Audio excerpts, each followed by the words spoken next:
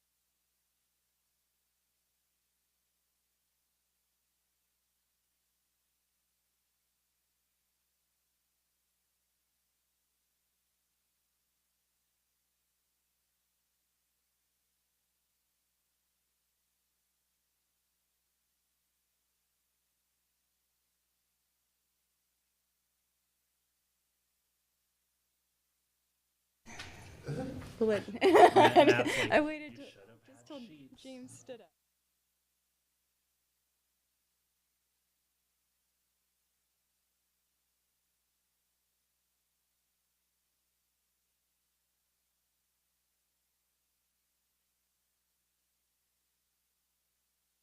So if we are all set, I'm looking at staff.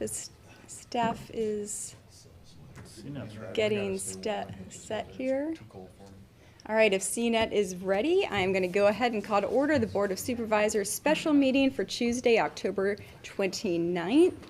And up first, we have public input for any item not on the agenda. If there's anyone with public input for an item not on this evening's agenda, you may present that now. Yes, if you could make your way up to the podium. A question of clarification.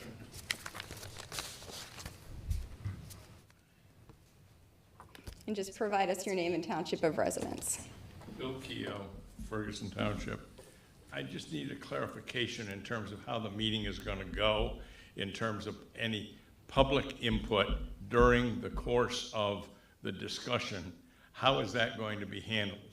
Are you going to ask for public at each interval, or are you going to, do you want, I would like to make a couple of general comments, but I don't know whether they belong now or whether they belong during the course of the meeting.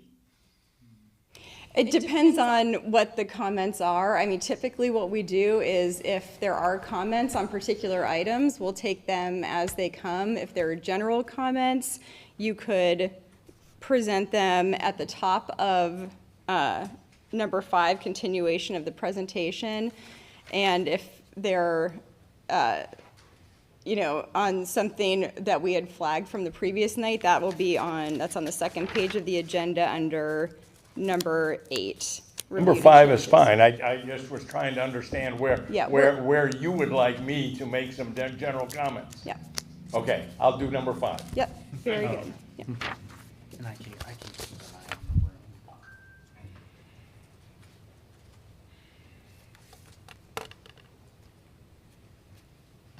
the room. All right. My online agenda is slightly different, so I'm going to go by my printed version here. Hopefully it's the same that everybody has. All right, so if that is the conclusion of public input, we'll move to special reports and acknowledgements, and we have the Ferguson Strategic Management Plan, Step 5 and 6, report to the Board of Supervisors, and I'd invite John Trant to come to the podium.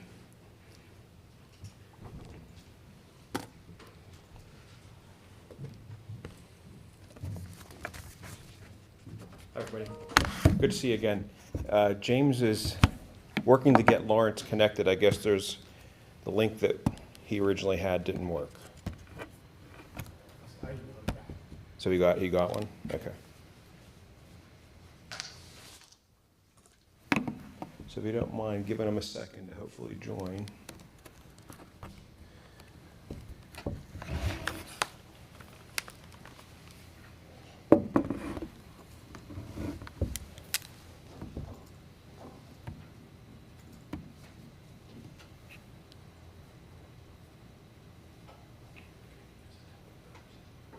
Are you able to see, is he joining or?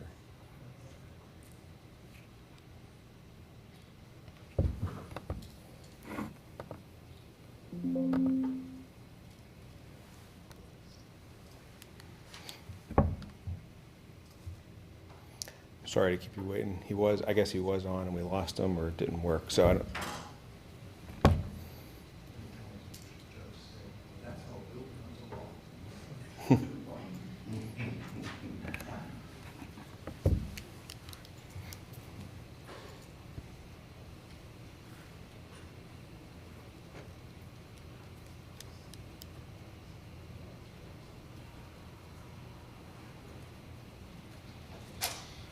You want me to call him?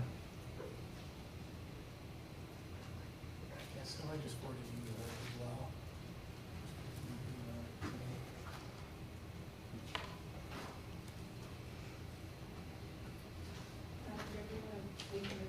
Yeah, if you don't mind, I'll try and connect him. I can come back up whenever there's a good.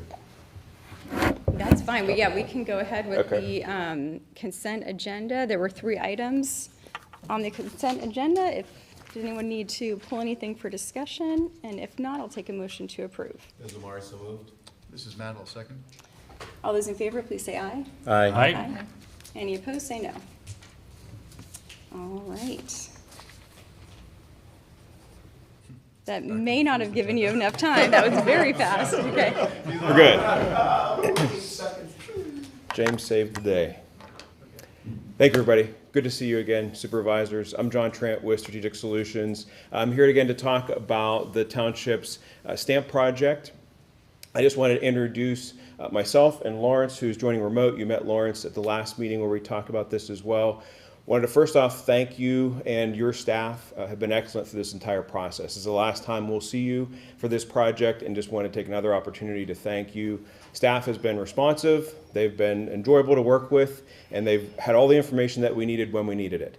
And as Lawrence will point out, we've been able to keep on schedule, and ideally we had started out this project with a goal of aligning the stamp conclusion with your budget process. And here we are at a budget meeting presenting the final steps of the report. So everything came together in large part because of the hard work of your staff. I'm going to turn it over to Lawrence, and he's going to walk through some highlights. We were given specific instructions to stay under 15 minutes, so we will work hard to be brief. I know you've got a full agenda. Lawrence? Thank you, John. Good evening, ladies and gentlemen, Madam Chair, Vice Chair, and Supervisors. Thank you so much for the opportunity to come before you and present this evening. This evening we'll be presenting the final elements of the Ferguson Township Strategic Management Planning Program, specifically the multi-year implementation strategy. We would like to acknowledge the dedicated efforts of the Ferguson Township team, as John said earlier, whose vital contributions have been instrumental in the development of this entire report. I want to put special thanks out to Centrise and James Progar, Todd, and Molly, and the entire Ferguson Township staff. They have been incredible in their support and collaboration throughout this entire process. Additionally, I'd like to thank our liaisons with the DCED, Lisa Burns and Terry Kunkel. If you don't mind, let's go ahead and move forward to slide 13. This is the operations manual that you first saw. Lawrence, hold on one second. Just wanted to point out for the board that Lawrence is going to highlight pages for you in the report if you did want to follow along, so that the screen has the same information in front of you. And we're starting off with page 13. Yeah. Which is the operational approach. You first saw that one back with the first presentation, the financial assessment and projections. As we talk through this particular thing, this particular slide, this is where the meeting kicked off, and we listened and engaged with the township staff, really to ascertain the critical information needed to complete the entire project. The first element of that process was the financial condition assessment that included employee surveys, a review of the critical financial and administrative data, and where the financial team really conducted that financial trend analysis, which consisted of some economic trending, the revenue, expenditure projections that were provided in that preliminary report. We moved on to step 4. As you can see, the management audit, where we reviewed the organizational structure, some operating systems across the entire township. We conducted those interviews with the staff, reviewed vast amounts of data provided by the staff, and again, provided that report to you just last month. And as we conclude tonight with the multi-year implementation plan, we again need to thank staff for their assistance, which enabled us to remain on schedule. And I think John said a little bit ahead of schedule. Despite that delay in the 2024 audit report from the auditors, we were still able to complete on time. I'm going to go ahead and move on to slide 187 of the report. As you can see, this is the final portion of the report. Moving on to slide 188. As we all know, a multi-year strategy is a long-term approach to implementing actionable and achievable solutions. The critical township objectives helped us focus our recommendations for that long-term approach. Highlighting some critical components here: standardizing, training, and professional development. As a professional, I cannot emphasize the importance enough of standardized training and development program. We all see it. We all see the benefits of it. Some of these benefits include employee skills, promoting internal mobility, and fostering a culture of continuous improvement. Providing that standardized training program really ensures the equitable access of resources and opportunities across all of the various departments within the township. Improving interdepartmental communication and collaboration enough. We cannot stress enough the need for structured communication processes to encourage collaboration among departments. Every local government entity across every community across the United States needs really to have a structured communication and collaborations plan, implementing and sustaining regular weekly cross-departmental meetings, monthly project meetings, potentially introducing a staff newsletter. That helps streamline that information sharing that is so needed across every organization to ensure cohesion. Collaboration drives efficiency and reduces project silos. The streamlining recruitment and retention strategies, Molly does an incredible job. She focuses on the need for improved recruitment and retention strategies. That is instrumental today. Leveraging the expertise of Molly will really yield lasting results. Having that holistic and strategic recruitment plan, because you have to attract that top talent in today's market. Everybody is vying for that top talent, and Ferguson is no different. Clarifying those job descriptions and career advancement paths. Everybody needs to have that plan for both recruitment and what they're supposed to be doing, as well as advancement in their job. Having those job descriptions ensures employees understand their roles, responsibilities. It provides that well-defined career advancement path. It helps motivate employees. It reduces turnover. You can take those same job descriptions and systematically place them against the strategic goals and alignments of the township, and that aligns for the future organizational growth and goals and keeps you at the forefront of providing those resident needs. IT, as I said before, it's the backbone. It helps everyone communicate efficiently and effectively. Improving those IT support systems really helps in leveraging the technology and use, really helps the employees as well as the township understand what's going on. Implementing a comprehensive training strategy on both new and existing software definitely improves proficiency and effectiveness. And this directly is linked to productivity and streamlined service delivery for your residents. Developing a comprehensive standard operating procedures. This has multiple names. I like to use operations manual. Standard operating procedures is a well-known, widely used term, and I think you'll see that across all best practices. SOPs is what you'll hear most of the time. Operations manual can be both the individual and the departmental, and they standardize processes, they reduce confusion, and increase accountability within teams as well as departments. The SOPs mitigate disruptions during personnel transitions and promote smoother day-to-day workflows. If there are no questions, we'll just go ahead and move on to slide 189. I'm just going to jump in here real quick. And these are the first five. Hold on one second, Lawrence. These first 5 steps, the team, we all put our heads together, having worked now several months with your folks and analyzing all this data. We pulled forward what we thought were the first 5 things for the township to address. The township has a lot going on. The board has a lot going on. Recognizing that, it can be overwhelming, 200 pages to sift through. There's a lot of good information. There are lots of other recommendations that we think are really important. We felt like these 5 should be boiled to the top, to bubble to the top. So we just want to hit these 5 and emphasize to you that we believe and we're recommending these are the first 5 things coming out of this report, but that's not to say that there isn't a lot of stuff that can also help inform this budget process and moving forward in terms of other recommendations in the body of the report. Number 1 already addressed. Number 1 already addressed. It's the top 4 now, isn't it? Yes, we knew that, we suspected that was coming, right? Because we knew that was in the work, so there was discussions around that. So number 1, as Lawrence said, I think 2 meetings ago, we had to draw a line in the sand somewhere, otherwise we would never get done, right? So midsummer was our line in the sand. Number 2, it's always good to recommend something you can check off right away. So you already got the momentum going.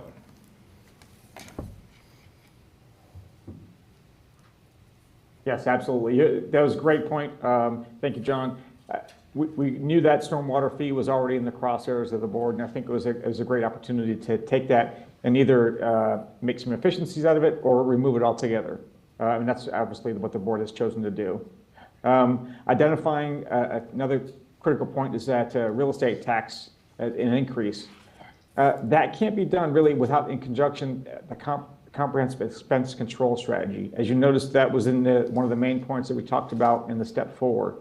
Identifying, monitoring expense control measures for personnel and capital expenditures. I mean, that's truly instrumental in maintaining fiscal discipline, whether you're going to incrementally increase real estate tax or could do it all at once. but I think those go part and parcel, hand in hand. Prioritize those capital improvements, implement a fund balance policy, and management team communications collaborations. Hitting in again that one of the elements. Communication is such an instrumental thing in all organizations these days, and having that truly is a critical component. Moving on to slide 190. Here are the high points for the recommendations. I mean, as you can see, there's over 51 recommendations across the various departments. We've identified some of the within the various priorities: immediate, 1 to 18 months; short-term, 18 to 36; and long-term, 36 to 60. I mean, what I want to pull forward here is already the township has 10 of these recommendations that are ongoing in some way, shape, or form. And that is huge. Already taking some of the crosstalk from us as well as the township and taking those and running with them. You can see the responsible parties down below in the lower right-hand corner. And I think that kind of goes to who's going to take these things across the finish line.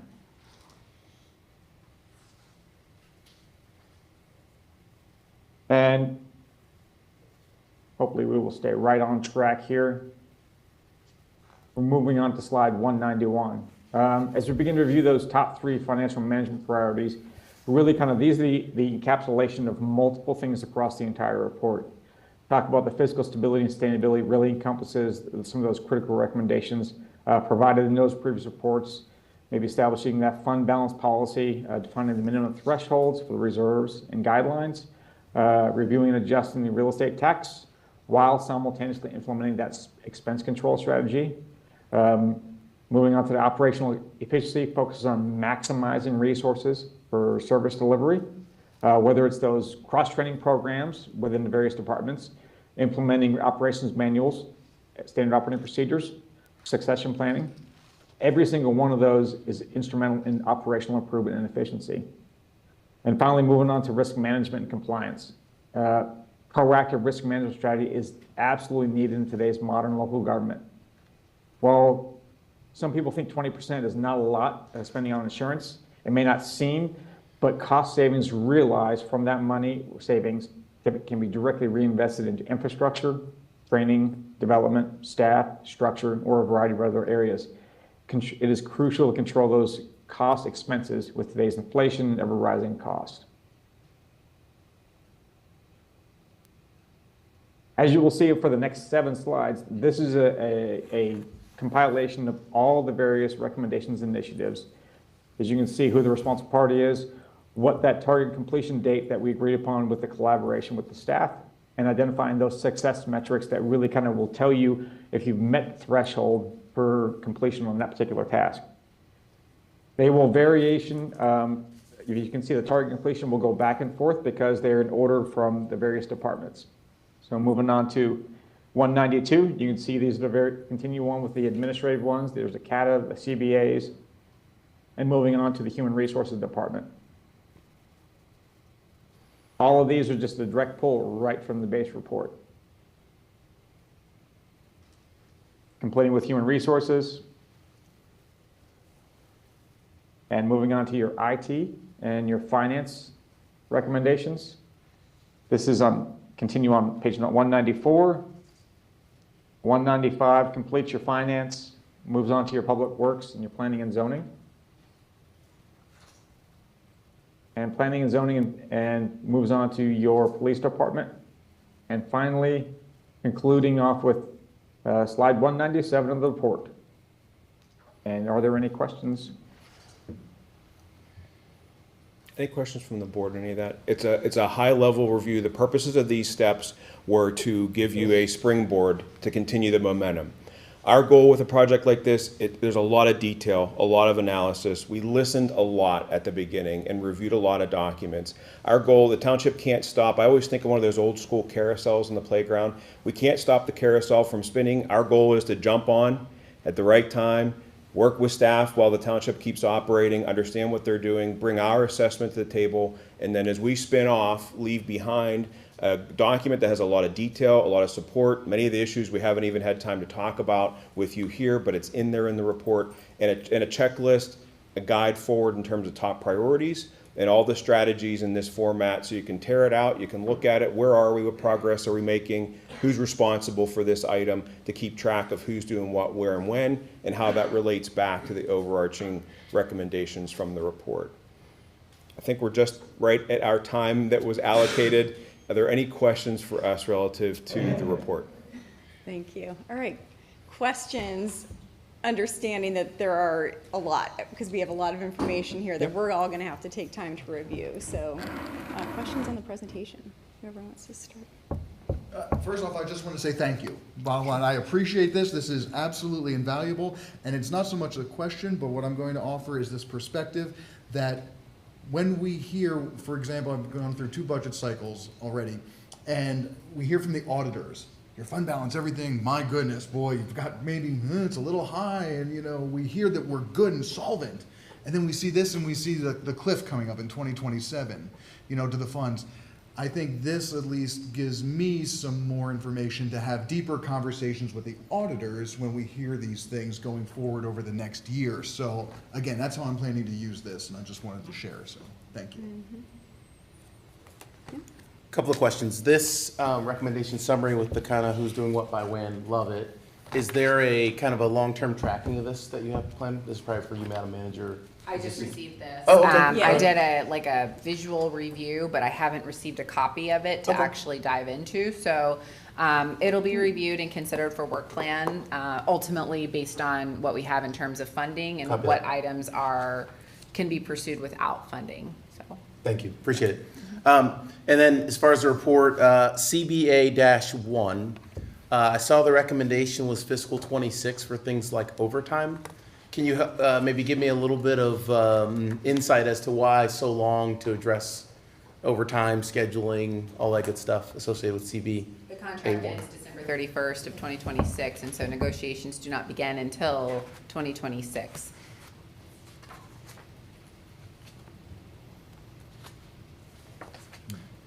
There's also a In recommendation. collaboration with the staff, we spoke with Centuries on this thing. There's a lot of different timelines you can put on these various recommendations. What we try to do is best echelon them out, so you're not taking a bite of the apple all at the same time on the various recommendations. And some things are more important, more pressing. Some things, as Centuries just pointed out, can be taken a little bit later on as you prepare your workload in the coming months to years. Copy that. So perhaps if I'm kind of digesting all of what I just heard, negotiating the CBA is far out, but as far as I think what you've already recommended is kind of streamlining processes, the processes that may address overtime. That is in the works. Perhaps. Okay, very good. There's also a recommendation for scheduling software for police departments, so that could be implemented by that time frame. That would also help with that, managing that issue. As far as F-3, which is increased real estate tax rate, what is there kind of a more detailed recommendation that you have other than just increase? Is there some sort of phasing, or what in your experience have you seen with other municipalities? Can't really answer that question because every municipality is different, and it's elected officials decide what to increase or not, and how much, and by and when. But I'll refer you back to the cliff chart, right, that overlapped the capital expenditures with the general fund, and the fact that the general fund is, for lack of a better word, subsidizing the capital fund. So combine that with the need to prioritize the capital funding and be more specific with the prioritize capital projects and be more specific with the funding that is allocated to those capital projects on a yearly basis for at least a rolling 5-year period. Once you're able to do that, and I know you've been working through that through the summer, the board has, to then identify what the priorities are in terms of capital expenditures, as well as the increases in the general fund, should help then inform by how much you would need to increase real estate tax or decrease expenditures.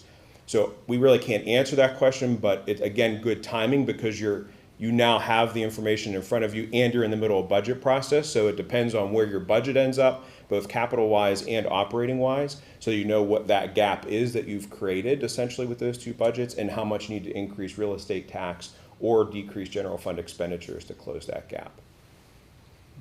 In all of the analyses that you've done through the years, how many times have you seen the scenario that you've just presented to us, or that you presented probably months ago?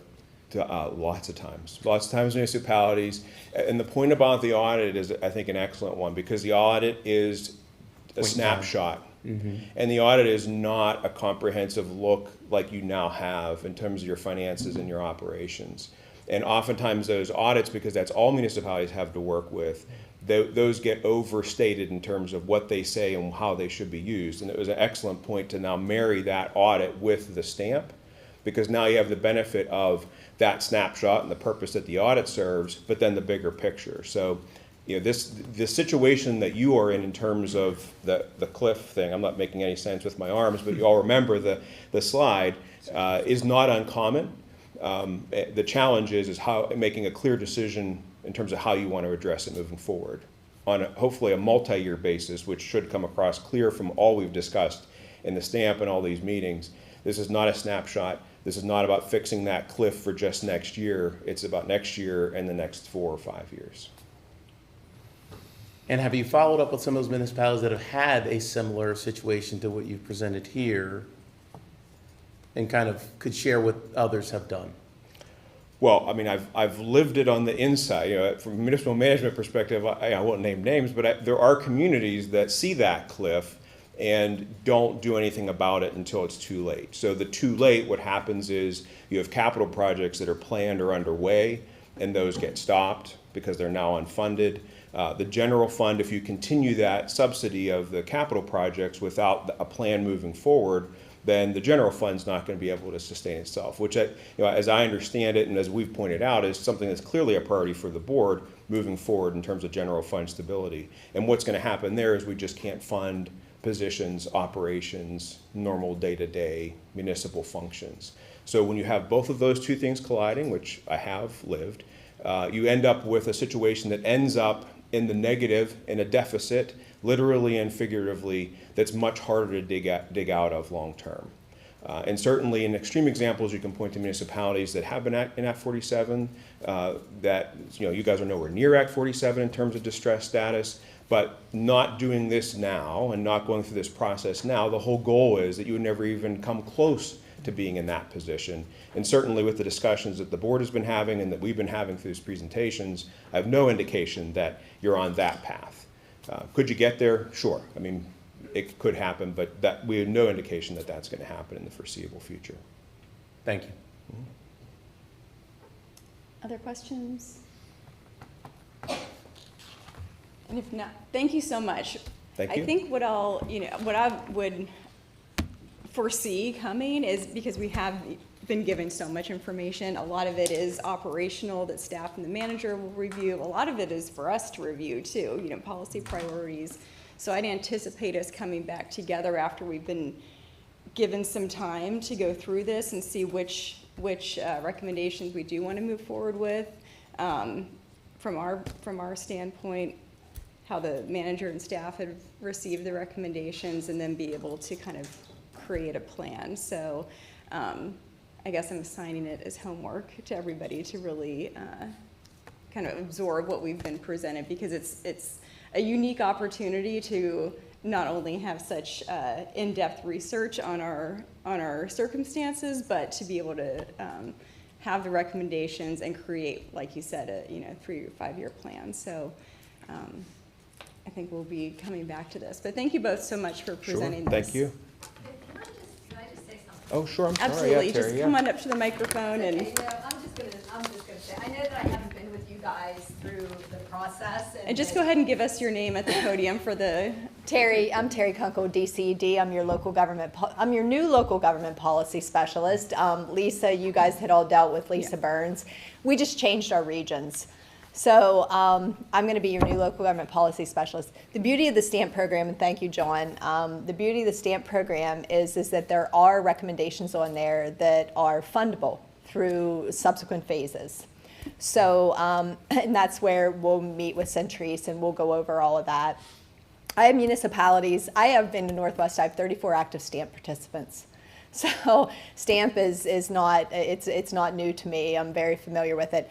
And, but what we'll do is work with you. We'll come in for multiple phases, as many phases for the implementable recommendations as possible.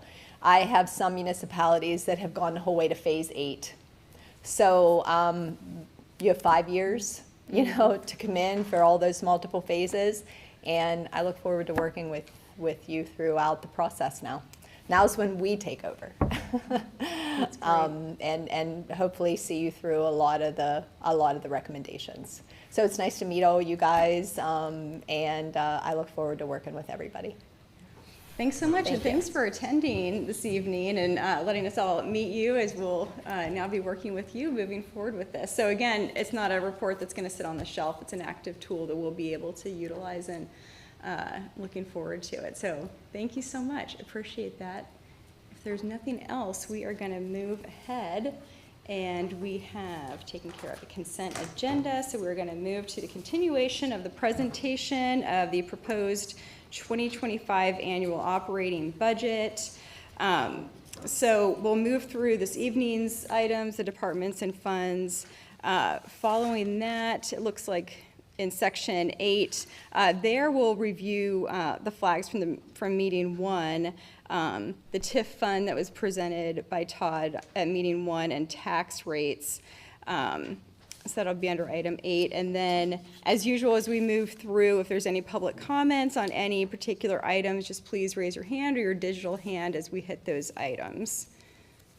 I think that was other questions on the process. Yeah. Yep, just a clarifying question. When we get to number 8, we'll also be reviewing the ones we flagged tonight? Yeah, Okay, yeah. just want to make sure. Yeah, so we have a number of flags from meeting 1, and I'm sure we'll add some this evening. So I know we have lists of the previous ones.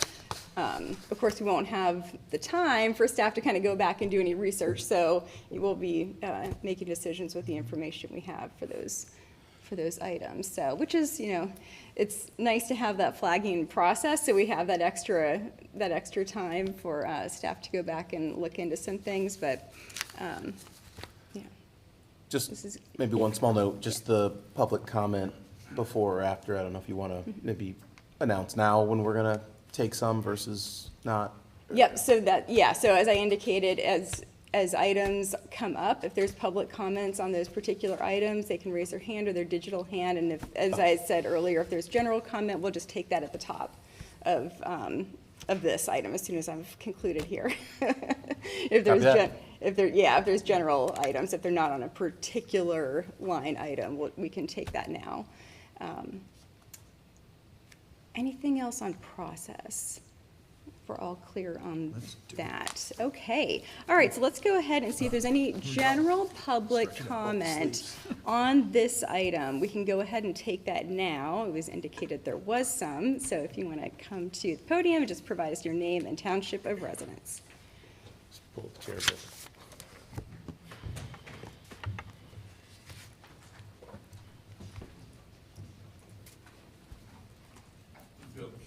Ferguson Township. I apologize for not being present last night. Was it last night you had a meeting? Last week. Last week. I wasn't able, it was in conflict, but I was able to make tonight. A general question to the Board of Supervisors. Did the board give the manager any guidelines in her development of the budget you're reviewing now? Was that part of the process? I can speak on this or look to the manager is responsible for presenting the budget to us. Earlier this year, over the summer, we approved a capital improvement plan. And many of those items that are slated for this year are incorporated. And then this process is where we go through what's been presented by the manager. Okay. But there weren't necessarily any general guidelines with regard to the budget or that she had to work around or with, other than the CIP kind of thing. Yeah, typically, I mean, it's the manager's responsibility to present what's, what she presents. So, as a follow-up to that, we spent a good 5 weeks, 6 weeks, discussing an item that has now been put to bed, i.e. the stormwater ordinance, the stormwater fee ordinance.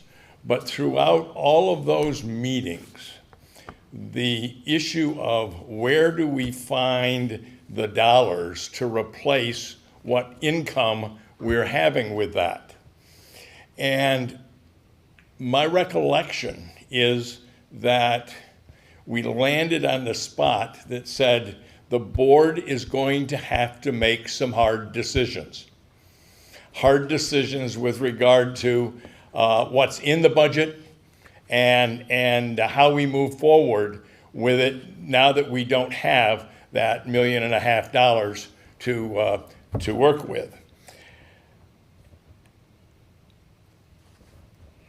Although I understand that this was mentioned once before, one of those hard decisions that the board has to make in terms of giving direction to the manager is the possibility of having a staff hiring freeze for 2025. Hard decision.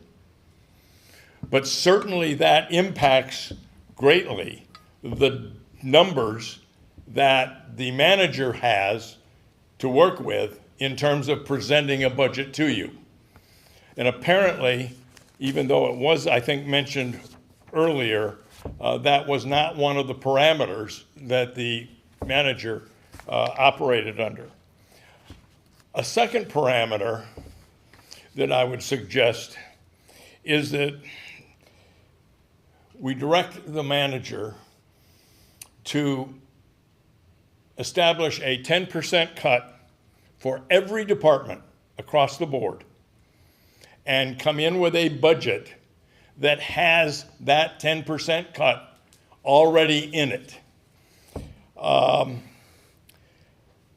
I like that idea because the manager, who is our chief operating officer, is most familiar with the whole operation of the township and has direct contact with all of the department heads on a regular basis. So they have the working knowledge of the township and could collectively come in with a budget that was a cut of 10% across the board from this year's budget. I think either one of those or both of those are policies that the board has to transmit to the manager if she's to do the job that ultimately we're going to ask her to do and ask you then to approve. I don't feel that you should try to pass a budget that makes up for all of the previous year's deficit budgets in 1 year. I think that it's more important that we stage that move back to not having a deficit budget over a couple or 3 years of budget planning, not trying to make a huge cut or a huge impact on the previous kind of deficit spending that we've had. I know the two things that I've mentioned are not foreign to you all because I've listened to your discussions for more than 1 year when it came to the COG budget. And things like this were constantly on this board's mind when talking about the COG budget and cuts and freezes and personnel. So at this point in time, I guess I'm suggesting that as the board, you apply some of those kinds of discussions as part of the direction to give to our CEO and township manager as you move forward with regard to a budget. Thank you. Thank you.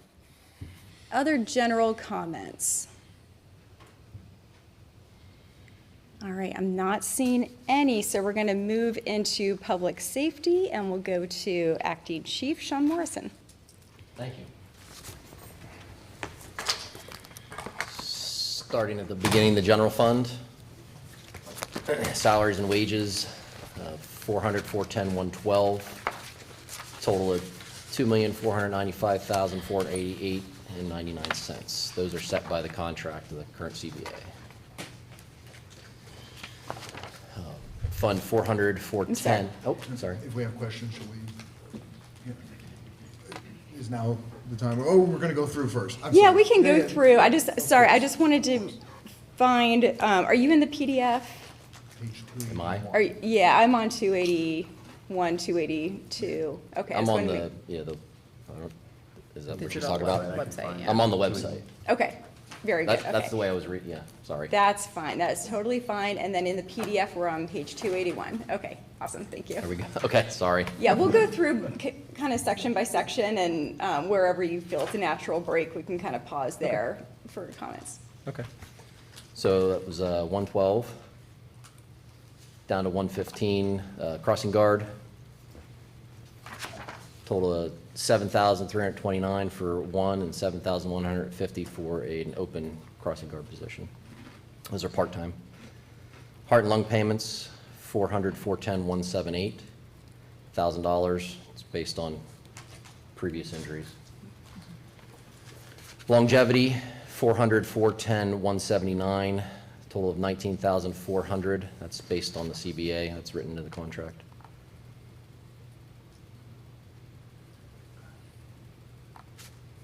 General overtime, 400, 410, 180, 190,000.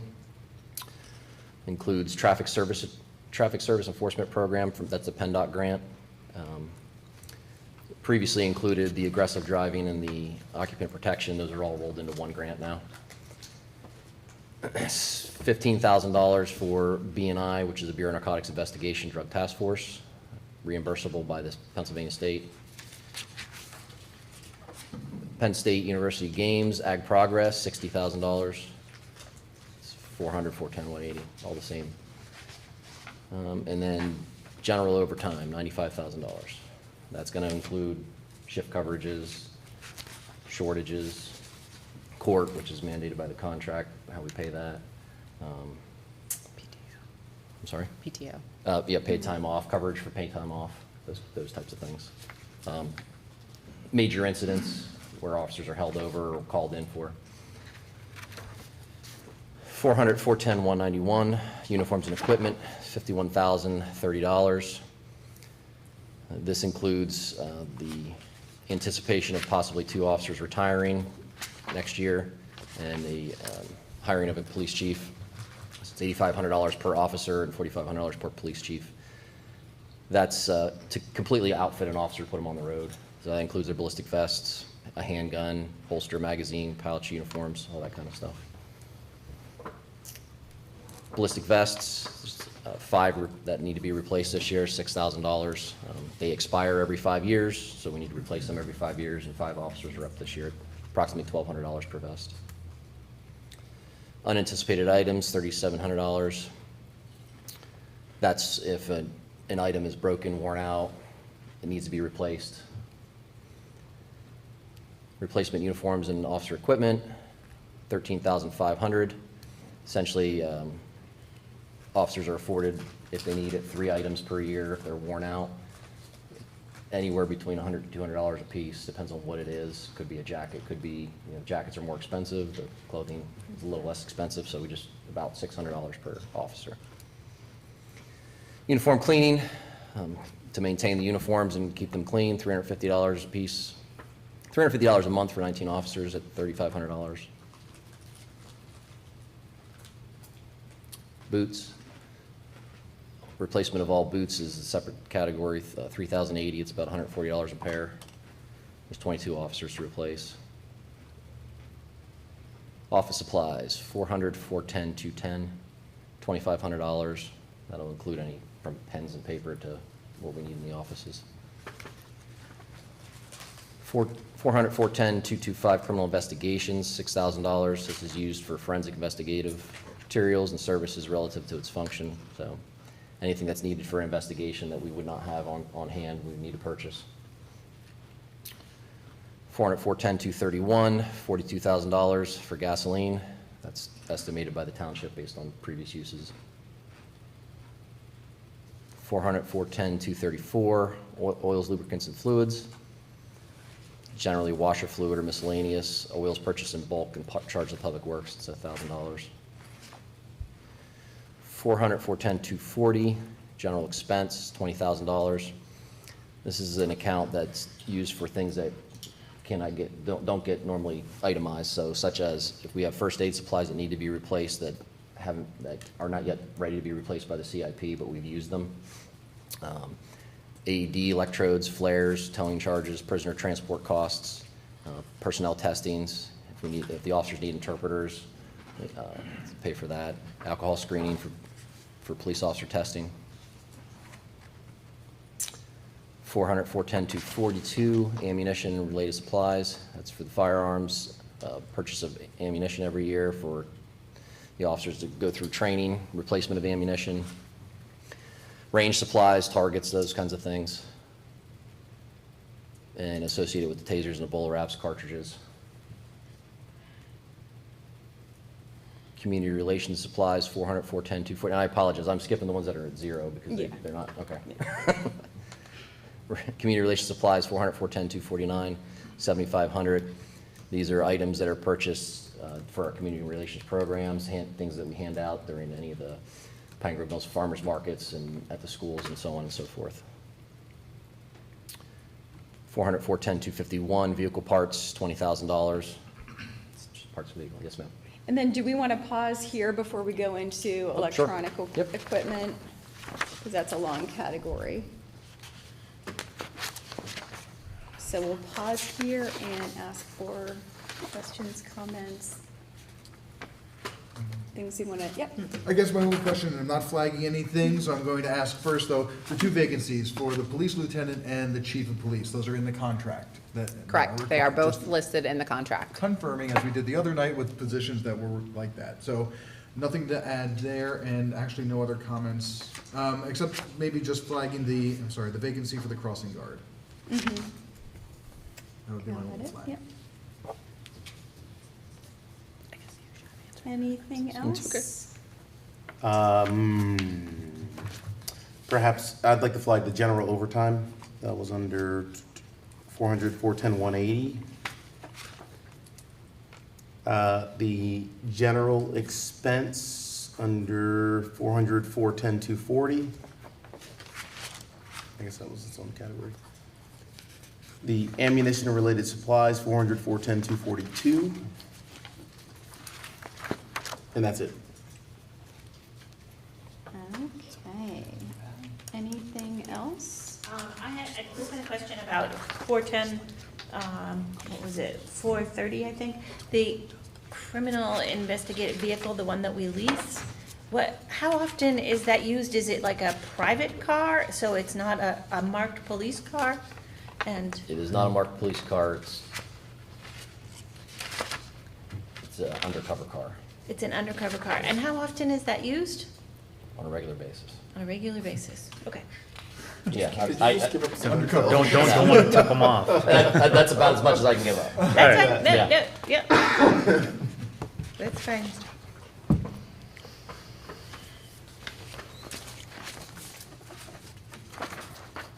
All right, anything else?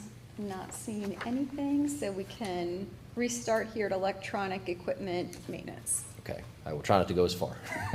No, that was Okay. yeah.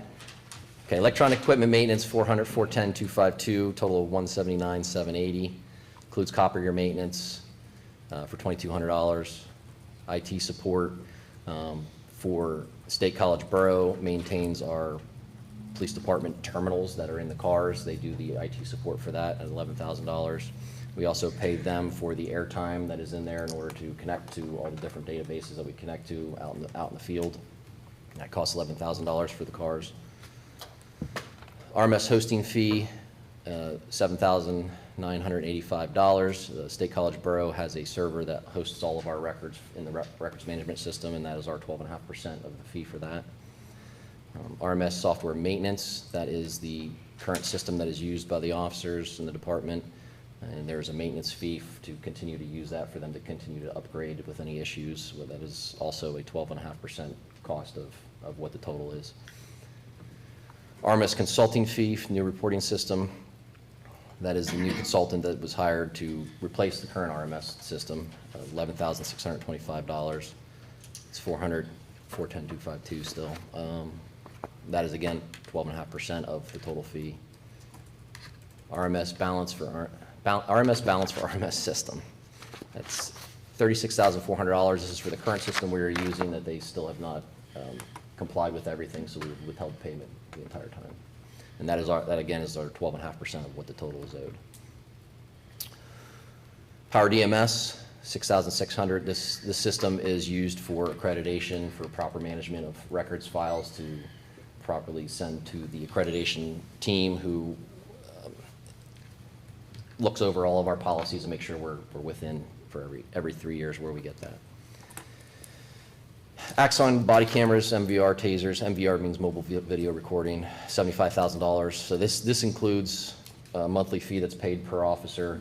So we have a taser for every officer, a body camera for every officer, two cameras in every car. This gives us all of our access to download, to use the software for anything that we need with the cameras and the tasers. Axon Photo Connect lease, that is the drone, and that is just a subscription. That's $2,970. That is a subscription to access the software in order to use the drone, and we can live link in and all that other stuff. So, digital forensics, $410,255, $14,214. These are replacement items for within our digital forensics lab that we maintain along with Patton Township. $16,345. This is a laptop software, Windows 11, VPN, NordVPN, cyber triage, miscellaneous books and equipment. Those do come with in-kind donations. When we send our officers to these trainings, they give us a lot of that stuff. IACIS, this is one of those trainings, it's forensic software that we get, $16,165, and you'll see that there's an in-kind donation for that, because we have an officer that goes down there and presents, gets recertified, and we get all that back. Ray Key, Cellbrite Magnet, OS Forensics. This is also part of the combined digital forensics lab that Patton Township reimburses with approximately $10,500 of it. We get about $1,200 reimbursed from the IACS conference. These are items for cell phone investigations. You want me to keep moving, or you want to? We can pause. Keep rolling? Right. Yeah, we can Okay. see if there's Batteries. any Oh, items sorry. on this couple of pages. Well, I was just going to, for discussion, really, the RMS balance of RMS system, Spillman. Wanted to understand that. If you just want to give the quickest. Yeah, minute. we still owe $36,000 for that system that was put into place 6, 7, 8 years ago, something like that. And they have not fulfilled their contract. They don't have some modules that are working properly, so we refuse to pay it. So Can we keep refusing to pay it then? maybe eventually, we'll see. We Well, yeah, solicit that's what guidance I'm- from Yeah, yeah. council to help us better decide based on the scope of work that's being completed or not being completed. As of now, we're supported by legal counsel not to pay that, and we're still looking to see if they can fulfill their duties based on the scope of work within the agreement that's been executed. So budgeted in case they That's- meet their obligation. Yes, Yeah. they are still working on things. It's just been a very slow process. This So. has been a multi-year Yes. journey. But if they with do this need company. it, Yeah. we would have to pay it. Let's flag it. I'm still gonna flag, yeah, I'd like to flag it. Yeah.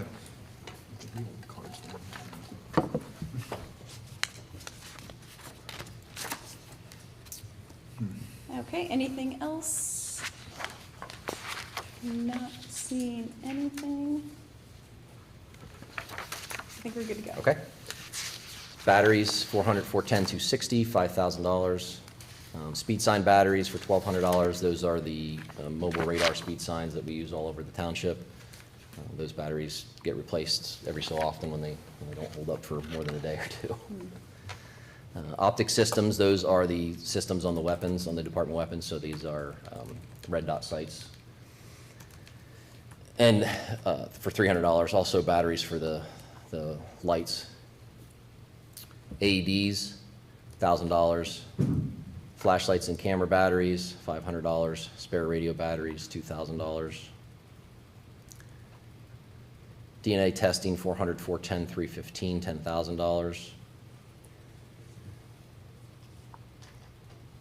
Other agency DUI charges, 400, 410, 317, 45,132. That's a reimbursement of grant funding for traffic services, for the traffic services grant. Other agencies within the county submit to Ferguson Township, we pay it out, and then the grant reimburses us. Communications, 400, 410, 320, $4,812.79. These are for payments to officers to secure a cell phone to use on duty. Radio maintenance, 400, 410, 327. Your maintenance is associated with the radios in the cars, portable base station at the station.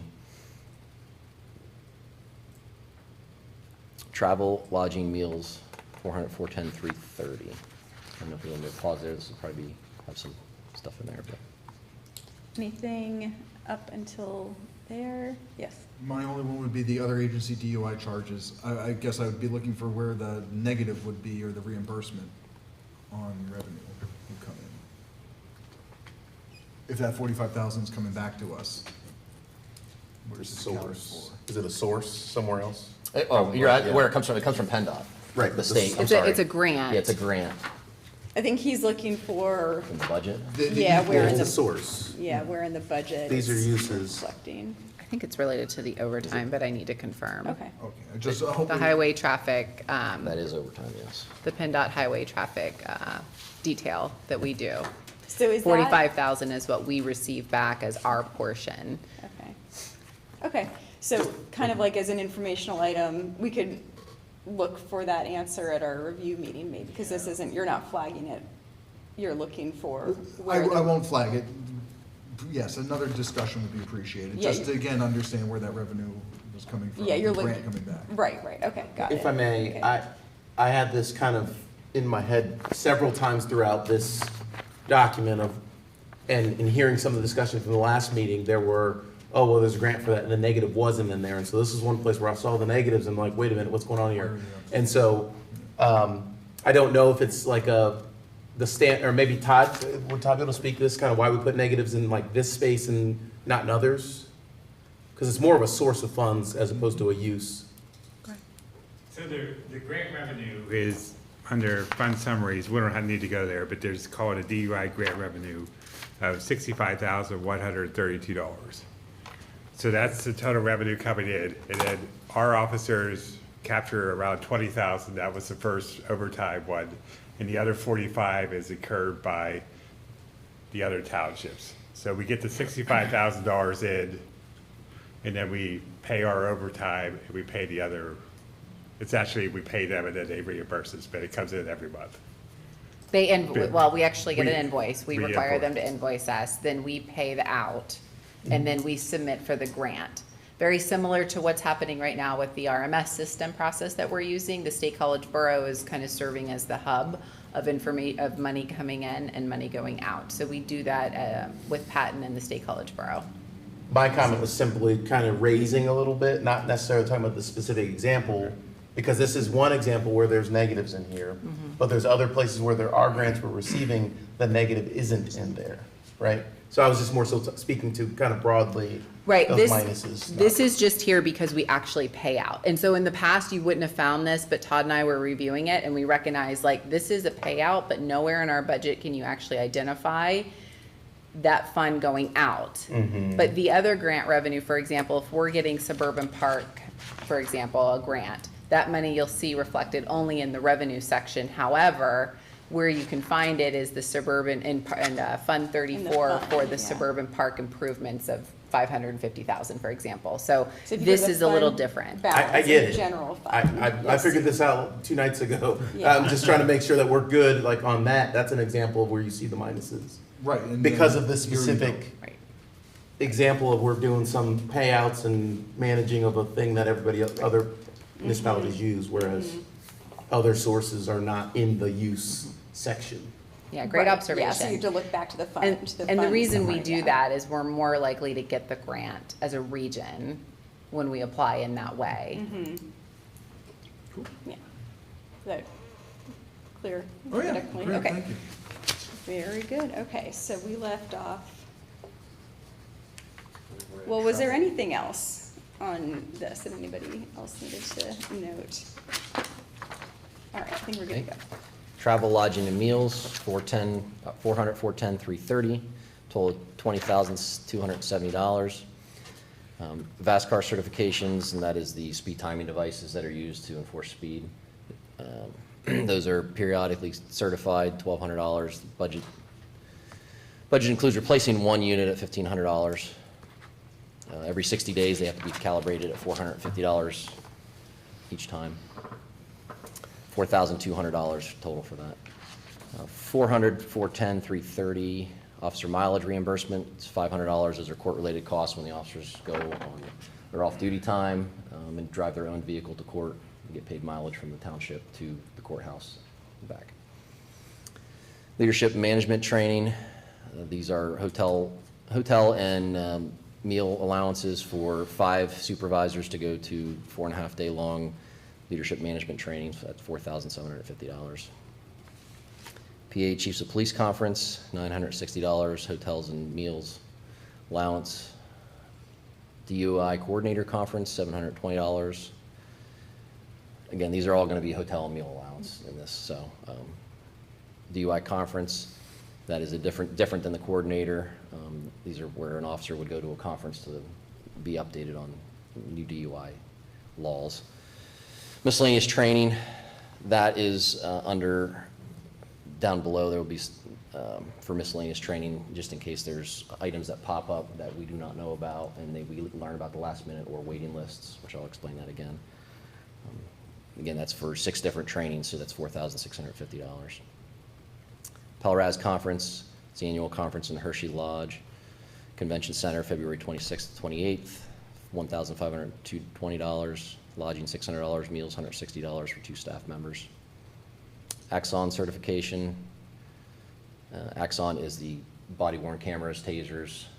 We maintain a administrator at the township, which if we would have IT problems or something and we did not have an administrator, we'd have to pay Axon to send a contractor in. So we keep them certified, and they have to go out every 2 years and get recertified. Those are the hotel fees. And it's actually airfare included in that one.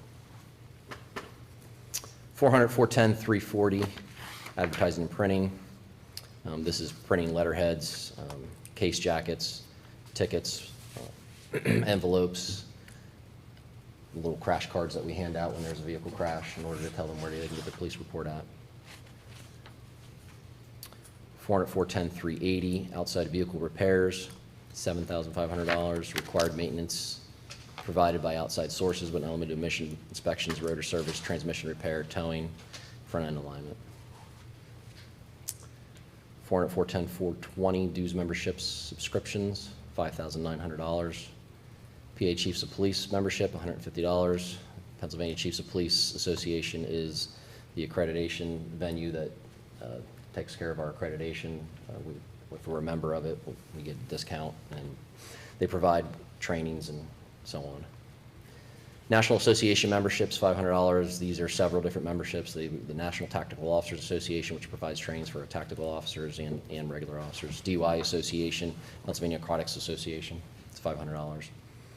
West Publications for Laws, this is an online access for officers to be able to download the newest updated laws and use them within the charging documents. It's $500. DUI conference for the coordinator. Those are zeros, sorry. Accreditation membership to PLEAC, and that's along with the Pennsylvania Chiefs of Police. PLEAC is an entity underneath it, $125. And that is for the accreditation commission itself. Monthly legal updates, $2,500. Annual accreditation fees, PA Chiefs of Police, $1,000. That is the fee to be in the actual program.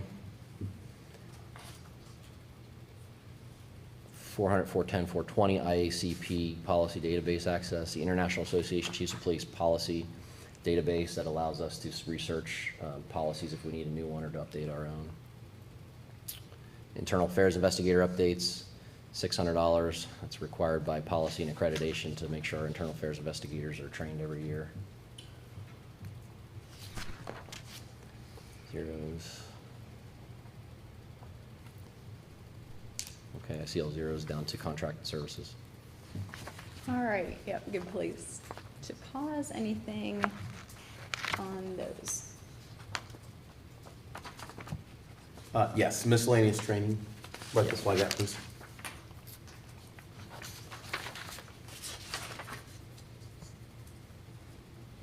Okay. I'll just say, in the past, in the previous night, I was flagging all of the conferences, et cetera, but I know because public safety is an important priority for the township, I've decided I'm not going to be flagging those for this. And a lot of these are certifications too, Yes. so that's what we've found with the police. I don't want to flag it, I'm not advocating to adjust it, but an interesting fact, yesterday I was charged $23 just for lunch. So looking at some of these meal expenses, something to maybe look at in the future is how some of these places that people are traveling to, like, are we actually providing them enough that they can actually get a full meal? So, yeah, $23 was just lunch. I would hate to see how much you're charging for the dinner buffet. Come to my house, I'll only charge you 20. You'll only charge me 20. All right, anything else? Okay, Okay, contracted services, 400, 410, 450, 30,250. So there's your criminal investigative unit vehicle lease, $425 a month for $5,100. Car washes detailing services for the vehicles, $280 a month for a total of $3,400. Includes unlimited car washes and full interior detailing of the vehicles every year. Command center operations, $1,600. That is that's our portion of the shared command center, the command vehicle that's stored here. Every municipality pays into that. Our portion is $1,600. AED defibrillators, and naloxone administration medical direction. This is to a local doctor that gives us the authority to use naloxone and read all the AEDs and stuff. We have a payment of $850 a year to her. Maintenance for speed signs, 400, 410, 450, $2,200 in case one of the speed signs breaks or goes down. Crisis Intervention Team Program, $3,100. That's our portion of the Crisis Intervention Team Program within the county. Center County Central Booking Center funding, $14,000. Again, our portion of the use of the Central Booking Center down at the county facility. Meetings, conferences, 400, 410, 460, $24,455. Criminal investigator training, $1,000 to 2 newest detectives appointed that don't have any of the classes yet or any of the training. Miscellaneous training, $6,000. This is, again, there are times when trainings come up at the last minute. They're in the area locally and we weren't aware of them. We can't plan out for those things. And then there are also trainings in the law enforcement field that you could put on a waiting list, and as soon as they pull you off, they say you're either in or we're going to pass you over. So, annual county in-service training, $2,000. This is the annual Center County Law Enforcement update. These are things such as district attorney updates and mental health updates, so on and so forth, and that's our portion to fund to have the annual in one center over at Center Lifelink. Negotiator training, $2,700. That's 3 officers. We have negotiators. Includes that's the registration for the annual recertification by county policy. Records management system training, $3,555. We will be transferring to a new reporting system and a new way to report to the Pennsylvania State Police. There will be some training fees incurred with that to try and learn how to properly report those items. Leadership management training, $3,975. This is 5 supervisors to attend. I've identified the FBI LEEDA, which is the Leadership Institute class. Attendees engage in personality diagnostics, leaderships, mentoring, developing your people, performance management, so on and so forth. They are $795 a piece. So they were 4.5-day trainings. Firearms OC Taser training, $2,600. Those are recertifications. We have 2 instructors for both firearms for both Taser and less lethal up due this year that need to be recertified. PA Chiefs of Police Conference registration, $475. Pelleraz Conference registration, $900. Axon Conference registration, $1,250. Again, that's a recertification. PA Chiefs of Police Conference is, again, with the accreditation process. Academy training, this is set for 2 officers if we would need 2 officers because of the retirements. $59,638, includes tuition, lodging, meals, travel, parking. Office equipment, let me just stop there. I'm at $750 now. All right, anything? Starting up at contracted Yeah, they're all zeros down, services. yeah. And then you're done. Anything there? Yep, go ahead. Just like to flag the academy training, please. And I have one as well. I'd like to flag the maintenance for the speed signs.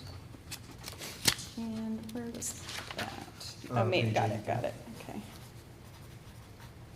Okey-doke.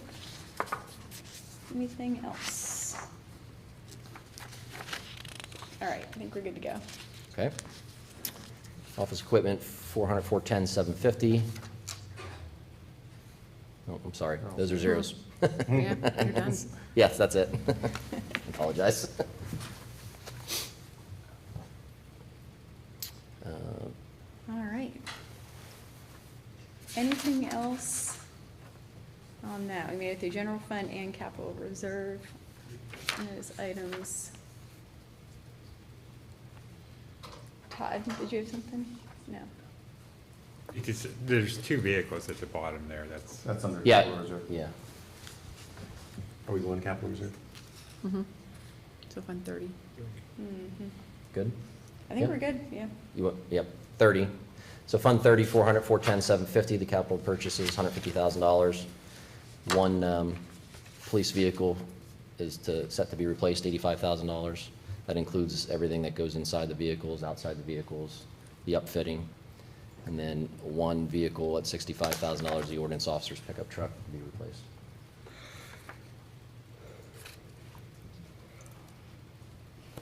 Anything on those 2? Yeah, I'd like to flag those. Okay. And is there, I just wanted to ask, I can't read that and our note is cut off, but I know that there's a cycling through of the vehicle, so I just wanted to know if it's, sorry? Well, I got the thing here, I can read the note. Yeah, I just was wondering if it says what vehicle it's replacing. 2024. It's a 2020, yeah. The top one, and the bottom one's a 2012 pickup. Why? I'm just reading what's on the paper, or on the online. Oh, okay, for the 85,000. That's right. Yeah, okay. So those are both 2020, okay. Okay, and we are flagging both of those. Got it, okay. All right, anything else on public safety, police? Not seeing anything. Okay, thank you. You're welcome. Thank you. All right, so we're moving on to planning and zoning. Yes, I need to get to that. Are we having, I'm not sure if John is planning to present on this item, or we will go ahead and present.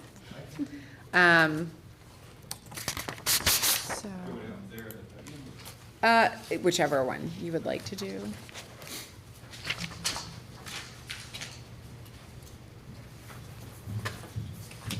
Nice job. Thank you.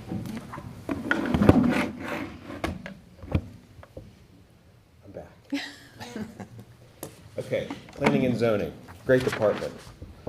Got a new leader coming, that's exciting. Yeah. Salaries and wages full-time include that new leader, as well as the community planner, existing position, ordinance enforcement officer, existing, zoning administrator, existing, director, as I mentioned, new director, wages are included. The administrative assistant wage, that's a community planning support specialist that Centrise and Molly and I worked up a new job description to help support improve customer service and better workflow for permitting.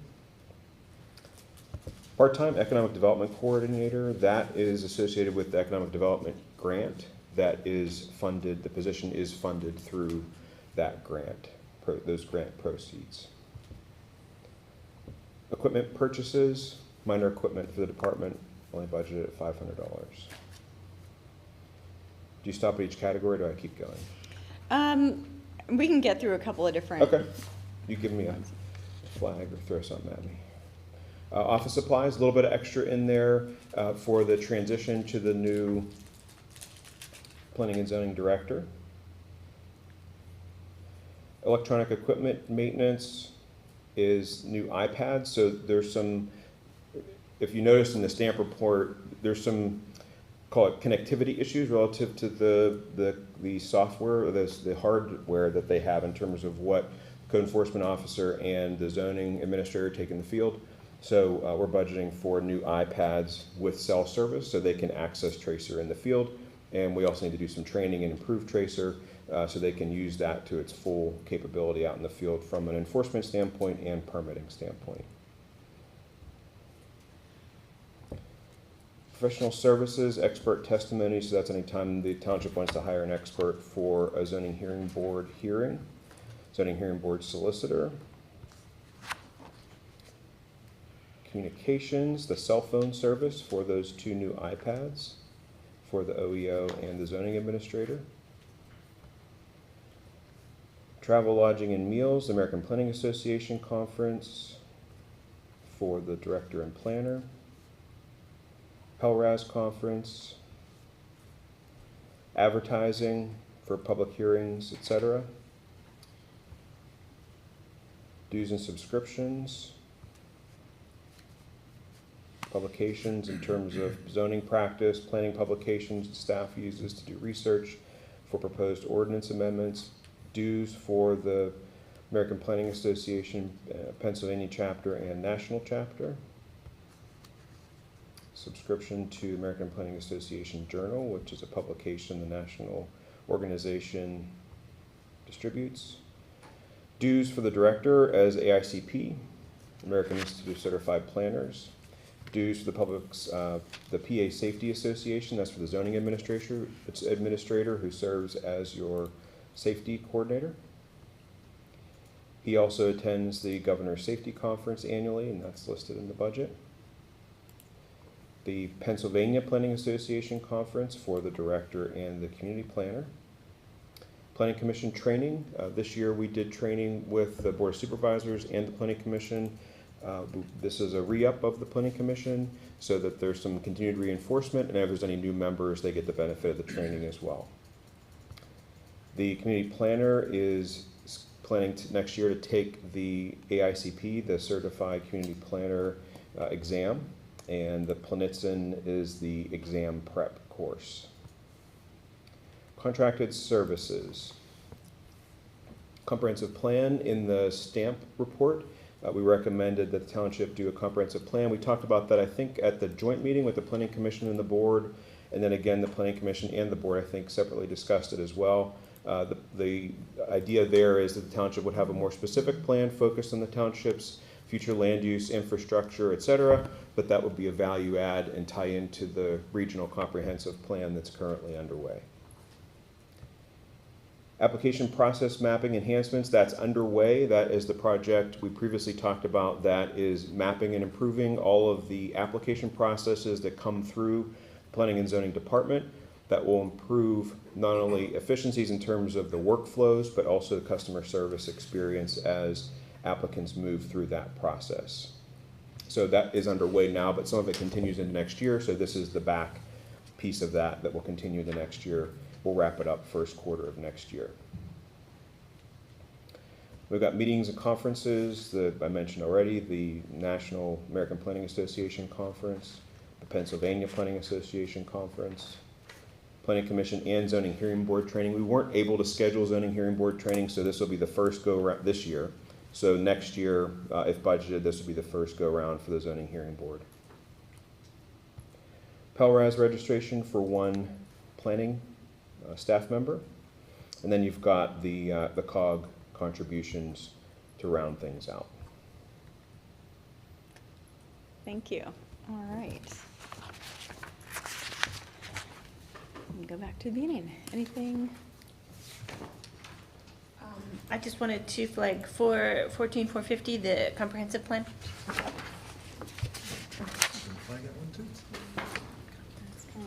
Okay. Anything else? The conferences, 414, 330, well, the transportation, they appear multiple places. Basically all the elements that tie into a conference. Talked about last time, yep.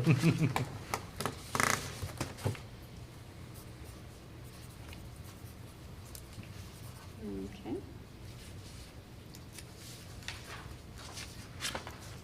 Anything else?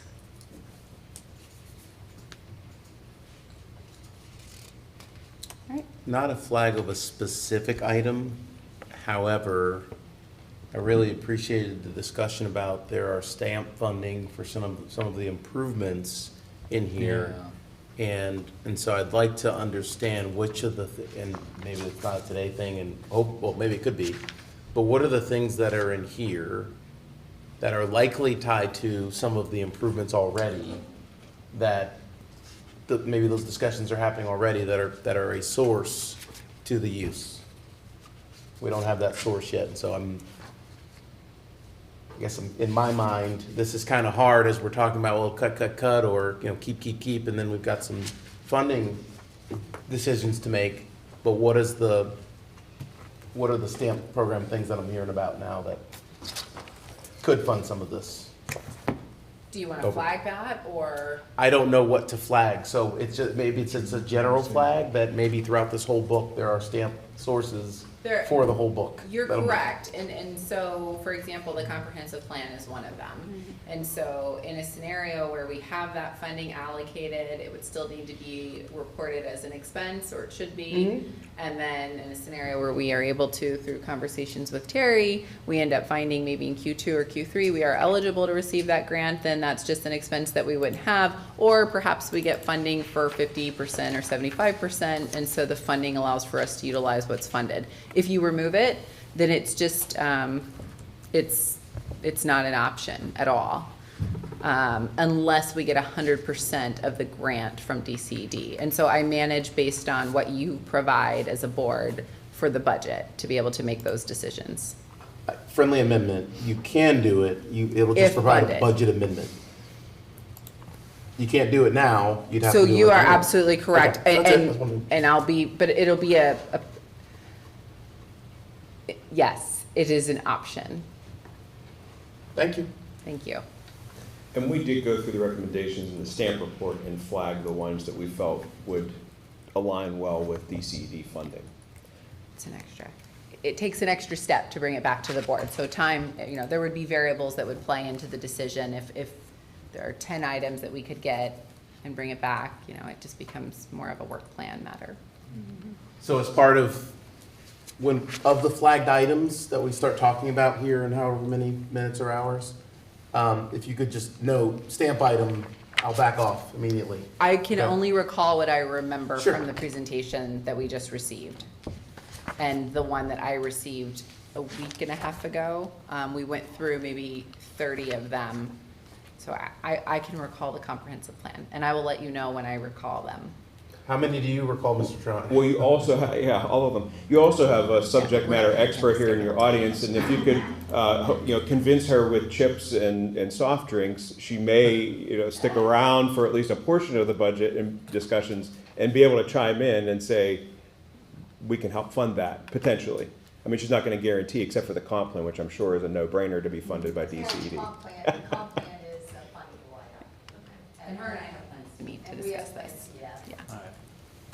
Thank you. Thank you. All right, are we good to move forward on 461? Yes. Is that the conclusion of 414? Do you want to take that? I'm pulling it up now. Okay, plug for Todd, did an awesome job. Been through a lot of budget processes, good communication. Thank you. Was there a comment on this item? Yeah, if you could come on up to the podium and.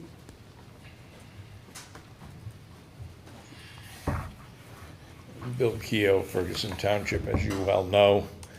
I have the honor and the privilege of wearing more than one hat in this township.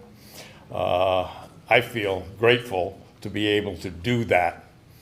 But one of the hats I have, and I'm not authorized by our Planning Commission board, but I want to tell you as the Board of Supervisors, one of the opportunities that I have tonight is to tell you how grateful the Planning Commission has been with regard to Mr. Tront's advice and guidance.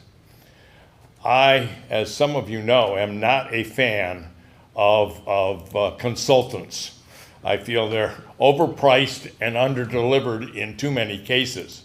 However, I do feel that from the Planning Commission perspective of his contract with you all, he has really delivered and provided us with some very, very timely and appropriate type of guidance in terms of running the Planning Commission, how it operates, and in diving into some of the zoning and saldo challenges that we have in passing things. So I just wanted to publicly say to you that he really delivered, and we're very grateful for his opportunity as funded by you. Thank you.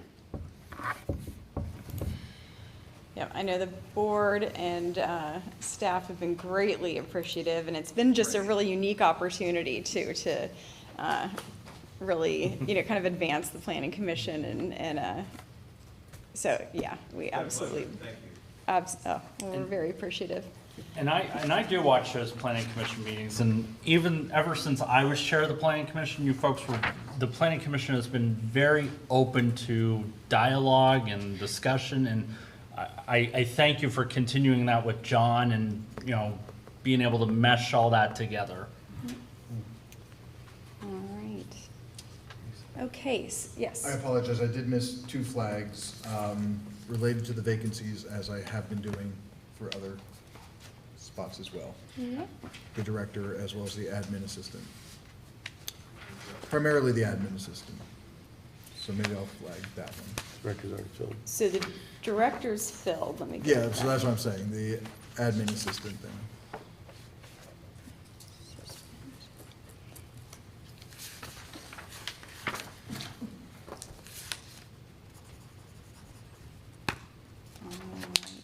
Okay, I think we're ready to move to natural resource conservation. Is that where you are? Yes. Okay. As soon as I find the item, and we can look up here. I think it's mixed in with general. Page 90. Yeah. It's in the beginning of the budget. Thank you. It would be under fund something. All right, so we have, through our agreement with the Spring Creek Watershed, we have $22,852 that the township allocates to the commission. And then we also, for their monitoring services, we allocate $4,840 to the Spring Creek Watershed Commission. We also have then, if you scroll down to the the Center County Housing and Land Trust MOU agreement that we have. You may recall that Molly Schoonover came and did a presentation. She represents the Center County Housing and Land Trust. There is an allocation of $5,000 annually that's provided for her services. And then 463-540 economic development contribution. You'll see the total for the the comprehensive strategic economic development plan, but you also see the DCED strategic management planning program grant, and then we also have the township economic development initiatives line item under 463-540. We have I guess that's it. Yeah. Just 2 items. 3 items. Any, I'd like to Comments. flag the comprehensive strategic economic development plan.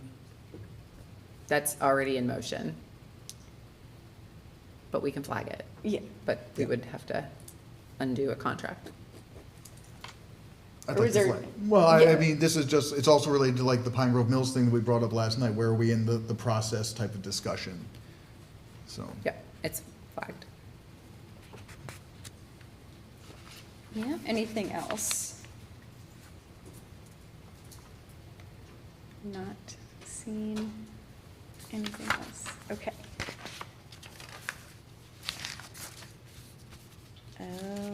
Okay, all right, so I believe that brings us to Center Region Council of Governments, beginning with 406, COG Admin Building Capital and Contingency. I think Todd is gonna walk us through this. And again, we'll be seeing COG budget separately, but this way we can see where the expenses fall into our budget. Thank you. It begins in the PDF on 298.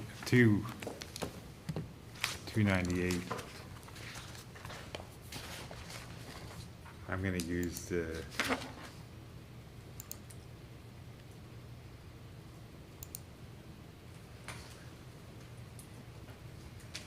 I'm gonna go on our departments in the COG budget. So I'm just gonna point out some of the highlights. The admins went down slightly to 208,000 from 218. However, if you can see on the left side, in 2022, it was 180,000, so it's way up overall. The building capital remained the same as last year. The contingency fund increased. The COG fire contribution increased from 358,000 to 397,000. And inside this department, we also had the Warriors Mart and Port Matilda Fire Hall, Alpha Ambulance contributions to Port Matilda EMS, and Center Life Lake. Those are just contributions we do to local other EMSs, and they're in this department because it's in fire, or 4112 department. And they've remained the same as they were in the prior years. COG Parks and Recreation increased from 530,000 to 605,000. COG Regional Parks, COG Region Pools Capital decreased from 155 to 137. The COG Nature Center went from 74,000 to 75,000. Parks and Recreation and Capital contributions went from 69,000 down to 37,000. The COG Nature Center capital remained almost the same at 37,000 to 37,000. The library, there was a jump from 602,000 to 652,000, so about $50,000 there.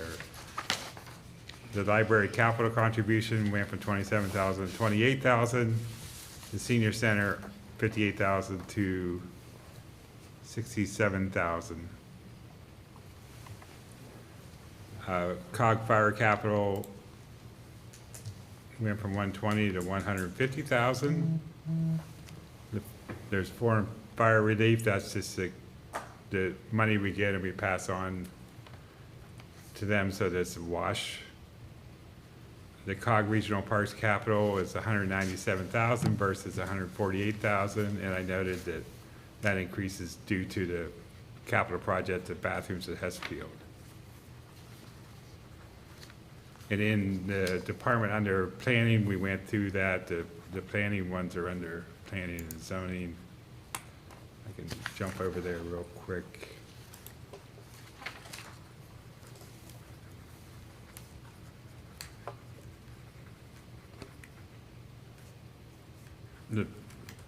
The COG Planning Agency went from 84,000 down to 78,000, and Metro Planning went from 37 up to 54,000, so an increase there.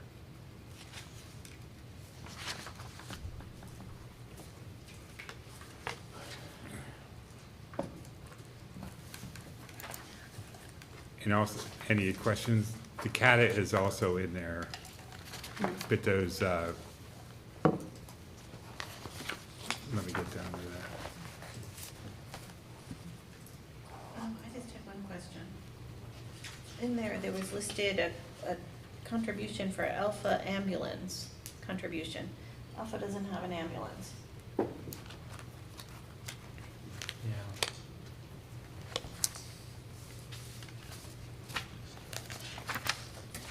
Yeah, I think it's combined. I'm pulling it up now.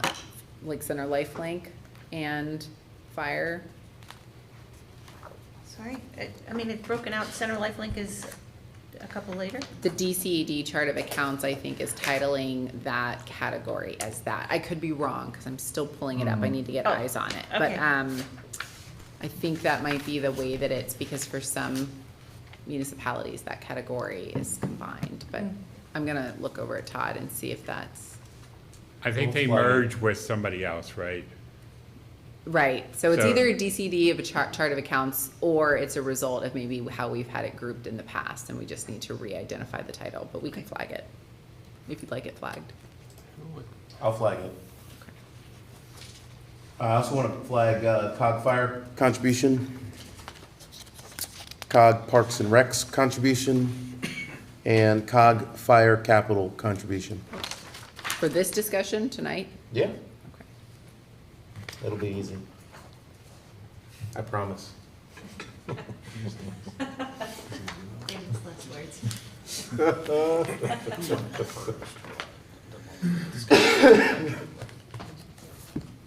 Yeah, yeah. Okay. Anything else? Todd's doing small funds. Anything? Is it my turn again? You're gonna see us home. Yeah, I guess there's nothing else on any of those. Okay. Yep, small funds. Just looking for the agenda. Okay, so Ag Preservation Fund.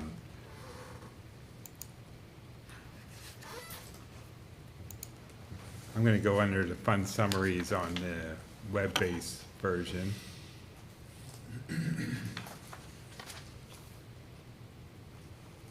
So we haven't transferred any money into this, but there are 2 farms that we have listed.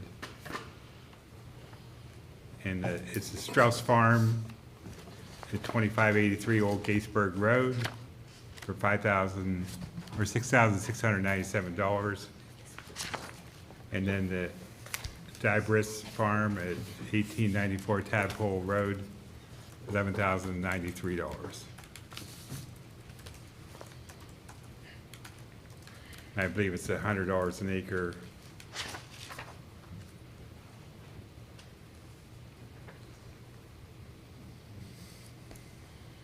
And there's enough funding in the fund to cover.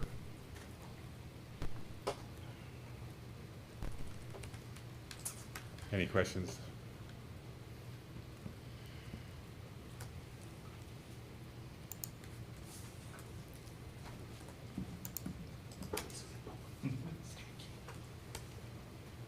Did you want to wait until he was done with this section, small funds? Okay, it's about the ag, but Yeah, I'll ask for public comment Okay. after.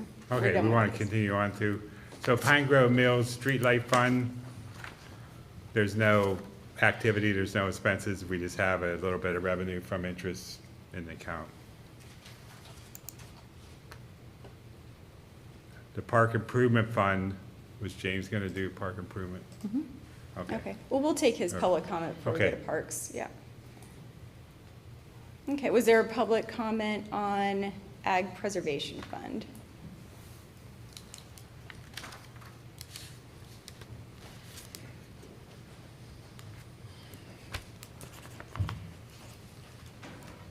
Nokia, Ferguson Township. Just a note to our manager. Give a call to the Ag Preservation Office in Bellefonte tomorrow. It's my understanding that there won't be any purchases through the county program this next year due to a lack of funds. But that is just information that I received yesterday, and it was secondhand information, but I was alerted to the fact because of the fact that both of the farms are out in the western end of the township, that they may not be able to act on those two farms as the next two up because of possible lack of funds for this next year. So just check with them to see. We may be able to put those dollars, in a hold or bypass for 24 or for 25, and then reinstate in 26. Thank you.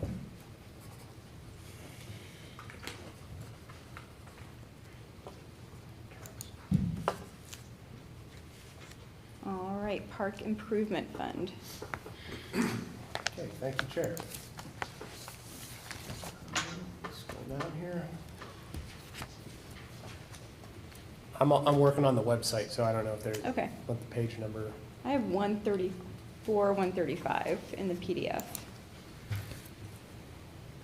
Okay, so the first item is the park surveying program, $10,000. We do that annually to try to identify the proper boundaries of each park. Playground safety and contingency, $10,000. That's for any items that need repaired or replaced in the middle of the year. Parking lot seal coating, this is specific for the parking lots to be seal coated annually. You'll see a line item, suburban park improvements for $80,000. Todd, I guess you can speak to that. That was a carryover for the item that's on the consent agenda tonight, so since that was approved, we'll pay that out. That's the final, so we can remove that from the budget as far as I'm concerned.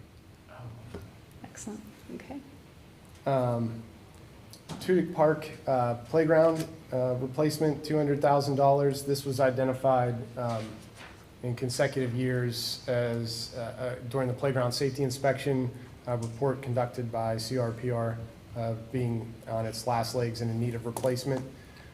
So we have that money budgeted there. You saw that in the CIP. And then Cecil Irvin Park Phase 2, we have 1.2 million allocated for this. Construction is 1.1 and surveying is 100,000. Part of that, 50% of that construction cost is funded through a grant through Land Water Conservation Fund. We were recently alerted that we were finally awarded that grant after some waiting period. And also the expenditure expected for 2025 towards the park would be roughly about $100,000. And as we go into design and surveying and initial soil testing for the beginning of that project. And that concludes parks. Can we flag that then? I didn't understand. Did you have, okay, go ahead. Yeah, could we just flag the Cecil Irvin Park improvement? That write-up doesn't match the numbers with what I'm hearing. It's accurate. Yeah, I wanted to flag that too, so let's go ahead and flag. And I was going to flag actually all of Cecil Urban Park, so. Yeah, that's- Yeah. Just so when improvements and. Yeah. Anything else? I was gonna flag the Tudic Park improvements for questions about the fund.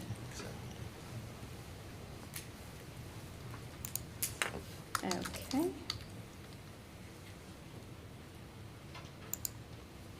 Okay. All right. That was the Park Improvement Fund. Okay, I guess we're ready to move on to the bond fund. That'll probably be Todd? Yes. Okay. See us home.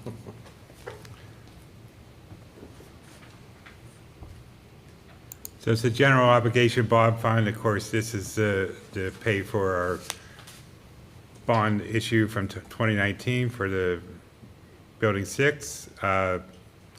There's transfers from the general fund of $390,000 to cover the interest and principal payments, the principal payment did increase by $10,000 to $240,000, and the interest goes down. So the total principal and interest payments change slightly from year to year, and that gradually moves up each year. There's a $300 expense, and that's a bank fee that we have to pay to Zion Bank for administrating payments, my understanding. And questions on that or anything?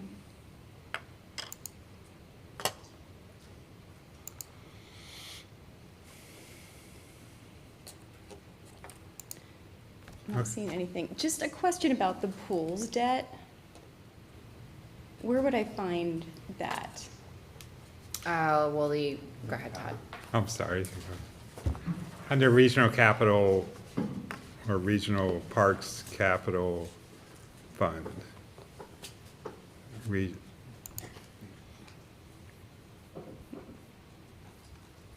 Okay, so that's what, because that's where I am, so that's what that is. that's what that should be. $197,199. What's that? It's $197,199. Yeah, okay, because that, Regional rec fund, yes, so Okay. that should, yeah, so pools debt should be there. that's where it is. It's Yes, Okay. what I'm, yes. Fund 31, right? Yeah, so I think in there, and this is just a note about, I guess formatting and layout, is to kind of build that out a little bit. In the old budgeting format, we would have the years of payment left and so forth. In the comment, the note section. Yeah. So I had that note somewhere else too. I think it's just, like Omari said, I think it's just helpful, and the previous version just had a lot more of that, refer back to this, refer back to that, particularly if something is like a pass-through, like foreign fire relief, I think just in the notes having that, and like we said last year and again this year, this is just a process of building out the notes section and where to find these different things. So, yes, so I think, pretty soon the history of the Leather Hobart and all of that is going to be lost. So I think just indicating that that's why pools debt is there. So taking the language that had been in there for this will make sense. Okay.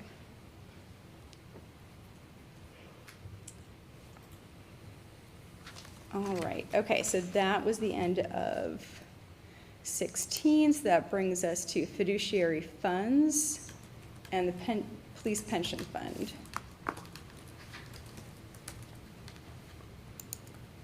Does everybody have it on the PDF, or you want me to find it? Mm-hmm. Police pension, The 295. pension fund is going to be, 148. So 148, 150, so yeah. Okay. Right in there. Fiduciary. So the police pension fund, just for income, it's showing we have interest, and then there's intergovernmental revenues, which is the Act 205. Let me go down to the Act 205 funding of $404,263. That's the minimum municipal obligation for 2025. And then the employee contributions, they contribute 5%. And so that's $105,000. And then the expenses out of the fund is a retire payroll of $409,000. And there's actuarial fees that we pay once a year. There's payroll processing fees to process the payroll or the monthly pension checks. And then there's broker fees from PNC that are inside the of $44,000. Excuse me. Any questions on that? Not seeing any.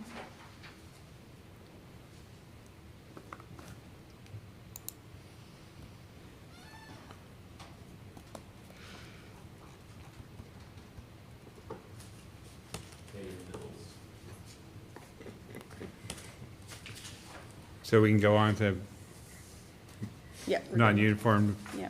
municipal pension fund.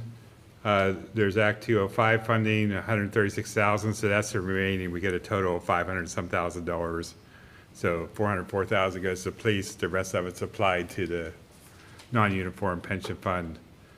Employer, then the remaining contributions from the township is 222,000.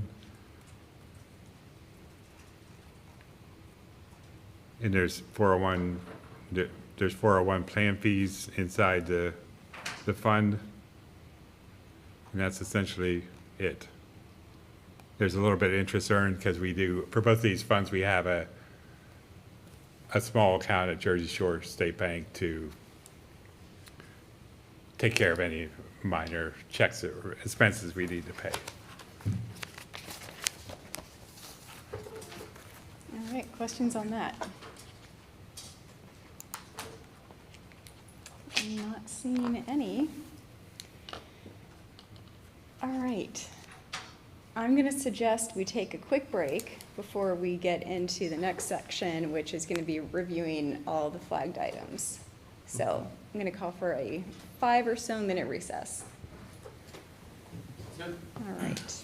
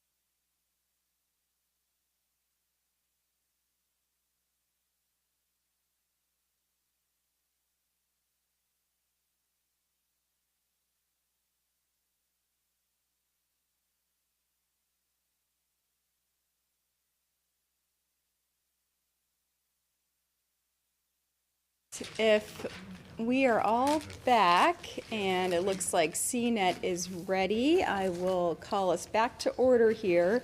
So we're going to move now to review changes to 2025 proposed operating budget. And we're just going to work our way through what we flagged so far, beginning with meeting 1, so that we're going in order. And I think the manager has these listed out, and so.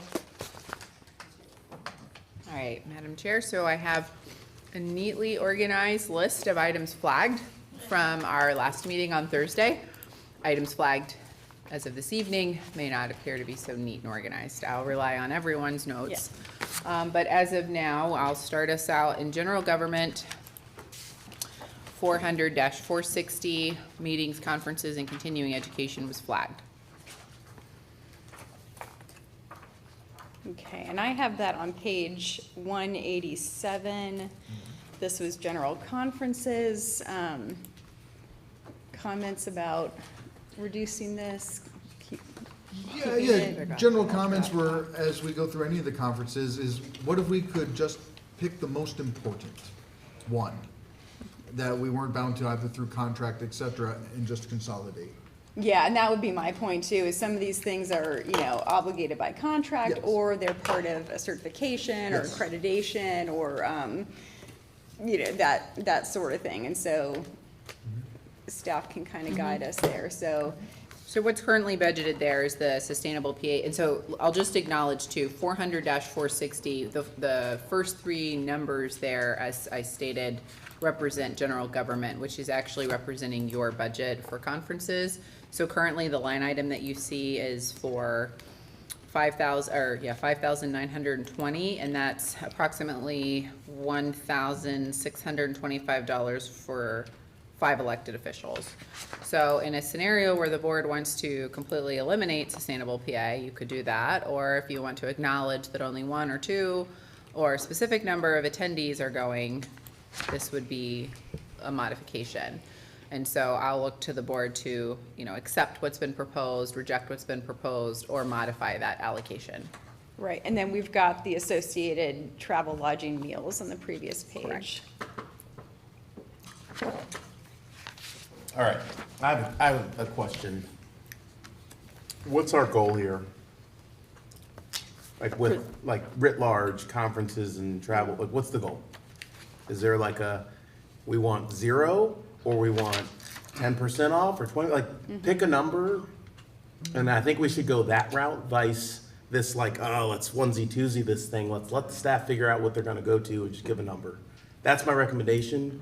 I really don't wanna sit here all day and go conference by conference, because I don't know how fruitful that is gonna be for us, because the people that are gonna go to the conferences, many of them aren't here.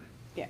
But I do right believe. now, we're on the board one, so that's what I was gonna okay, suggest for the fair. staff. Yeah, that's exactly what I was gonna suggest when we get to the staff ones, Okay. is, But we can this is included too, right? If we wanna say subtract 10-20% off the Yeah. board one, and then we'll Yeah. apply it to the rest. yeah. I would use this as a pilot for exactly that. What can we do with ours do we need to have formal discussion, or can we just say, $2,000 and we'll figure it out?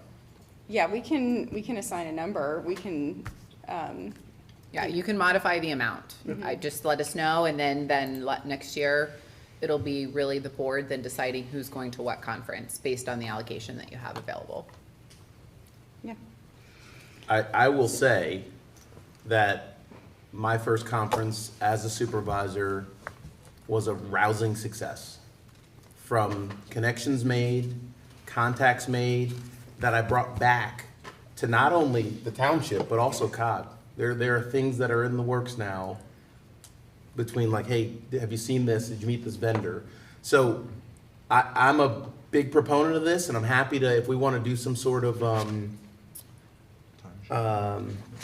what's the word?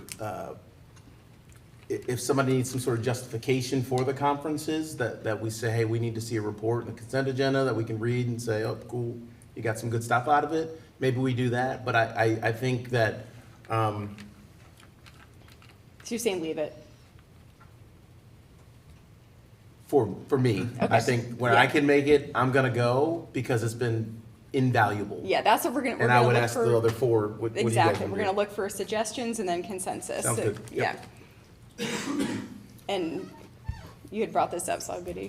Sure, and I would be a fan of maybe reducing this down to 1 or 2 supervisors, you know, for wherever we see multiple supervisors going, to just have that connection. But I would be the first one to step back and say, whoever wants to take that and attend the conferences can do so. I don't need to be in that pool, so.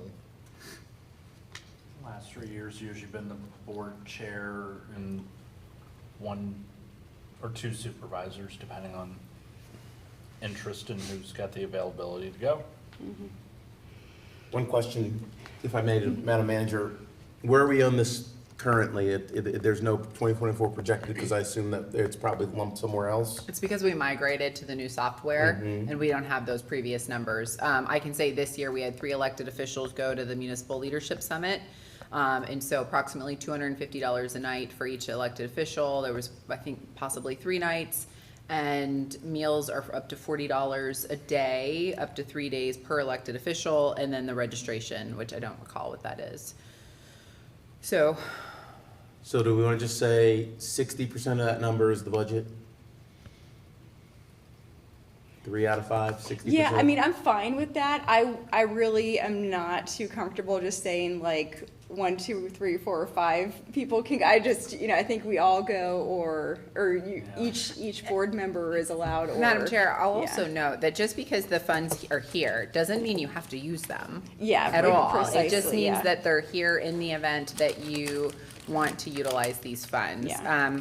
I think Supervisor Thompson made a good point, which is traditionally in past years, we've seen the chair and the vice chair serve at the Municipal Leadership Summit as the delegate and the alternate delegate. And so there is generally an expectation that there's 2 individuals attending the municipal leadership. But currently what you see is that 5 elected officials have been budgeted to attend. Yeah, and that's it. You know, only those available will go, and not everyone will submit their The hotel township has room, also yeah, for experienced that. reimbursement, so.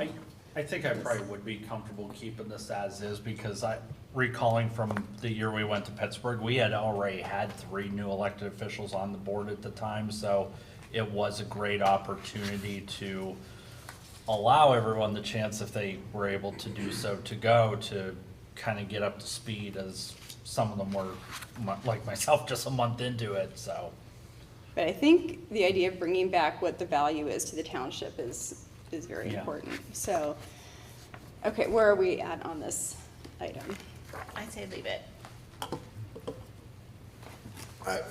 I mean, I say take them out and reduce it down to something, but again, what I'm concerned about is if we set, you know, our example here of, well, let's leave it because it's important, that's what we're gonna hear from every other group, that when we talk about reducing conferences, we're gonna hear those exact same arguments, which means then we should just leave in all conferences and let it be accepted then that budgets are budgets and we'll try and not spend all that money.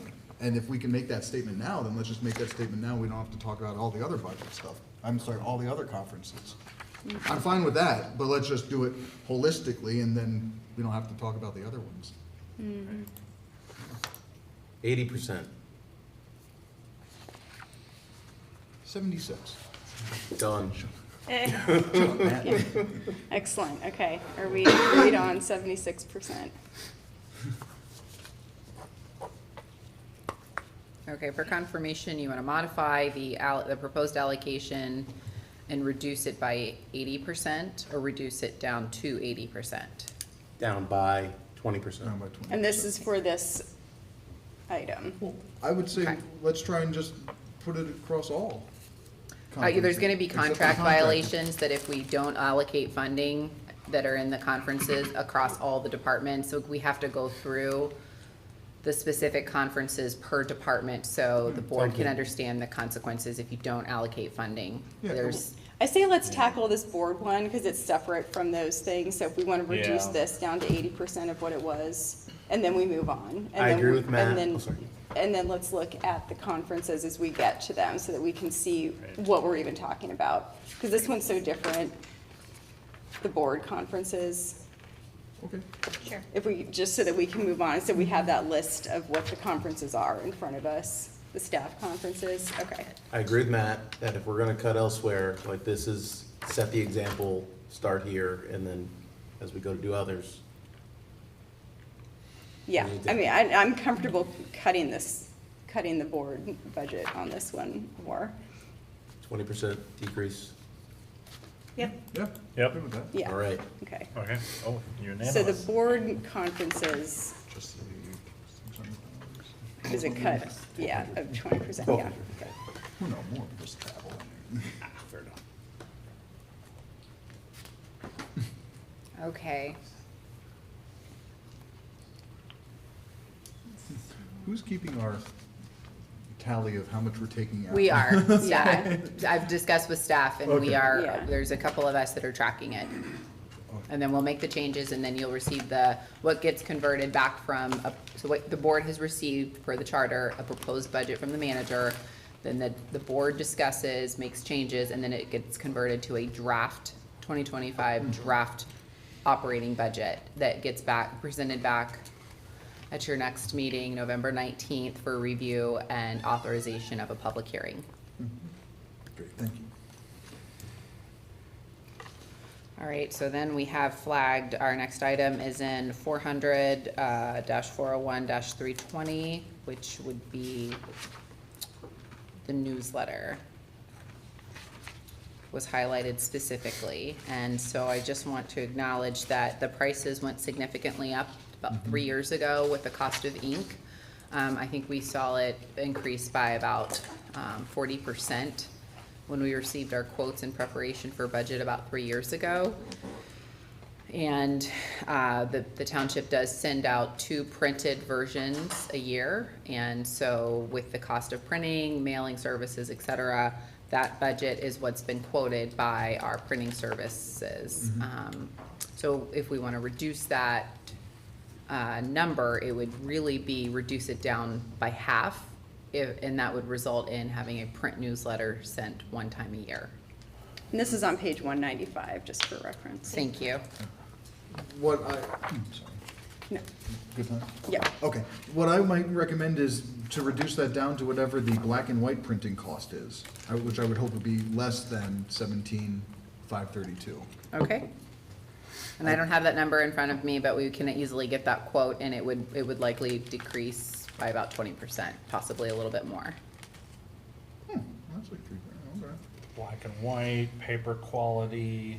Your quality changes. Yeah, print and draft only. Sorry, I'm thinking my home printer. Right.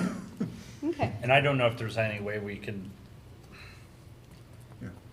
maybe start like some type of even like opt out to way to kind Yeah, of we get a talked more of about a that mailing last list. year. to- Yeah. Is that an option, ma'am? Well, for this evening, we're discussing allocation, so we Okay. can we can modify it, accept it, or reject it. But it's certainly good insight that we'll note, and we can explore that and have that maybe as an option when we present future budgets. I'm making Yeah, a side future. column. of Okay. notes Yeah, for we have a future whole discussion, other so, side here. yeah. You just said that decreasing by half goes to one time a year. Right. If we want to So the- keep color. Copy. So then there was this opt-out thing, which may keep it at the 4 times a year if people opt out, and it's a lesser number 4 times a year. I don't know how we separate sometimes the operation from the dollars, and then other times we bring it in. So I Right, just- no, good question. I'm acknowledging, though, that we will reduce that we'll modify that allocation by the quote that we'll get for just black and white. And so I know Jeremy wouldn't know what that amount would look like, because we don't know what that amount looks like, but that dollar figure is easily obtained with a email to our printing service company. But to create a opt-out would be, I don't want to say a heavy lift, but we would need to send a mailing out to folks, and then we would need them to get like it becomes part of a work plan. Whereas what's being requested is easy to identify, like we're modifying the proposed allocation by way of just getting a quote. So, if I may then, and I appreciate the black and white, maybe, cheaper paper question back to the vendor. maybe this is something for a future conversation of, could we just have a little, cut this part out, and here's your return postage if you want to continue this service on the back, so they have to send it back in. Yeah, I don't know if it would, I was thinking about that, like, would it be maybe easier to opt in? Yeah. Again, So for I'm- a future. Right, so I made a note here that, let's discuss possible ways to incorporate an opt-out feature or an opt-in feature for this. I think it's, this has been brought up before, and so I think it just hasn't made it onto a work plan. So, given the really high increase in the cost the last 2 years, it's time to have that discussion. So for this, did we want to look at black and white, or? Well, what do we want to drop the It's not allocate, our- what do we want it's to not our modify? deci- Yeah, what do we want to modify? It's not our decision, black and white, four Yeah, or times the a year. 20 yeah, whatever. We keep kind of throwing, like, pulling that back in unless we want to make a policy that says thou shall do, right? It was, So- yeah, so the number that was thrown out was a 20% reduction, so. But the manager said she would go back and see what the black and white version would cost. We'll see this again at, before it's authorized, so. 15,000. I was gonna go for 12,532 and just cut 5,000 off of it. See what we get. We just go with 20%? Yeah, I mean, the board absolutely can just pick a number. And then if we Which is can't do two, 14,000. we just will do one as a result of not having enough funds, which would be fine. Well, So if you pick a number, we will provide the service within the allocation provided. Precisely. And so if a reduction of printing happens, that's what we'll do, whether it becomes a black and white, whether it becomes, Once a year. we will work through our options based on what you provide as a budgeted amount. Was there some, did I'm you? just gonna say 20%. Somebody I'm threw that out. 20%. Reduce it by There we go. 20%. I am concerned though, because the folks in the West End appreciate the 2 mailings a year. I don't wanna see us drop below 2 mailings a year. So I wanna keep that and let the price be less. But generally, the news that's in there is everything that's on our website, and they all go to our website. I mean, the folks at the West End, we're all here because they filled out the surveys for the stormwater fee, so let's not pretend that they don't have internet access. So I say, do it 20%. Or just leave it. If we can't come to a consensus, I say we just leave it. I can tell you that your manager of 2.5 years is definitely, exploring with staff a reduction of costs as well as implementing processes that are reducing our expenditures. I mean, not to bring us back to conferences, but you're only seeing conferences that made it past me. Okay.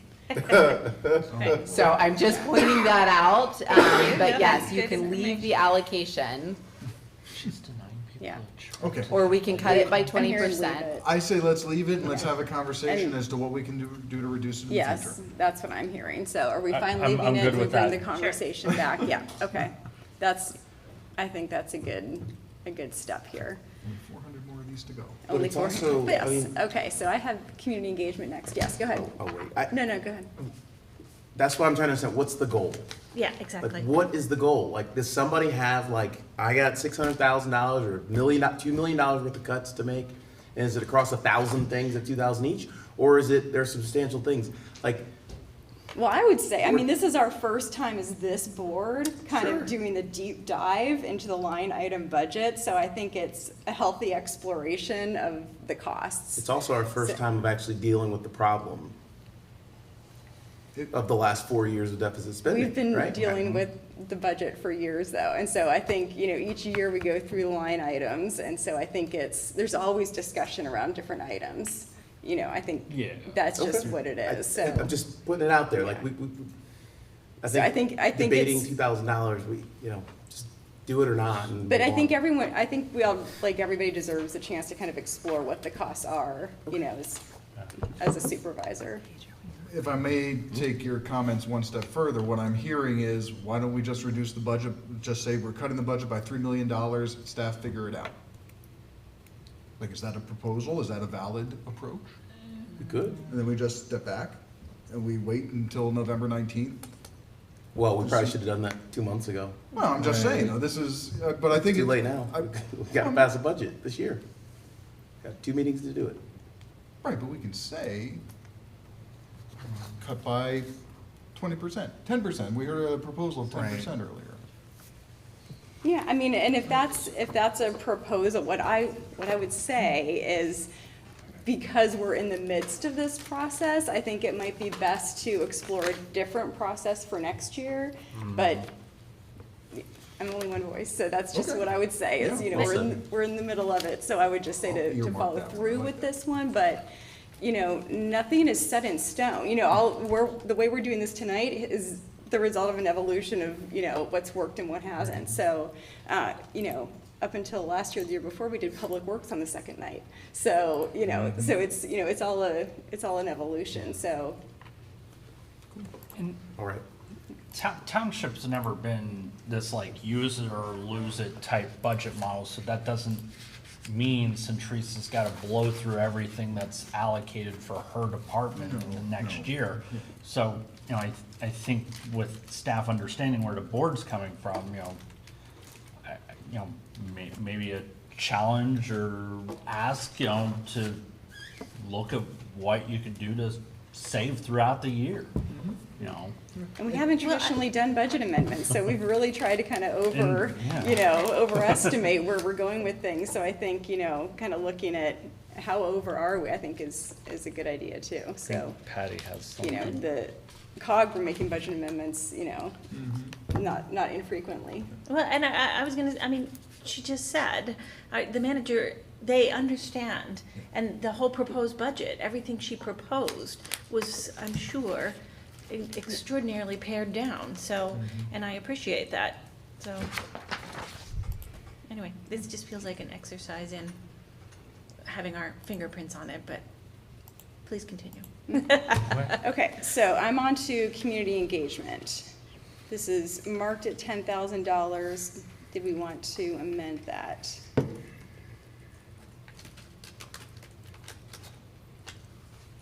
This is municipal mixers, coffee and conversation.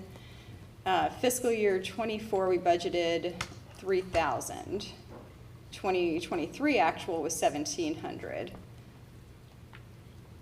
We were anticipating that there might be some other engagement activities with the economic development strategic plan. You know, I'm comfortable reducing this. I don't know that we'd get up that high. I would say we reduce it down to 5,000, looking at what was budgeted last year at 3. If we go to 5, that's 5,000 off. Is there consensus on that? Yeah, I Sure. agree Thank on you. that. Yeah. Yep. All right.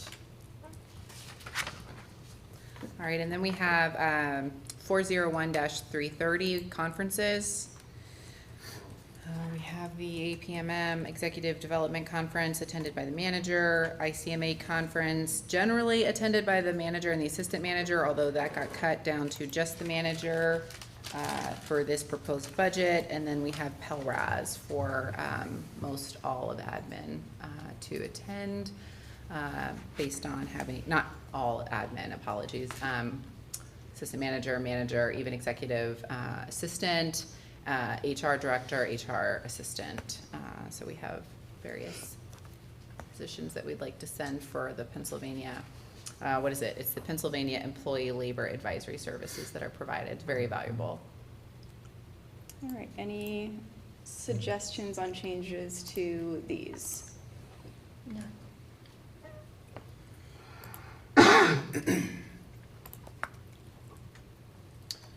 All right. I mean, if the ICMA was, all I'm seeing here is maybe a 1-person reduction in the ICMA. Is that even worth it? Yes, it's in a agreement between the township and the manager. Well, but I'm sorry, I thought there was the assistant township manager. Yeah, so I two. removed that. So generally in the past, that's something that I'd already removed, a request that you would generally see for 2. But I've already, you're seeing the final result of what's made it to the board. So if you look at last year, we funded for 2 staff members to attend the ICMA conference, and that was the manager and the assistant manager. What you're seeing in front of you is just for the manager and not the assistant manager. And I would say too, again, this is just another note on backfilling the data so that we Right. have, because we don't have that in here, so we can't see what was budgeted for last year in every single category. So I think it's just another note on, kind of backfilling some. It might be here. And I'll ask a question. So on page 197, it's got zeros for a bunch of stuff, ICMA, PELRES. Was it because they were grouped between the conference entry and then the travel, and so now you have them split, PELRES, travel, PELRES? Thank you, So Supervisor there's a- Patterson. That was a real quick observation. It took me a minute to remember, like, what is that? But yeah, Supervisor Heller, does that make sense? So because as a part of a strategy to have better tracking and monitoring of the finances of the township, if you look last year's budget, you probably would have seen like $23,000 for conferences, dues, memberships, travel, everything. And so what the township is doing, the finance director and I are working closely together to parse out separate accounts. So when employees now are requesting to go and do travel, they have to submit a pre-authorization form that gets approved prior to them even going. So it's happening even at a staff level. And to do that, we separated out the accounts. So there is a separate account now for just dues and membership. There is yes, but if you look at last year's budget, Supervisor Heller, you wouldn't see these accounts broken out for better management and tracking of those expenses. No, that wasn't even my question. I was looking more at About the not two having the staff history. members, The two, where yeah. it says two and then one, but it was cut off and truncated in the one statement here. So that's what I was Right, trying to yeah. figure out, why Right. it wasn't jiving there. So that's fine. Yeah. So there is one, admittedly, I don't have it here in my list, but the AP, there's one area for consideration.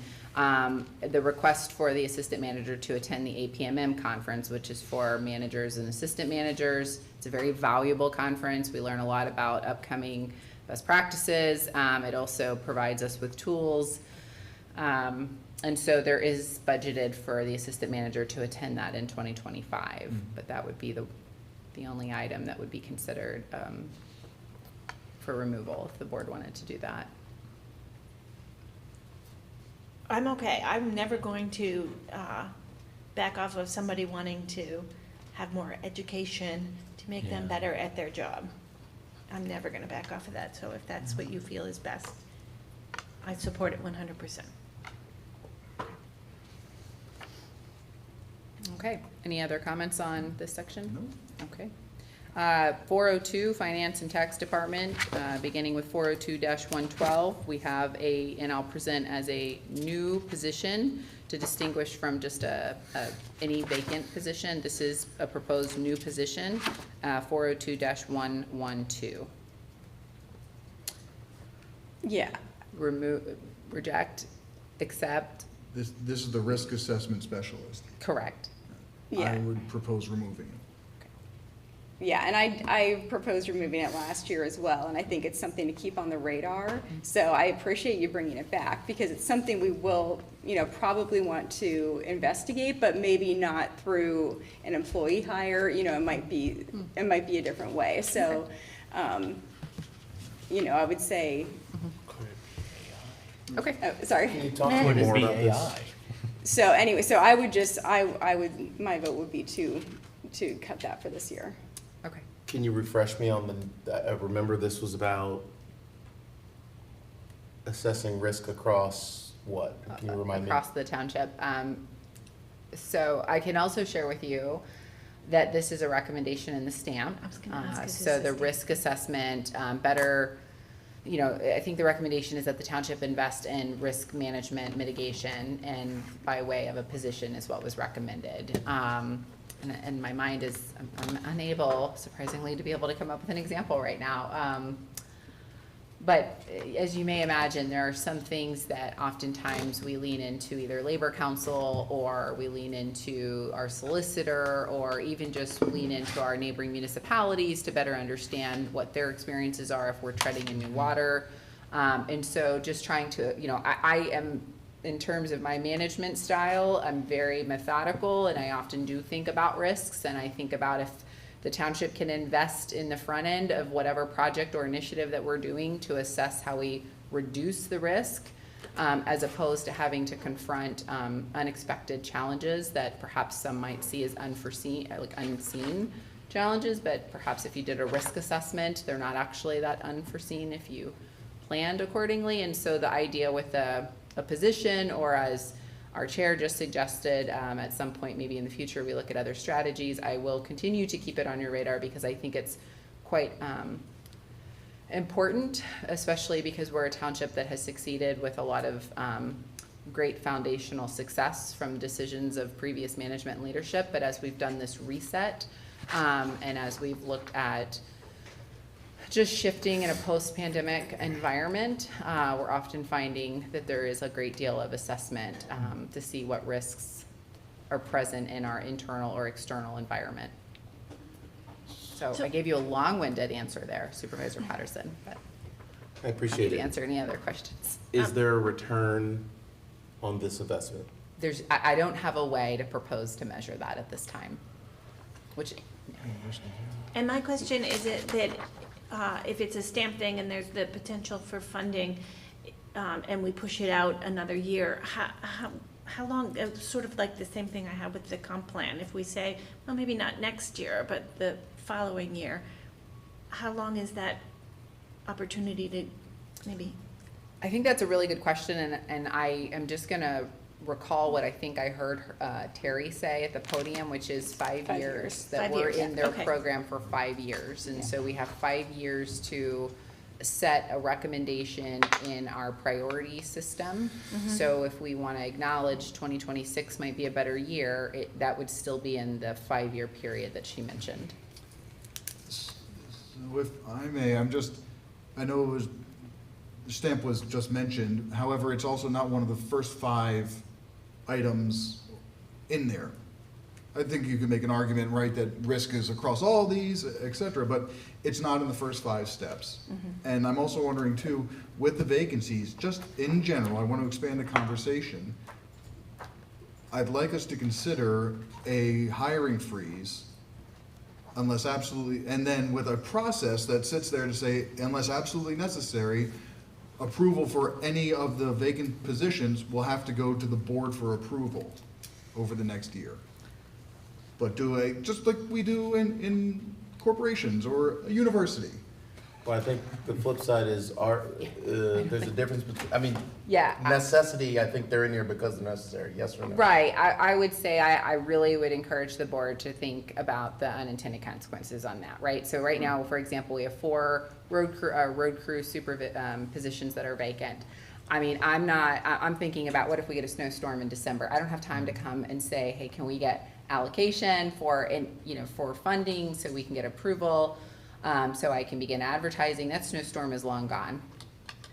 And so right now we operate on a pretty lean staffing level, particularly in our public works department. And I think we heard from the presentation at the stamp level that we have a great deal of road mileage and we have a great deal of infrastructure that needs maintained, and we operate on a pretty lean number of personnel in our public works, as well as our police, I might add, which is why our overtime is generally higher than what it could be if we had appropriate staffing levels. So I understand that the board isn't in the operations daily and understand that the consequences that need mitigated as a result of that.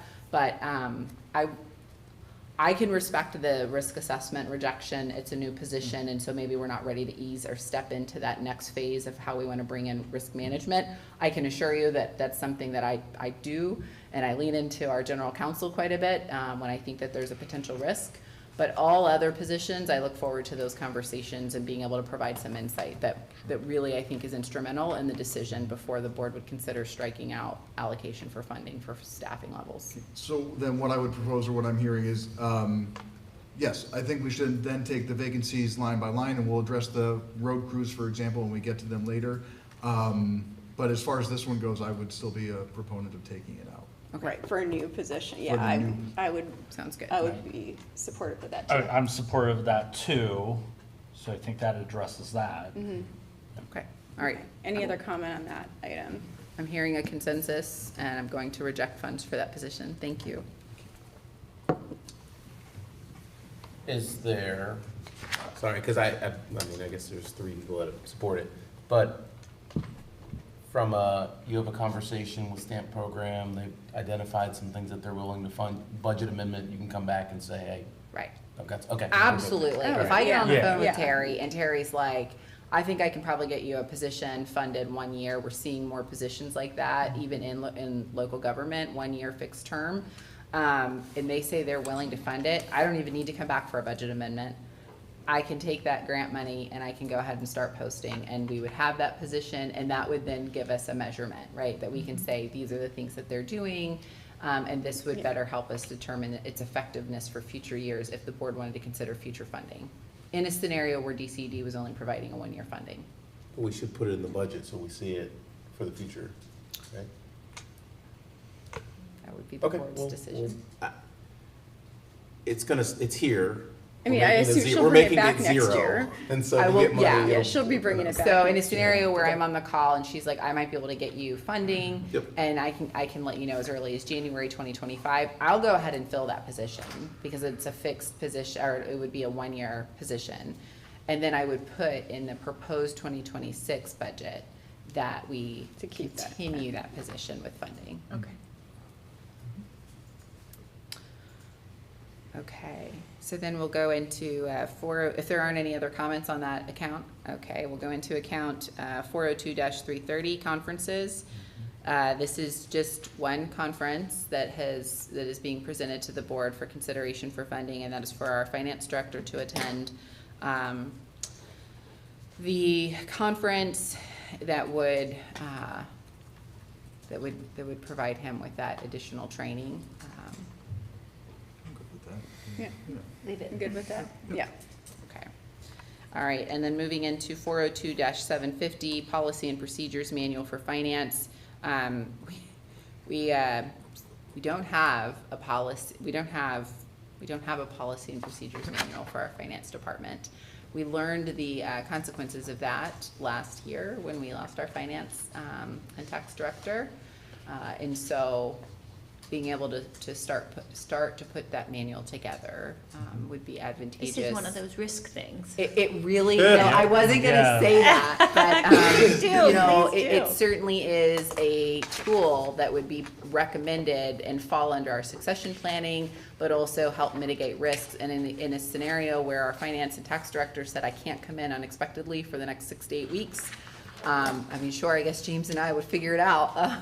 We did it once. You'd like to have a manual this time to do it. You may recall some of the comments at the podium last year when things weren't done in accordance to some expectations. And so, again, recognizing it's a tool, but yes, it costs money. And so happy to answer any questions the board might have. I'm just curious if this could be spread out over a couple years. I know if we're gonna contract a provider, they'll probably just wanna get in-house and do it all for 25, but is that reasonable? You want to split it up between 25 and 26? Is that what you're thinking? I do, but a contractor's gonna be involved, so would they even accept a 2-year contract in something like this? That's a great question, and I mean, of course, if the board said we want to reduce the funding for this and keep it, we'll work with what we can and do phased approach. There's different ways that we can still try to work toward a goal, maybe not start it until Q3 or Q4. So I can respect that the board may creatively want to find ways to support it, but not necessarily fund it 100% as proposed. I do think this would also fall under the category that's been presented under STAMP, because we heard from them, manuals and procedures are absolutely a tool that the township needs and doesn't have, because that was a direct observation they had. So I think allowing some funding would be really helpful, and then I would work really hard with DCD to try and get funds to provide 100% of the. $5,000. And share best practices is in number 5 of the first 5 steps.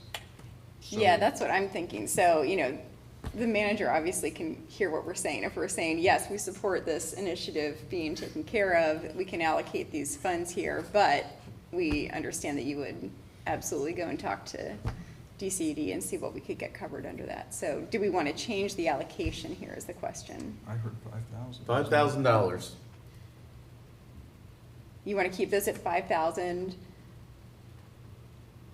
And so maybe that's starting at the end of next year if, I would just, like, $5,000, she can start where she wants, and I think this smells very, very ripe for STAMP. So you may use zero of it, because STAMP comes in and says, here's all of the money. Very possible. Yeah, I'm good with that. And if we need to do some sort of matching and you need some more, we'll do an amendment, maybe. Or you'll find something on a consent agenda because that says authorization for another 5,000. Yeah, but because an amendment is if it's 10%. I mean, there's criteria. But yes, all of what you are all saying works, and all really I'm going to look for is an allocation. I will work with what I get, and so you're we will work. with okay. what So we you're get. proposing 5,000. Is everybody agreeing to that, or $5,000 sold. okay? I'm a little concerned. I feel like it's a little okay. I feel like it's a little low, but 5,000. We're going to look for STAMP. Now, before we move on, I did have one other thing flagged back on page 207, and this was the print tax bills and reminder notices. Yeah, I had that as. I have that. That's so, yeah, we can move into 403, which is tax. And I want to share with you that under the Local Tax Collection Law Act of May 24th, 1945, number 394, if a taxpayer has not paid taxes on real estate within 4 months after the date of the tax notice, the tax collector shall send by first-class mail the following notice in bold print, capital letters, to the taxpayer. So we are required, all of that to say we are required by law to send out the notice. So we're keeping that. We have to keep that. Then But let's then can't move we along. recoup some of that in our fees, is what I'm saying. And our schedule of Yeah. fees, you'll receive that in December. Yeah. And the schedule of fees comes to the board as a draft, and you can amend it You can before it amend gets that. finalized and adopted. That's what I And would we like to adopted do in then. January, so yeah. All right. Okay. Awesome.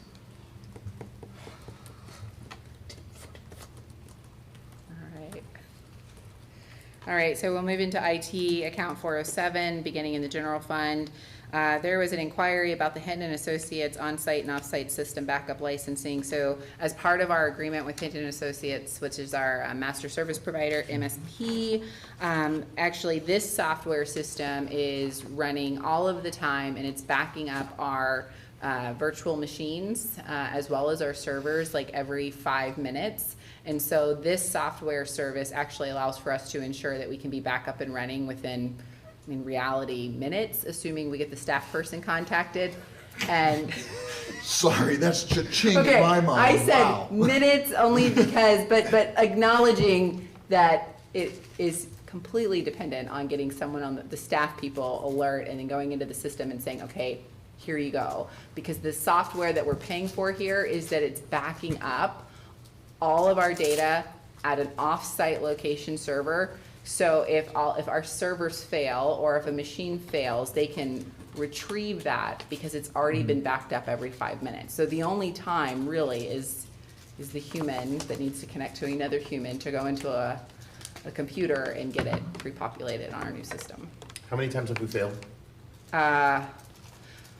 There was a Saturday earlier this year that I got contacted by police. There was a sergeant that contacted me. Actually, I was already working here in the office. I don't know if Sergeant or if our acting chief here recalls this, but our system went, our server died. At which point, because I was here, I immediately I gave the code to the sergeant, and we were able to get Hinton Associates through that code on a Saturday. We were back up and running within 4.5 hours. How many times have we failed? Well, to my knowledge, just that one time. But now that I have a IT administrator, I don't get those calls directly.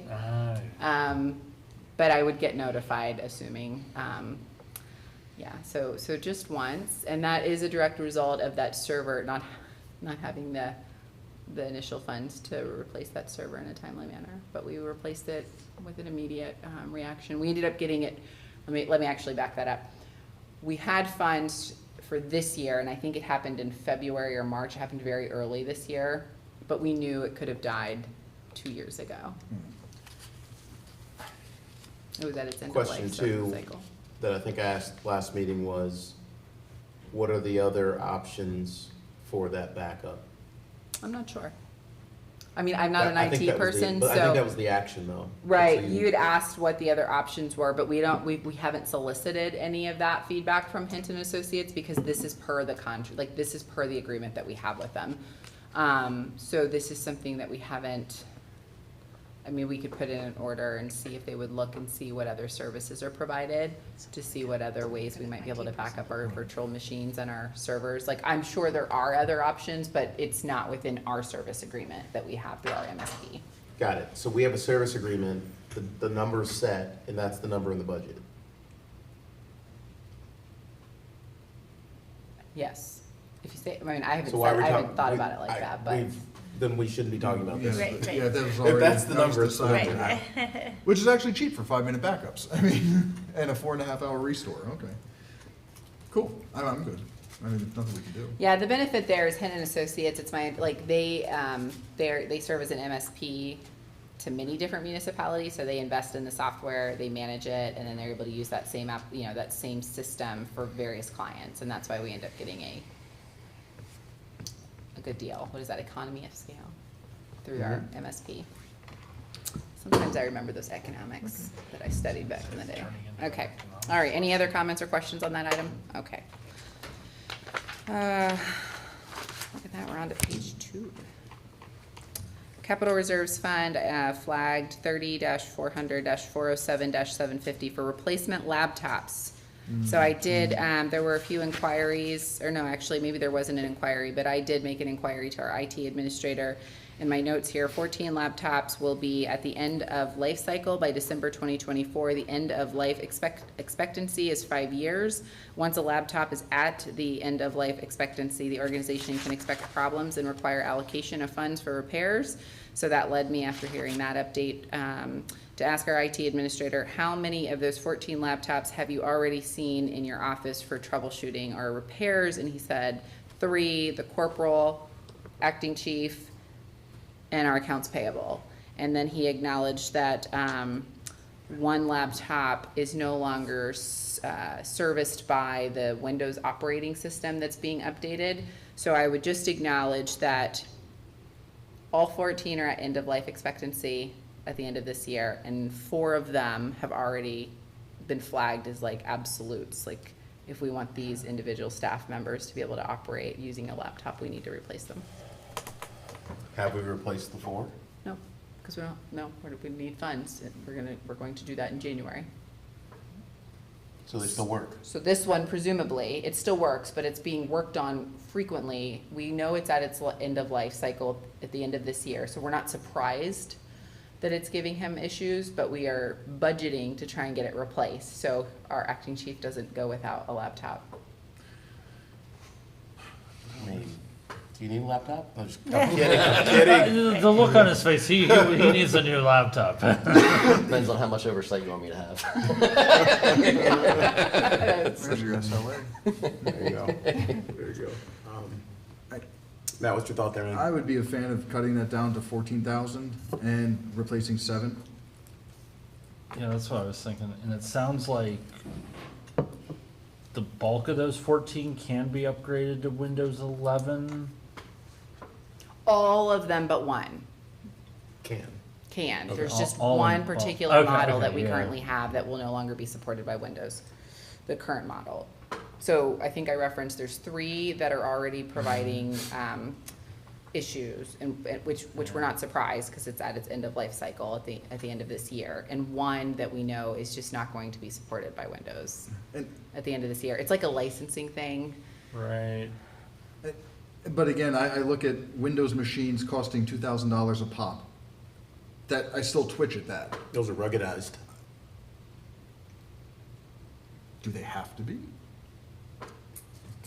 It's what we use for our data systems. I mean, most folks that are using, I mean, the chief, of course, has systems like like lots of systems, and then our GIS folks need lots of other systems. Powerful. I have a huge data system, you know, I mean, I've got everything from all, like, there's maybe a handful of maybe 5 to 10 employees that arguably don't need a lot of data or a highly functional like laptop.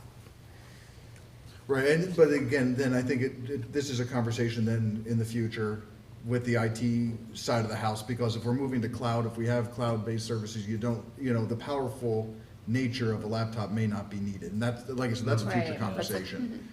But I would be a fan of this one going down to 14,000 to replace 7. Okay. Do we agree on that? Yes. Okay. Does that strap you? I mean, I can't predict. I mean, when I hear that, like, I trust my staff if they say it's the end of life cycle, and Centuries just expect that we might have problems, and they could all come at once in 1 month, or they could be throughout the year, and maybe we'll have a few, what do we call them, retired laptops that we can disperse. I won't know. I mean, there is a scenario, right, where we get through all of next year, and 11 of those laptops seem to coast fairly well. But in a scenario where 10 of them end up needing replaced in Q1 and Q2, I'm gonna I'll be honest with you, it's not worthy of a budget amendment, but if it's my director of public works, especially with some new hires coming in, I don't want to represent an organization that can't get laptops. I'm probably gonna just need to authorize laptop purchase. But will it strap me? Will I? Yeah, I'm It just okay creates with leaving it yeah. as it is, because I think that they can become replacements for others, and particularly with the stamp recommendations and things that are coming in about using more electronics and et cetera. I'm Yeah. okay with leaving it as it is. I mean, if the board dropped it to 24,000, like 20,000, right? Then we can look at seeing, okay, IT can look and evaluate who has a more costly laptop that doesn't need all the bells and whistles, right? So we can do that. We do a really good job of tracking our inventory.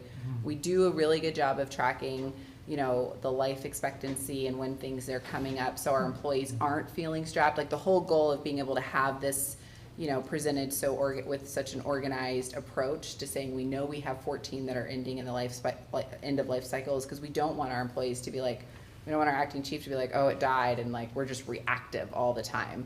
Right. So I would say the way that we've presented this to you is based on not just having good inventory, but tracking its life expectancy, knowing we're out of warranty for it, and trying to be ahead of the curve so our employees aren't feeling like, oh, they work for an organization that just can't stay above and ahead of these types of issues.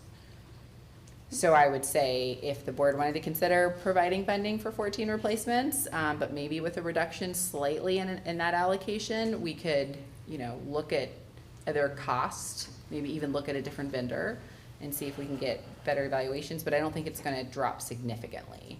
Maybe we can find 5,000 of savings. I was comfortable leaving this one as is. But if there was a consensus around reducing it somewhat. The way this is playing out in my head, if theoretically, I'll just say the initial proposal, if we dropped it down to only replacing 7 laptops, that puts 3 that are still functioning well, the other 4 that are not. Those 4 go away, but that leaves 3 in reserves to then still be able to step in at some point if there's a failure of the other 7 that we didn't replace. I see that as an okay IT practice. And that would reduce this down to 14,000. Then next year we budget another 14,000 will be a proposal. Yeah, this is probably we've got too much IT experience at the table here. Well, I can back away from this. It's just other organizations I've been a part of or have seen work. They have multiple models that they're working with. So they've got kind of somebody that does cloud-based software and Microsoft Suite type tasks. There are then the folks that are doing a little bit more, like having to, run QuickBooks and, need to be, and then there's the people that are running AutoCAD and all those type of things. So I think the average of $2,000 to outfit the team is probably a good number, and so you're probably sometimes gonna need a little bit more and depending on the job function of the team member, a little bit less. So I think we're talking a few $1,000s here, but I guess I wouldn't have any heartburn, making it 15 to 20, somewhere in that range, and letting staff kind of figure it out, go from there. I think there's gonna be we're nipping around the edges here. We gotta hit the big items here. Yeah. So Right. 15,000? fine. I would say 20. 20. Just, Done. 'cause that 20, wasn't. okay. I'll go with 20. Very good, okay. Okay, thank you. I've got a modification to $20,000. Thank you.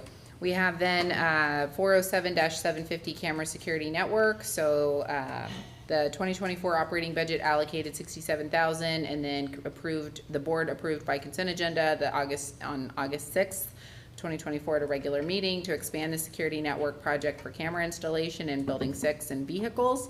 Although the current agreement that was just signed and given to the executive assistant is for buildings only, and the camera installation for vehicles will need to be sought through a company that Patton Township uses. Apparently, they have a whole network of systems. So this allocation of funds is to be carried over to pursue a project that the board and the manager have previously discussed. But this notably is without vehicles having the cameras. Okay, that's so, unfortunate. yeah, that was a question, because it's, unfortunately, it doubled from what was originally allocated, and now it doesn't include vehicles. Well, the consent agenda item was Yeah, right. When it was first proposed, Right. so, And there is yeah, a that was- reduction, actually, so I will Okay. say, while this is the carryover amount, we're reducing the amount of funds, or excuse me, the reduction of cameras. How do I want to say this? There is a strategy that we're discussing to reduce the number of cameras that would reduce this allocation. And why? Because we're reassessing the value of all of our buildings on the campus. And so there are some cameras, for example, if there is a future plan, which I believe was also in the stamp, to explore and discuss what our space utilization looks like here, right? And so recognizing it won't happen next year or the year after, but in a scenario where the old Public Works building, for example, gets torn down, we're thinking ahead and realizing, well, we probably don't want to put new cameras up there then. So there's probably 5 to 6 cameras that we can reduce from this scope of work that will reduce this allocation down, and this is a guess. Yeah, that to was- maybe 110,000. yeah, I flagged the same, that was my only question Okay. about it, was the, We need to protect our assets. Please leave this alone. yeah, it was a question about the item. Sorry, that wasn't to you. It was just I was just Yeah. giving my comment on this item. Or insure them really well. So when that building, anyway, no, that's And it's, joking. sounds like the manager and the department heads have a very sound strategy for how they want to utilize all this. Right, and I'll be So- honest, I've delegated this to once known as Sergeant Morrison, now acting chief, so his delegation of duties has increased. Yeah. And so I've been working primarily with him on this, and so, and I know he sent me an email yesterday saying, where is this? And so I gave it to I said I gave it to Connor, he's got it. So we're slowly moving this forward. But yes, protection of our assets is a Yeah, it was priority. just a question about the item. Okay. So we will move on. Okay.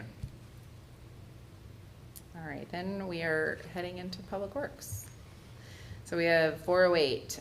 The first item here is the vacancy for the stormwater engineer position. Considered vacant, not a new position. And it's posted, but no interviews or job offers have been made. Comments on this item? Yeah, I have a question. What do we do without it? Well, What's the then we impact? would, and so I'll just give my initial observation and position on this is that our township engineer who's certified with traffic signals and does a lot of the road projects and a lot of the estimates and manages staff, all of the engineers, would then have to absorb the duties of our stormwater infrastructure management. And while there is an assistant township engineer, he works primarily on road projects, microsurfacing, paving, as well as our sidewalk program management. And so what ends up happening is if we don't fill this position, it'll just, those duties end up falling into others. And I do worry about their workload. Any other comments or questions, accept, reject, or modify? All right. Moving into 408, 330 conferences. Oh, I'm sorry, I thought there was the engineer intern that was flagged also. I have that as flagged also. We're still coming back to that, or? Yes, let's do that now. My Okay. apologies, that wasn't on my list, so it was one overlooked. All right. Again, back to the question Mr. Patterson asked, what will we do without this position being filled? And has this ever been filled? Have we ever had an intern in? And by the way, again, I'm just curious, have we ever had an intern there? For a stormwater engineer, was that Sam's role? I don't think it's under stormwater. Thank you, you're right, it's not, it's later. But the So answer it's is our, yes, some years But we not have, some years stormwater. we haven't. But the intern for The engineer. the engineer, but the stormwater engineer, intern? We haven't had a stormwater We engineer. had We've someone engineer. working predominantly on stormwater. We had 3 interns That's last fair, year. yeah. Some years we've had 1, some years we've had 0. So this would allow funding for, what did you say, 2? For two interns for the summer. Yeah, essentially. predominantly asset inspection, asset data collection, construction inspection, and then other duties to assist the township engineer, mostly during the summer months. And then right now we have one that comes in and helps maybe 10 hours a week while he's at school. So this is the engineer intern position for $34,200 Two intern positions are budgeted for that amount. for that amount. Did the wages increase? Is that why I that don't went up believe from so. 24,000? Maybe the number of hours. So what, I think what ended up happening, and Dave, correct me if I'm wrong, we ended up increasing the number of hours for the duration, because I know we had Sam who stayed a little longer. Okay. Yeah, I'm not sure if any of that was under 446 last year or not. Oh, that's So- right. Okay. It sounds like some years we have interns, some years we don't. If this is for Right. 2 interns, then I would suggest maybe reducing it down to 1 intern. 1 is better than 0. There we go. Yes, that's kind of There we splitting go. the All difference. right, one. reduction by 1/2. Thank you. All right. Is there Everybody agreement good with on that? Sure. Yep. Okay. Yep. All right. And then we'll move into 408, 330. And I'm looking for the page number. 220. What is it? Did you say 220? 222. Yeah, Thank 223. you. Conferences, is that where you're going? Mhm. Yeah. So we have quite a few conferences here. I think, Public Works does have quite a few folks that benefit from having the updated trainings that are provided through conferences. And I'll just look to Dave to see if he wants to elaborate a little bit more on those trainings for. Sure, the first one is the American Public Works Associations. That would be equivalent of any of the other organizations that you've mentioned. Don't have a real strong state conference, so really it's a national conference, and that moves around. There are years that we have gone and years that we haven't gone. We typically allocate 2 folks. I think if we were trying to limit the amount of travel, if we look at the APWA conference and the ITE, that's 3 folks. Maybe we eliminate that one of those and make it 2, and then let staff decide if they're going to the ITE or the APWA conference is a suggestion. And again, there's times when we've had funding but haven't gone, but if you don't have the funding, you don't have that opportunity. We've talked about sometimes alternating years, but Yeah. then That's your what- your budgets will go up and down each year too, and then you'll be wondering why one year it's low and one year it's high with conferences. So it kind of helps smooth it out, and then we have the opportunity to go. You're going to have a new public works director next year too that's going to benefit from this organization. Thanks, Dave. And that's what I was going to recommend, is that for APWA, I would strongly advocate that there's at least one funded participant that goes to that conference, and lodging and meals, because we'll have a new director of public works, and being able to provide that opportunity for the training that's provided at conferences.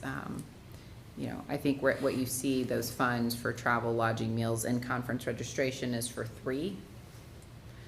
And so I think what we heard from Dave is potentially 2, but I would say if you're really looking to reduce, definitely consider keeping at least 1 for the new director of public works. I will say I'm a fan of keeping 2 in that spot, especially with the new public works director coming in. I agree with that. I agree. And if I may, Mr. Rodricker, I always appreciate that as we go through these things, you have a plan to say, we could reduce by this, and here's something. So I just want to say truly, thank you. Because I've seen that with the road work and everything else, you always have a plan to help us, you know, look at these things. So I appreciate it. Yeah, you're welcome. Thanks. All right. The other area we have funding that I don't know if it's going to be utilized is under 408, 420 is the International Municipal Signal Association certification. So that would be for the township engineer. He has 1 certification, this would be the 2nd. I think based on his workload, I don't know that he was able to get it this year. So the funding's in there next year. We'll see if he has the opportunity to pursue that. So sometimes we have funding in there just based on other constraints, we're not able to use it.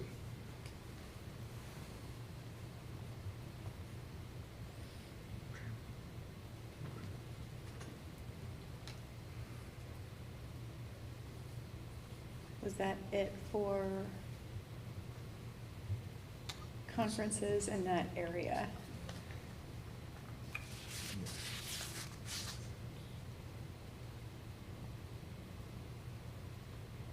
Okay. All right, then we have, let's see, 409-112. So we were able to look and see the superintendent building asset salary budgeted. This was flagged because the number that was projected in 2024 showed a really low salary. And so in 2024, budgeted for that position was actually $77,846. That is an actual number. And I'm thinking why you see the lower wage is because that was likely the 2023. And then when we migrated over, we condensed the salaries until we could get all of our data into our personnel module, which is why you see everything reflected in 2025 accurately. But that year, that data is missing. So I just wanted to bring to the board's attention because you flagged it with that inquiry. Thank you. And each year we move out from the initial year of using this software, it'll be more and more accurate. Anything else on the superintendent? I had the custodian. I think it was also for that significant increase. Okay. So nothing to change on either of those? No, I mean, they're already in place. Then we have 430-260. Small tools and equipment, allocation of funds $7,500. The question we had received was, is there an inventory maintained of small tools and equipment? And the answer to that is yes. Public Works maintains an inventory list of small tools and equipment according to our Director of Public Works. So the follow-up question is, 7,500 is supplementing with some tools that we know we need?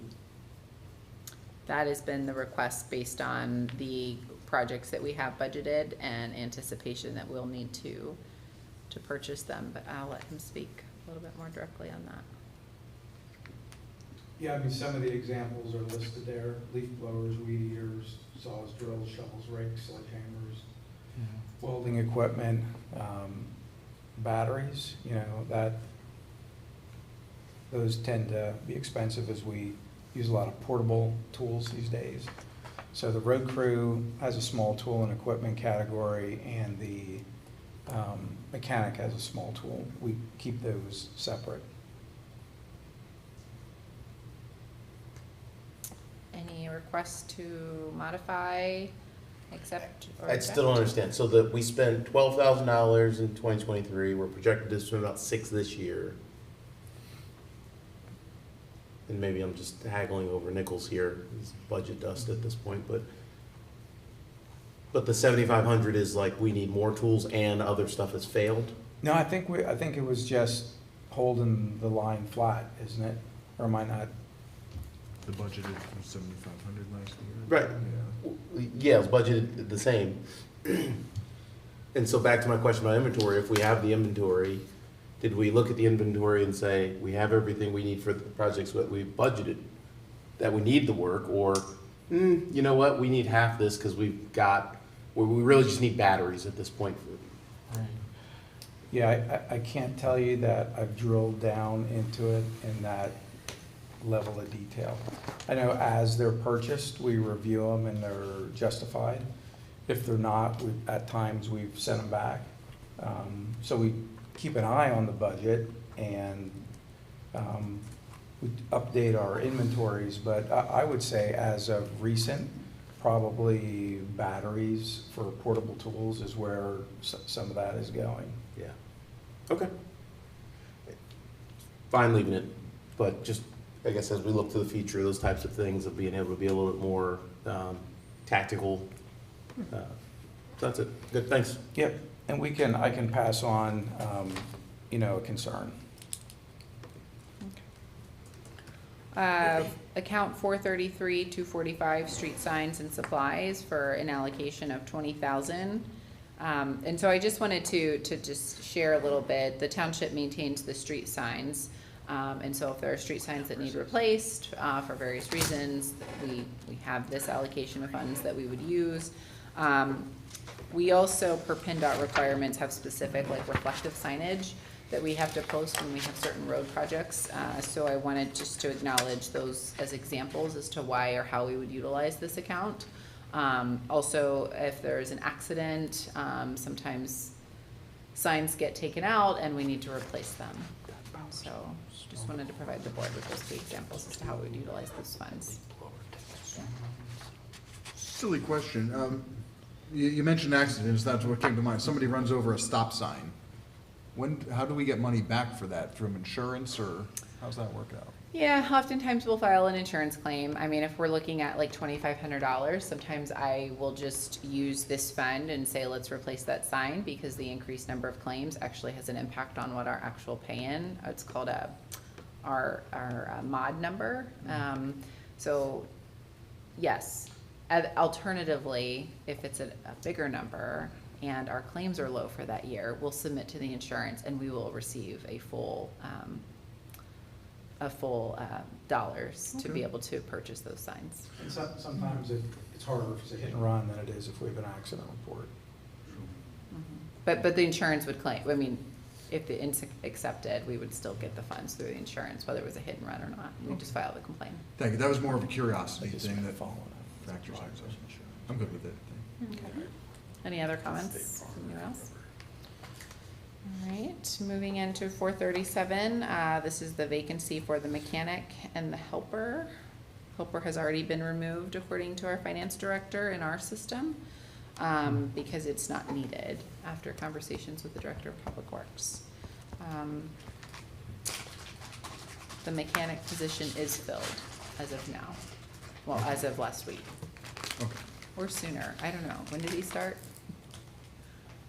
The mechanic?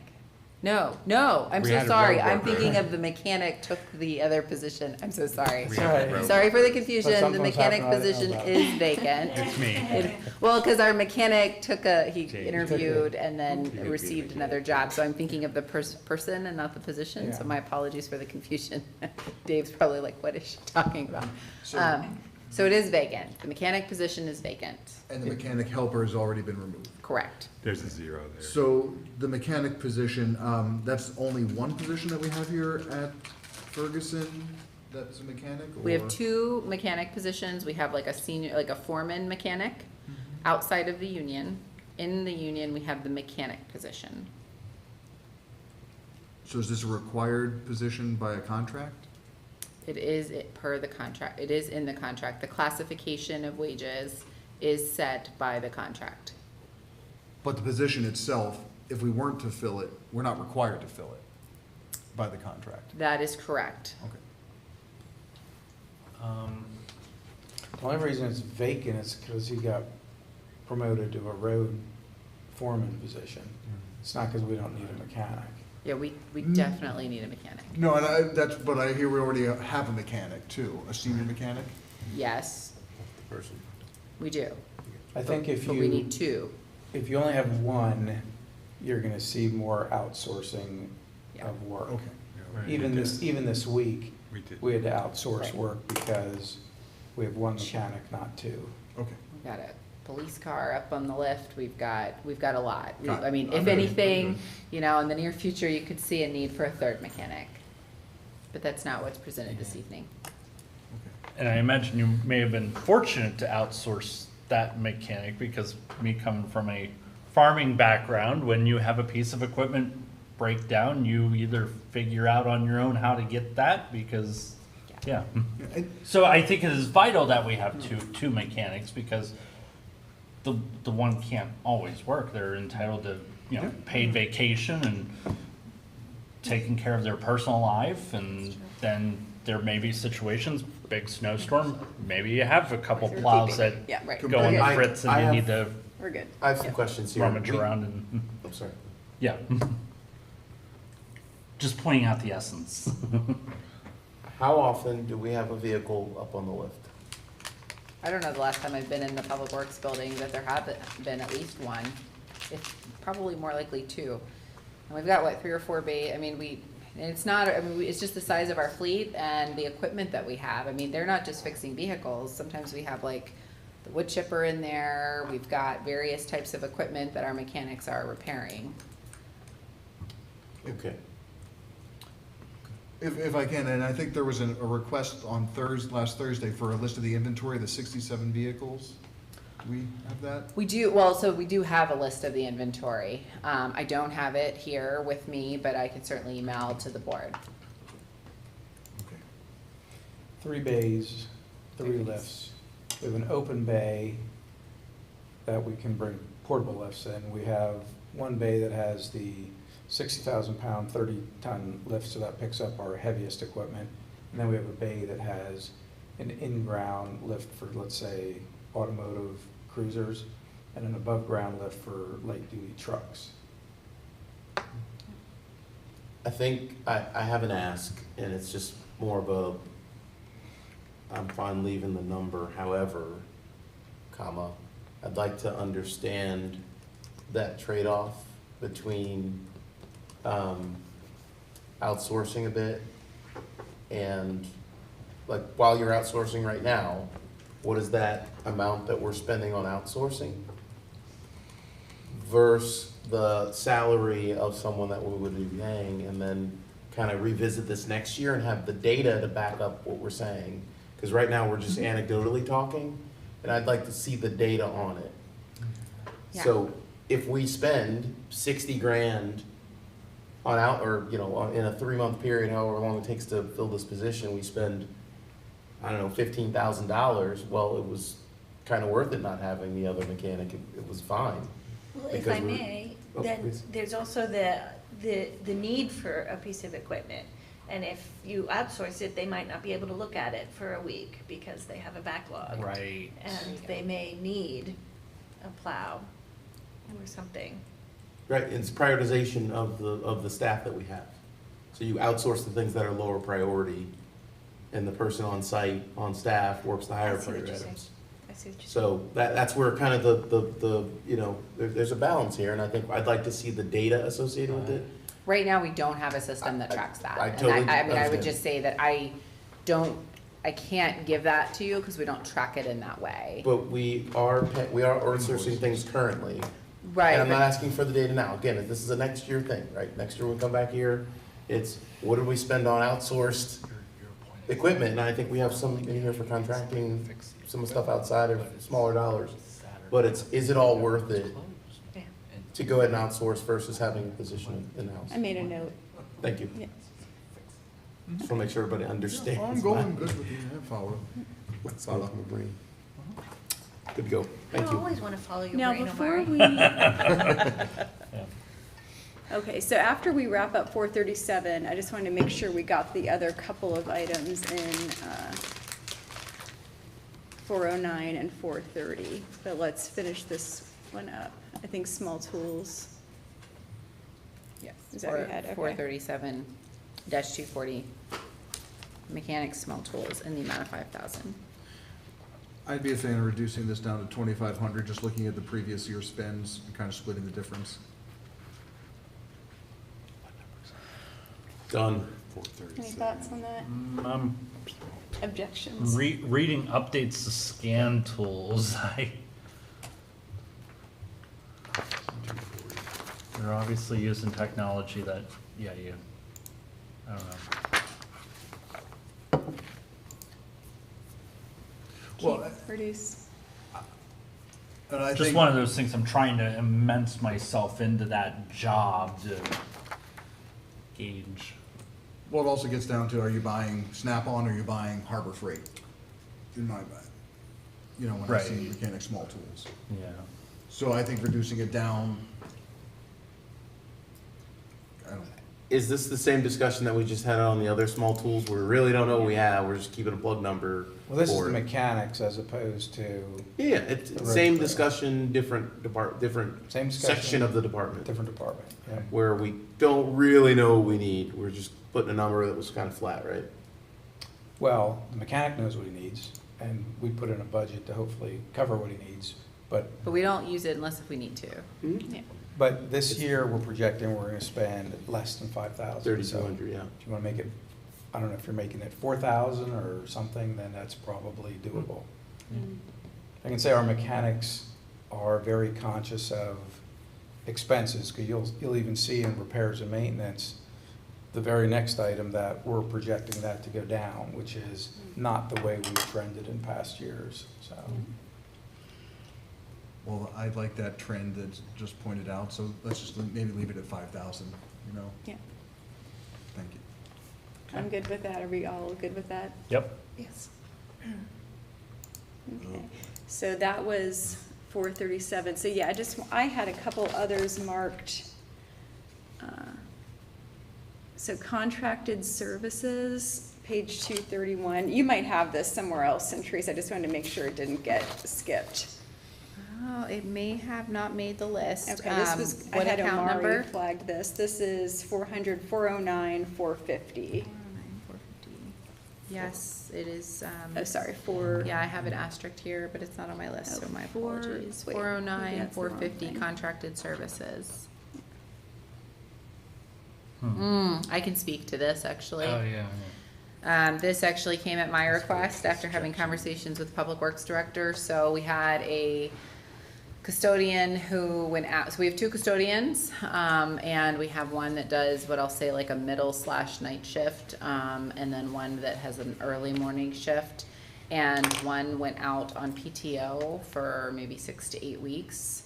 And the other individual was left to do this main building and building 6, and I received a lot of comments and concerns about it being a heavy lift for this individual to maintain morning, day, and night, the maintenance for appropriate and adequate hygiene of the buildings with one person. And so having some funds available that, again, not that we need to use it, we may go years without using it, especially since we just encountered what we just encountered, that would be how we would have it, right?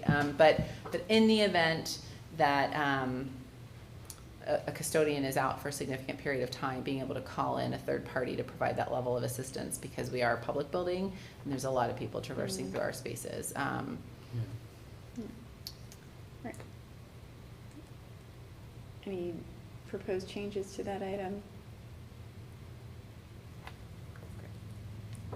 Did you contract? And you have a number, or is this the plug number? This is just a plug number. This is, yeah, this is a plug number. And maybe we'll never use it. Yeah, maybe cut it in half and just see how it goes.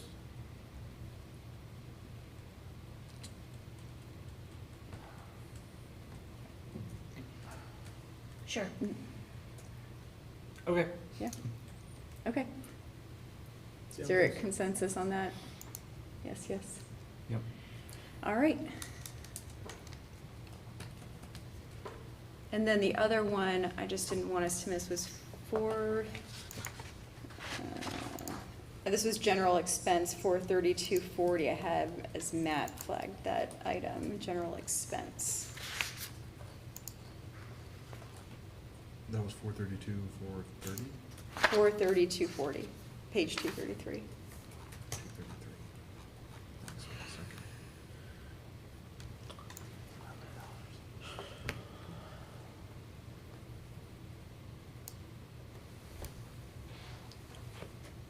It's for consumables and other general expenses. Yeah, I It's was, the 15,000. yeah, my question was about, you know, the consumables in this, just generally speaking, when I hear consumables, what are we talking about, and how does, you know, in general, what does that mean? So 432 is related to snow removal. That's just what that accounts for. So it's specific to typically general expenses related to fixing broken plow trucks that aren't assigned to other locations. I think we're in a different area. 430-240. Oh, 430. Yeah, I got 432 as well when they were talking. Oh, So yeah. that's what, and then I was like, $500, Matt, really? No, this was 15,000, I had it highlighted. This is the general expense above the other one, Okay. which is just below the PPE. Yeah, so 430, that's all of our road work. So, yeah, consumables that aren't identified elsewhere. So, anything that we're purchasing that doesn't fit nicely in the nuts and bolts bin or oils and lube, I'd probably have to take a look at that fund and go down the list. Well, and again, I see we're on Do track to any- spend 5,500 for this year, so and the ask of 15,000, and last year we spent 15,000, just over. Or I'm sorry, 2023. I was just curious, should it be closer to like 7,500, or? Based on what we spent this year, yes. Based So- on what we spent 2 years ago, no. No, right. Right, and so this is an example of having the funds available because there's some unpredictable, unforeseen Yeah. situations. It just allows us to be able to support staff if we need to be able to make these these purchases. I'm good with that reasoning, especially since, there's always evidence, as we see here, of spending less if we need to spend less. I'm good with leaving it. Very good. All right, thanks. Okay. Okay. Now we get into the fun ones, right? 438-112, we've got the vacancy of road workers flagged. So there are 5 road workers and 1 road work laborer. I'm just curious, are these new positions? 2 of them are proposed as new positions. I'm sorry, are they all the road worker positions, or the road worker laborer, is that one of the new positions too? Road worker, full-time equivalent is 2 road worker, full-time equivalent is being proposed. And then the other, I believe, is a part-time, 2 individuals just to support as needed, seasonal part-time. So 438,115 road worker laborer, that was the summer help, road crew summer help that got moved. Where it was, so that's summer help, right? Yes. Yeah, okay. The 33,000. And then 2 of the road crew workers, 2 of the, was it 4 vacancies that we have currently? 5. 2 of the 5 are new proposed positions. And you may recall hearing that from Stamp in that our Public Works road crew is a lean crew. And so being able to bring in 2 more positions to support services like road plowing of snow and maintaining our road network, et cetera. I'm lost, I don't know. I Okay, apologize. so Okay, yeah. She wanted to get them, but I couldn't. Okay, wow. Well, I just, Yeah, So 3 of the, 3 of the road workers that are together are existing and just currently vacant, and 2 are new. Okay. One got filled. Oh, 1 of the 3 got, I'm sorry to interrupt. One got filled Okay. this week, so. One got okay, so there's 1, so 4, now we're 2. talking, 2 of the 4 are new, 2 are existing. thank you. All right, good update. Thank you. Can we talk about the value of the additional 2? What is the return on these 2 additional team members? I really like that question. That's a great question. What is the return on investment in our, it's a great question. I can't give you an actual number with confidence because we don't measure or track it in that way. I can give you some anecdote, like I can give you some stories that help support why I would propose that. I can talk to you a little bit about the road network, the infrastructure that we have to maintain, that we have 2 crews, and that when you calculate in PTO, for example, that they have access to and can leverage at any time. If you've got 1 or 2 employees, especially in the summertime, for example, that are taking PTO, and then that reduces your road crew by 1 to 2. And so if we're working on, for example, a project that we did this summer, the long pipe. Kings Court. Kings Court, thank you, Dave. You know, and you have scenarios or situations where individuals are trying their best to serve and get the job done, and heat conditions and people off on PTO end up resulting in situations that have to be mitigated that might actually bring in a risk management because it's so hot and we're trying to meet deadlines because we are responsive to neighbors and residents that are concerned about the length of time. So I can go on and on about those types of individualized experiences that we're mitigating at, you know, administration, in the administration department, and that Dave is also mitigating as the Director of Public Works. But I can't tell you what the value is because I don't calculate that and I don't have a way to necessarily project that. This is where the lack of road worker experience at the table, minus our road worker expert, I can't speak to the value of 2 additional road workers. I hear the anecdote and that just tells me, oh, well, it's gonna take a little longer to get the pipe done because people are out. You got 4 people instead of 5 that would be on that crew originally. So I'm not sure, I'm in favor of 2 new positions, particularly, I guess, when we get to the big picture items, right? We're talking a fairly large deficit, and so there's some bigger projects that are probably gonna have to come off, maybe. See what everybody thinks. But adding to, at the end of the day, it would speed up the delivery of some road work projects. I guess not adding the 2, would existing services be impacted? Existing services over the last, I don't know, 15 years that we've, Right, I would say, yeah, I think in some ways what you're saying has a lot of merit. In the last 15 years, we've also seen a lot of growth. We've seen a lot more development happen. We've seen a lot more of our road network increase over the last 10 to 15 years.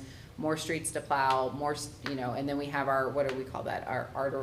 We have our main roads that we have to, you know, maintain. We have to maintain to a certain level.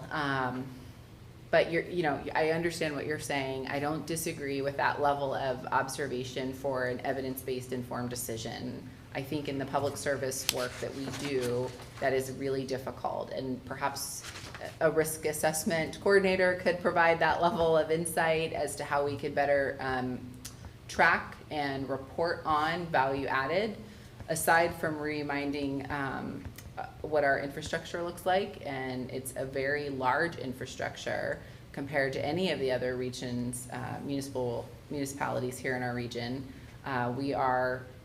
We've had a third party tell us that we operate with a very lean staff in the Public Works Department. You're right, we very well could reduce, if the board decides to reduce road projects this year, that might delay.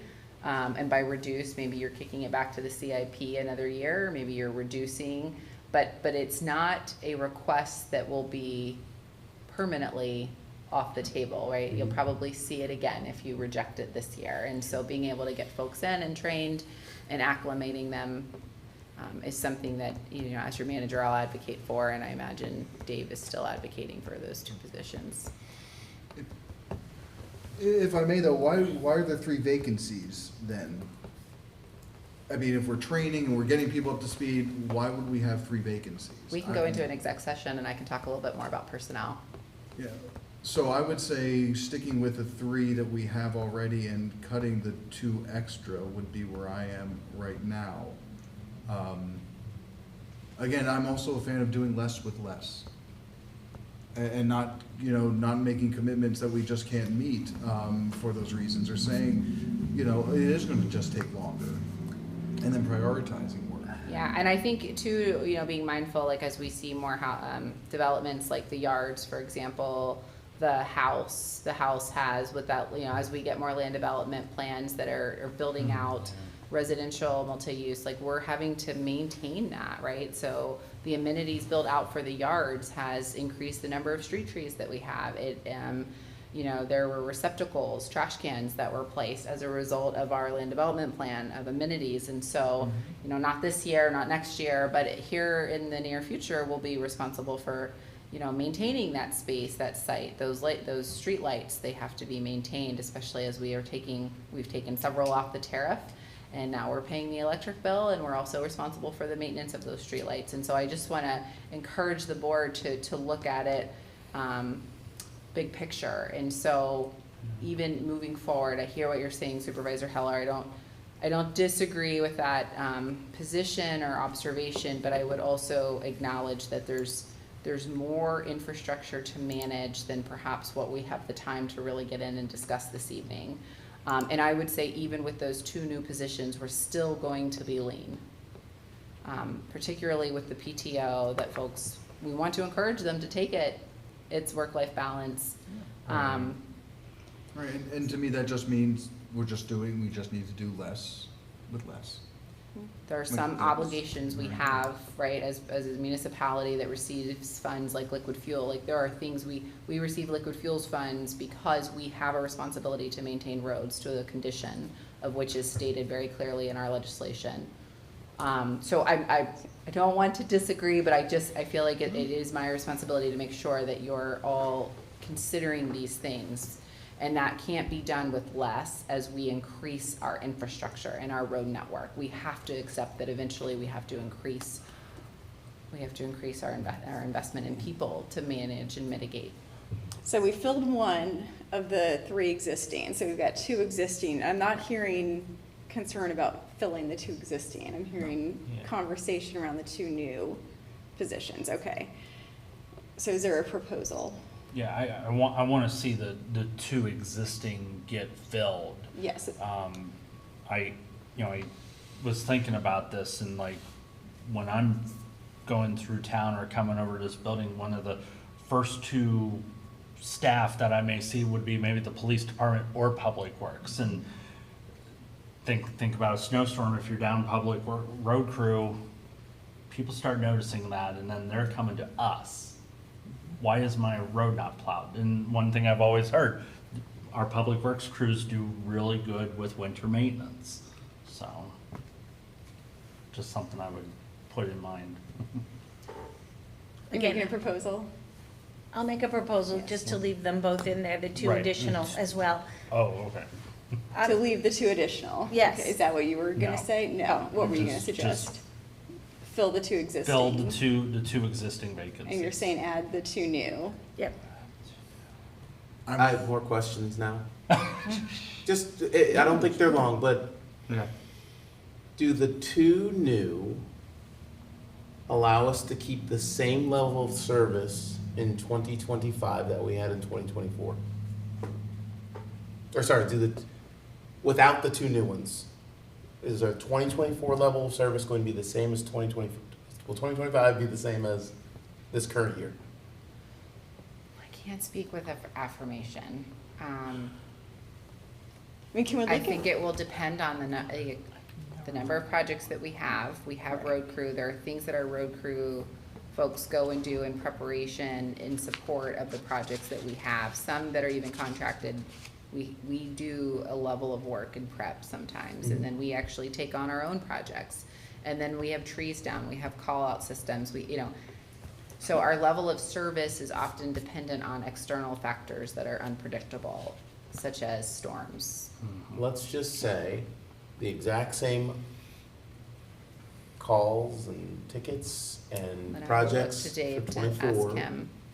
happen in What's our 25 work order? with How the- many unattended work orders do we have in the queue currently? Oh, I'd have to look it up. I don't know off the top of my head how many are, a couple pages, a few pages. Couple pages, how many's on a page approximately? I'm just trying to give Mr. 15 Patterson maybe? 15, so we're looking 15 on a page, and we've got a couple pages. So we're looking at 45 unanswered or responded to work orders currently. Copy that. And so the residents of the township are used to 45 pages of unanswered. And so if we want to burn down that queue a little bit faster, it's a matter of, all right, we need two new people, and we're going to have revenue for those two new people. I guess the question is, are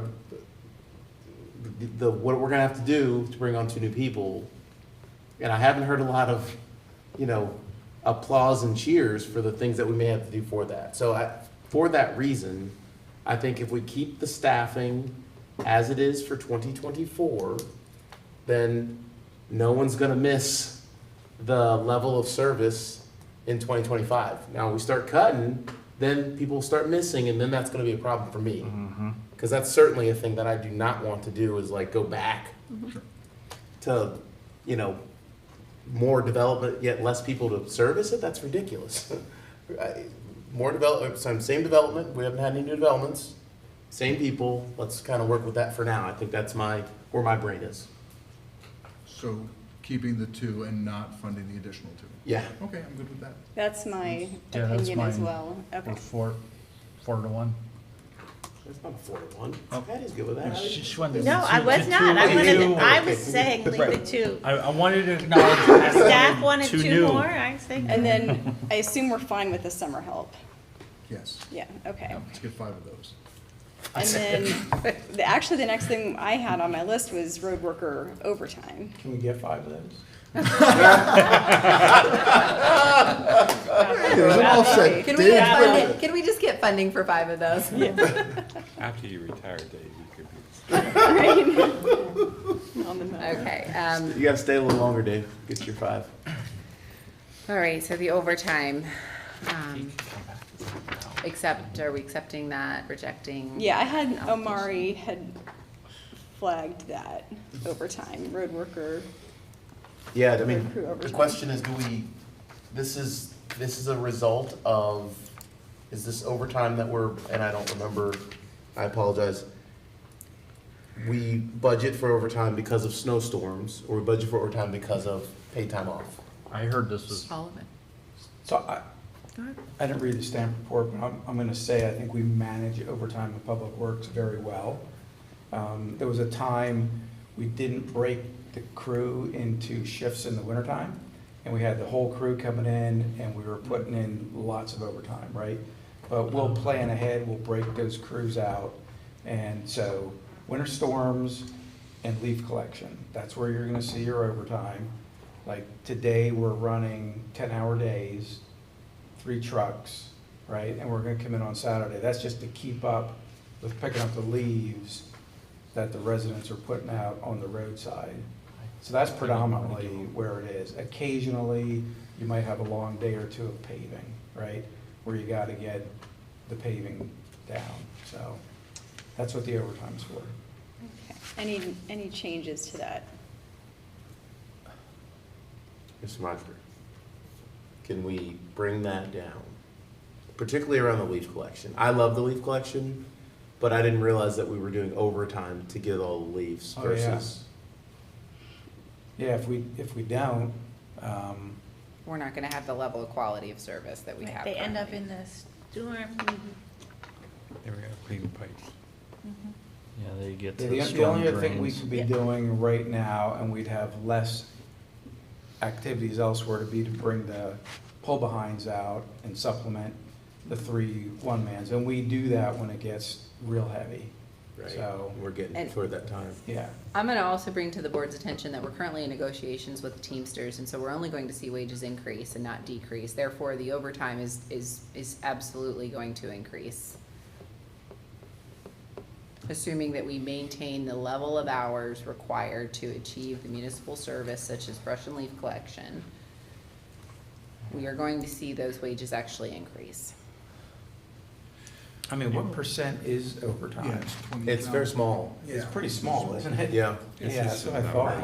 leave it alone. There was a time when we had 10-15% over. Yeah, I would not wanna not provide that support. I mean, I would worry about the impact on residents as to how the municipal service, and that's a very traditional municipal service that people expect, a very Yeah. basic municipal service that I would not wanna see, impacted. Your other overtime's gonna be call out for storms, trees down. You know, it doesn't have to be winter time, it can be, Copy. It could be a it thunderstorm. could be a thunderstorm, it can be a wind event. Tree down a week So ago. we're leaving this item? Yeah. Yes, Okay. please.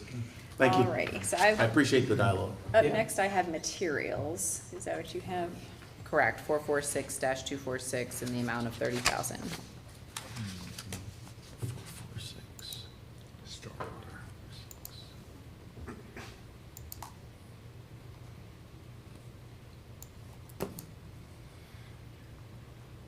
Yeah, so was this one that I guess I flagged?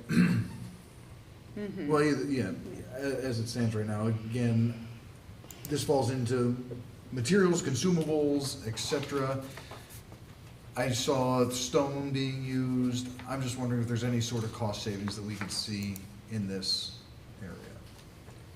So, yeah, 446-246, that would be specific to stormwater, so oh, I said the word, I was trying not to say it all night. I said it. Well, I just realized I had a whole list here we talked about Yeah. earlier. But Yeah. the 446 is road materials related to stormwater, so we're excavating stormwater pipes.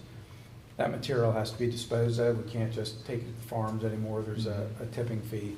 And then we gotta pay to put stone and asphalt back in. The other big area would be sinkholes, and they're kind of unknown, right? So the Blue Course bike path, we had thousands of dollars in materials in that hole. The Fox Point Drive bike path sinkhole, the same thing. So Well, and that- that- some of that's a little unknown. More of a contingency than anything else. Well, actually, the disposal of materials, is it more of a Is- contingency? It's also required by DEP requirements for disposal, like, disposing of solid waste material. So there's a specific way that we have to discharge, certain types of materials, sediment from stormwater runoff. And that's actually a separate line. Yeah, I was just gonna That's- say, I that's think not- you're referring to the That's flagged sinkhole, also, right? So we'll get to that one. They're I- kind of related though, right? You're digging Yeah. something out, you gotta dispose of it. Properly. I'd like to leave this, please. I have a sinkhole close to my neighborhood. Couple Yeah. of them. Well, but this is disposal of have- materials, and so this has an impact from sinkholes, right? 246? Where are we? 246? No, Oh, 246, but Yeah, we this is- jumped into disposal Yeah. of Right, materials, but, yeah. okay, so is there consensus to leave materials at 30,000? Yes. Okay. Yes. I actually had a note to increase it. We'll leave it where it is. Okay, and then is there consensus to leave disposal of materials? Yes. That was flagged also. I had that as flagged. Yeah, that's what I was referring to, or the DEP requirements, actually. Or any other thoughts on that? Okay. Oh, video assessment. All right, we are good on that. Okay. And then, yeah, I had the video assessment and pipelining, which had been part of the program plan, but is still in here because it was part of the CIP. So, I know this, suggestions, comments? this started off, what, over 300,000, then we got it down to 150.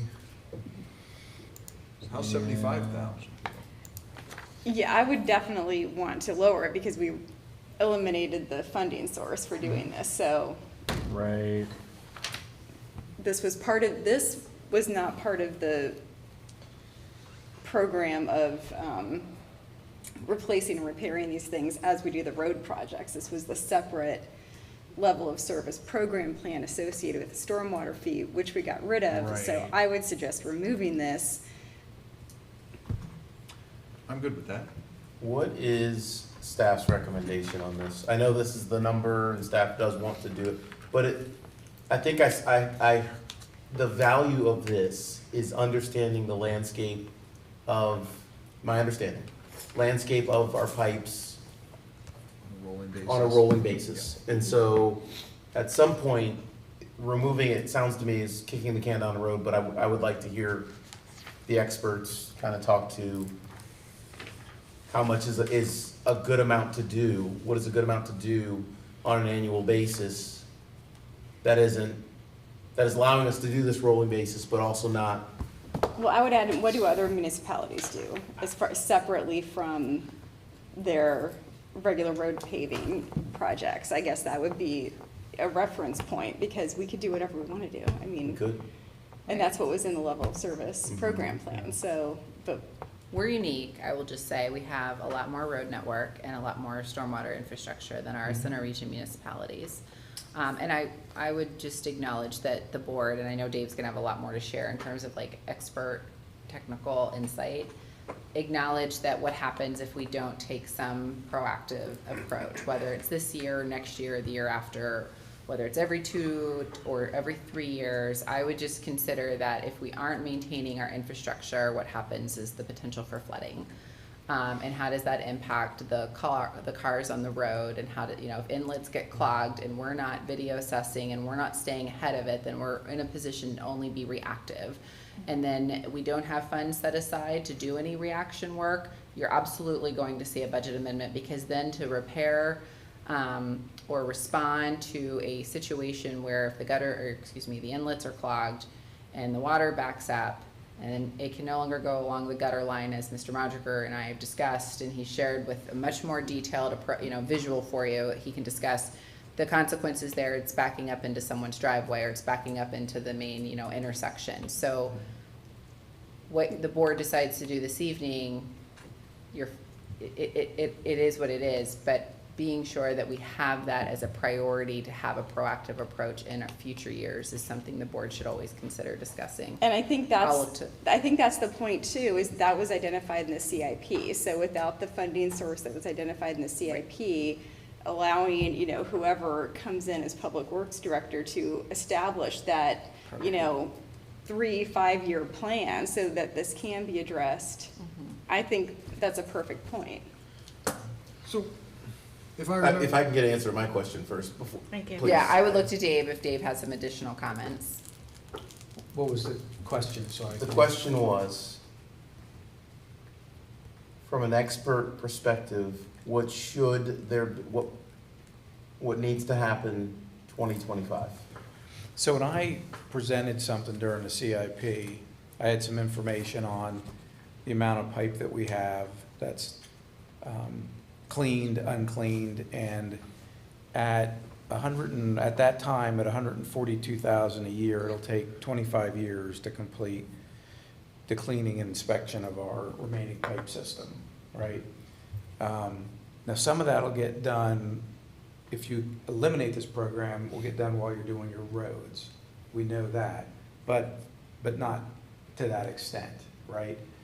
And if it's eliminated, then you don't really have anything even to react to clogged pipes where you have to go out and clean them and assess them, because we would then have to have some type of a contracted services line item.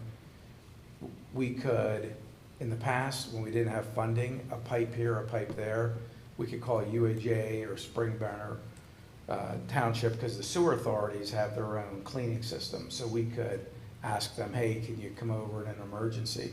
But that's not really a good model to rely on moving forward, knowing that things aren't getting better, right? The system's doing nothing but picking up more debris. What do other municipalities do? Maybe nothing, like we did in years past. Or you might have a municipality that has its own sewer system, that has its own jet pipe, jet vac system, and they're doing their storm pipes, which is what some of the ones that I communicate with around, that Harrisburg area do. So, if we've eliminated stormwater fee, we're gonna probably make cuts to the program, right? But I don't know that I would completely eliminate it. Yeah. I guess from we don't have a source right now, I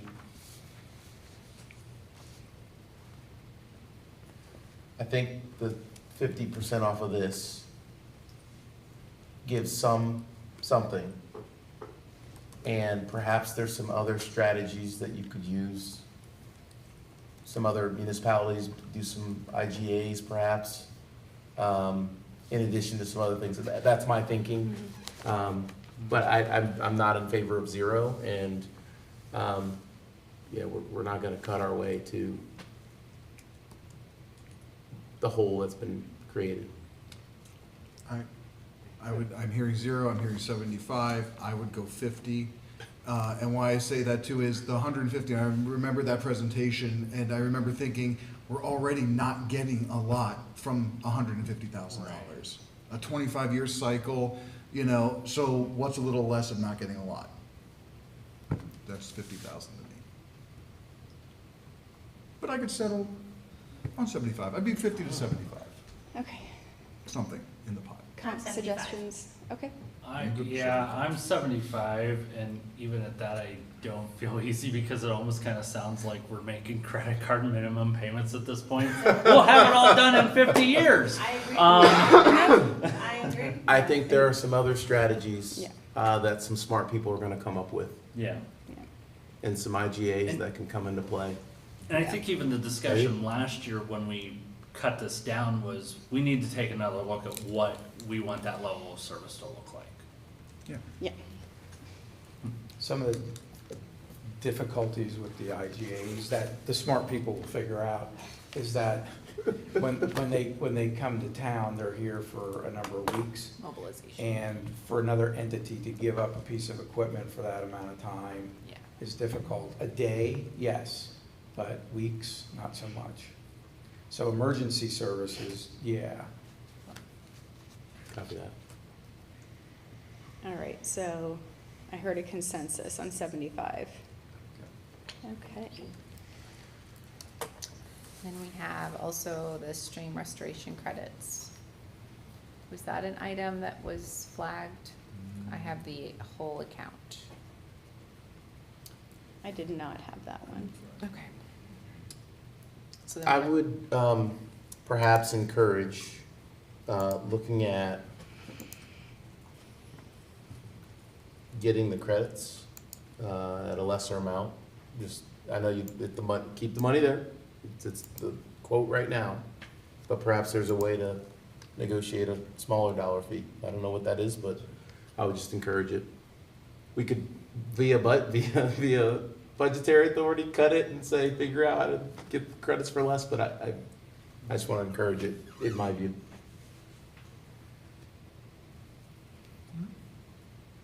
So we're keeping this amount? Keeping that? Okay. Or are you suggesting a change?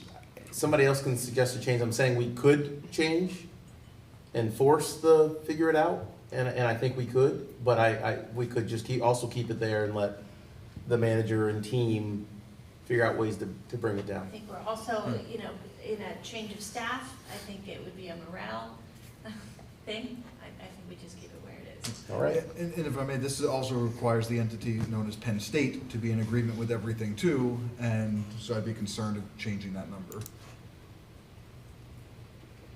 Good conflicts. That's a there. good observation. Yeah. I will recuse myself from the rest of this evening and wish you all the best of luck. You can't. Well, we're Watch me. maybe a third of the way through our list, so let's keep moving Okay, on. okay, okay. 1 a.m., I like it. Oh, gosh. How it takes 12 hours to do this. All right, press on. I'm good. So then we have 446-610, capital construction. 4 different items listed there.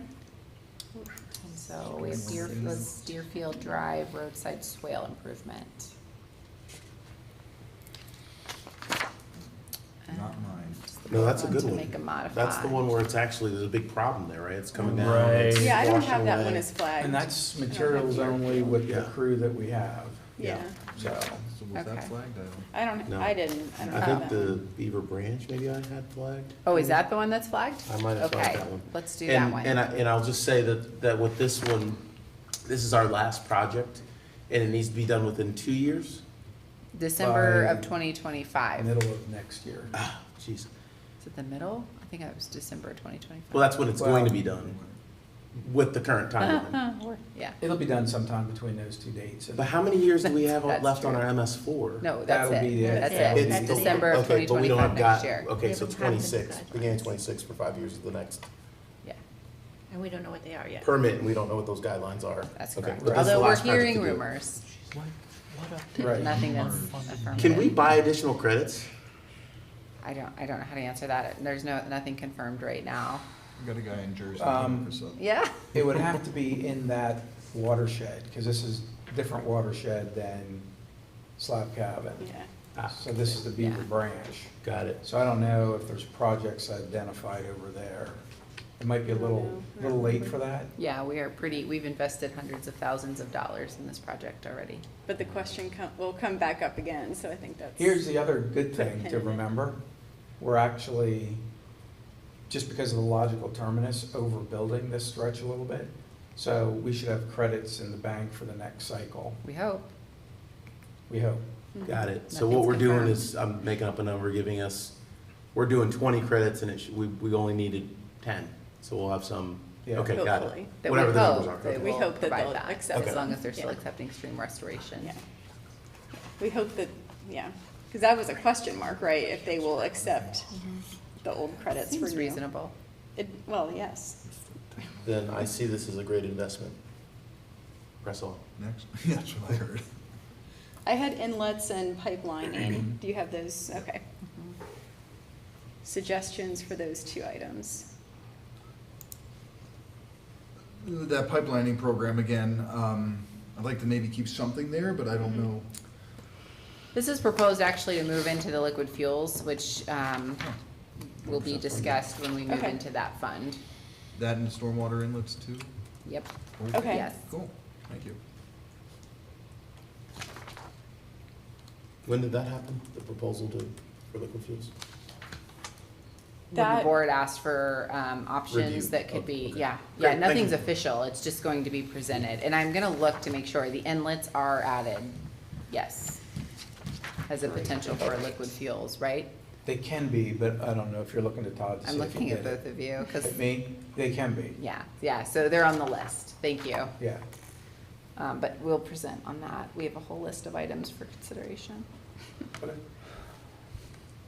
With a source, I like it.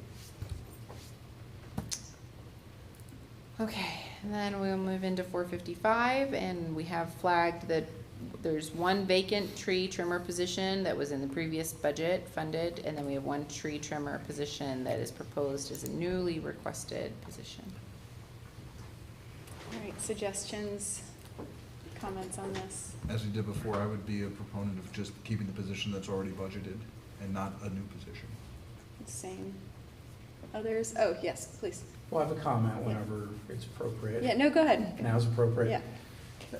You might recall again during some of the CIP discussion when we were talking about fleet and contracted services, that with the full complement of tree trimmers and arborists, we would be eliminating any known contracted services. So all of the street tree trimming that we've been doing, that we've been contracting out, that went from regular rate to prevailing rate, and the numbers really reduced, we would be back to doing that all in-house and ourselves. So tree removals, tree injections, tree plantings, tree trimming, all of that, if you were to fill that position, would be done in-house.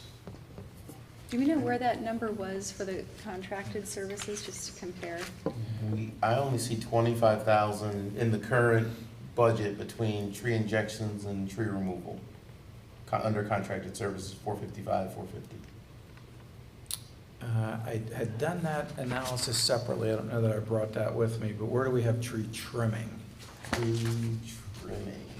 It's not under contracted services, from what I can see.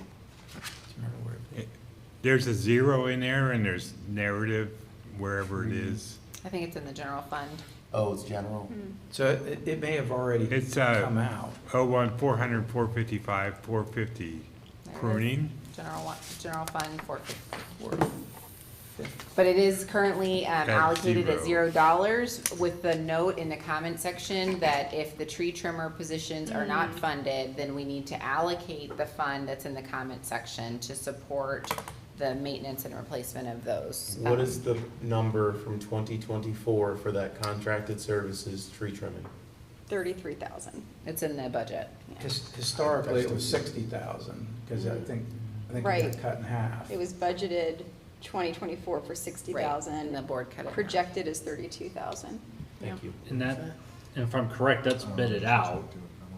We could budget 60,000, Yeah, we could put that back. but all the instead- bids can come in over 100,000, Well, that could happen. depending on market conditions and availability.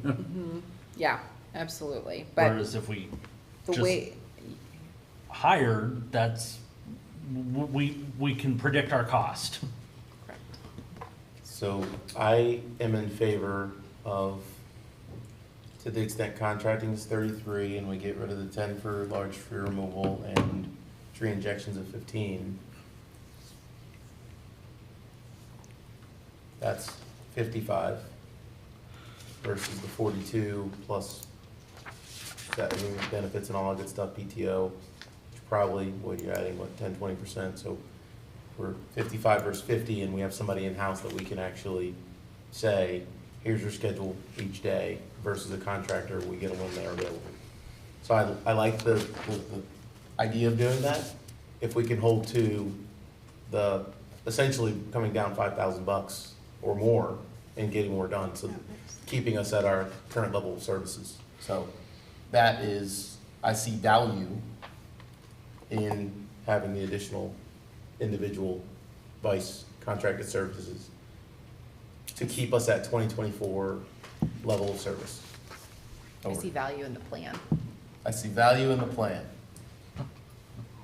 Okay, so you were saying to remove the tree injections, the separate tree injections of 15,000, Yep. the large tree removal of 10,000. Yep. Keep pruning at 0 and fund both tree trimmers. Okay. Okay. Other comments? Well, wait, the tree injections, I guess we have $0. There's Negative. another one at the top of the next page. So the tree oak trim it, trees. tree So the- injections are different. So the ash tree we do ourselves. The oak, well, we can do ourselves. We might have to buy another piece of equipment, and it's just gonna depend on the extent of the outbreak. So small outbreaks like we've had recently, with this crew, we could handle it. But if it is something that we can't handle, that's something unforeseen that we might have to come talk to you about. So, okay, All right, so are we remove those. accepting? Well, I didn't hear from anybody yet. I'm good. Remove those 2 items and keep the 2 tree trimmers in and leave pruning at 0. Yes. Yeah. Very good. The other place you're gonna see savings is in capital tree plantings, because half of the cost of a Baldwin burlap tree is the labor to put it in, so we'd be just buying the tree and planting those ourselves too. I think we did cut down on those last year. All right, so for clarification here, we want to reject the allocation for tree injections for oak wilt and reject the tree injection allocation for, oh, we have $0 for ash. Reject the large tree removal Large just below tree. that. For 10,000. Oh, okay, thank Under you. trees, okay. So reject, yeah. And then accept the 2 positions. Thank you. All right, and then that moves us into spongy moth abatement. And again, I think this was 455-457. more of a conversation around the regional approach to this, but we're also splitting that with Patton already. And I know this was valued by a lot of the folks that had the spongy moth issues, so I guess for discussion, I can pull this back and say I'm good with the 48,000 if folks are too, just moving on. Yeah. If only one of those tree trimmers could do it. With a Unless they helicopter. could fly the Yeah, plane. they come with a helicopter. Why are we getting a helicopter pilot? That's a separate discussion that we are not having today. Okay. All right, so that moves us in then to Public Works Liquid Fuels. All right, so for the Liquid Fuels Fund, I just want to review a few numbers. So with the budget that's been presented to you for the 2025 beginning fund balance, we're looking at 1.3 million. Expenditures in the proposed budget for 2025 are approximately $815,000. And then the anticipated revenue in 2025 is approximately $642,000. An additional $30,000 for interest accrued, which in the proposed budget as it currently is would leave a ending fund balance in December of 2025 as $1.2 million. So this evening, we can discuss with the board potential projects that, according to a representative at DEP, that Dave PennDOT, excuse me, those 3 acronyms will get switched up possibly more throughout the night.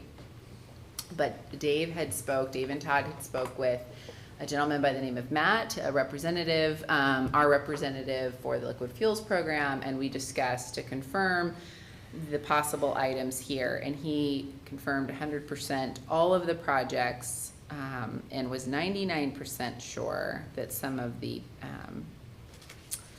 stormwater pipelining we could actually move in. And he said, he recommended that we could go ahead and move that, and he would let us know if it was something that actually wouldn't fly at a later time. So we feel 99% confidence is enough.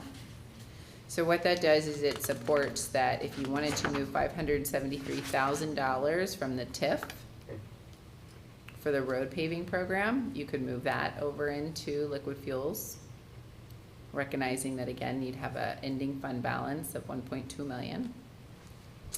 You could allocate the it's account number 439-610 in the amount of 6,921. Another item for consideration would be from the TIF 439-610, the paving, repair or align stormwater pipes in the amount of $238,000. Additionally, account 439-610 paving to replace the concrete curb in conjunction with the road paving project in the amount of $67,141. And from the TIF 439-610 traffic signal cabinet upgrades in the amount of $53,000. As well as 439-610 paving, repair, stormwater inlets and tops at the amount of $10,226. did not do the math on all of those items, but the total would be unknown without getting my calculator out. You're like, I'm afraid to do it. Did you see that? Dave's got it. But no, I'm sorry, I didn't, but I just want to say a follow-up. Yes. The concrete curb, Yes. that may or may not be eligible, so we might That is have- the possible 99%. Yeah, we might have to leave that one out. Right. But, sorry, I didn't. No, no, that's okay. Because I was thinking about taking it to. Are these the items? Oh, Wait, the curb, it sounds like it's less than 99. Was that one more like 50/50? No, that was 99%. The curb no, the pipelining. So the Oh. pipelining is what he said right, is 99% yes. It is sure. actually not. My apologies. Yeah. But the concrete curb, while I need to look at that a little bit more. Because there's some other literature that says that the concrete curb may not be eligible unless it's associated with handicap ramps. So I just need to. Which we're follow- doing handicap. We're just doing gonna say, the excessive. So, Yes. so Yeah, they're I all think the way that we ADA. were reading it is that it would be, So, but just remove it, just to be on the safe side. Yeah. Yeah, and just leave it For it. in TIF, yeah. You want to leave it in TIF? Well, if it can be moved Yeah, yeah, over, yeah. So I would yeah. say we'll Yeah. leave it in TIF, just to be on the safe side, because we have a lot of other funds that we Right. can move over. Yeah. Another item from capital reserves would be the 7,400 plow. So all other items that we discussed were coming from the TIF, and this would be one from the capital reserves. So I don't know if somebody wants to total that up, but we can come back to that with a That's the total one. amount. I have John's got it. Got it. I was gonna say, Got it. Our numbers guy has it. 881,000, What is it? 881, depending on the curve. If we take that out, then it's 875, And it was 630? What was the original number? 815,000. Well, we have an ending balance of 1.2 million, so, Sorry, the original TIF, sorry, the original liquid fuels budget before we started. Expenditures. 815,000. 815,000. So we'd And be now it's adding, 81? we'd be adding additional 875,000 to it. Oh, so 1.6 million Yeah. total. Oh, So- got That's it. huge. Okay. So like, Yeah. yeah, So our ending balance will be roughly, 300,000, 350. potentially, yeah, give or take. So we'd still have an ending balance of, which is actually not a bad thing, right? If we need to get more salt, we could still, so having, So it doesn't deplete the liquid fuels. we are in a good balance, and place it's to still- move these items over and still keep these projects on the books for 2025 without changing anything. In liquid fuels funding, I'll have to look at it just to get it in my brain. Oh, Here, this visual might help you. This is how it currently is. Those are the stats. So it's just it's a document that maybe you can show all the other board members. It's just breaking down based on the proposed budget, it shows what the beginning balance will be, what the anticipated expenditures are, what the anticipated revenue is, and then if nothing changes, it shows that an ending balance in December of 2025 of 1.2 million. So if we move over all of those expenditures from the TIF in the amount of 875,000, we still have $325,000 remaining. So we could do that if the board would like to do that. And that will reduce the number of flagged items possibly in the TIF that we would even have to review. Because we would be able to expense them through liquid fuels.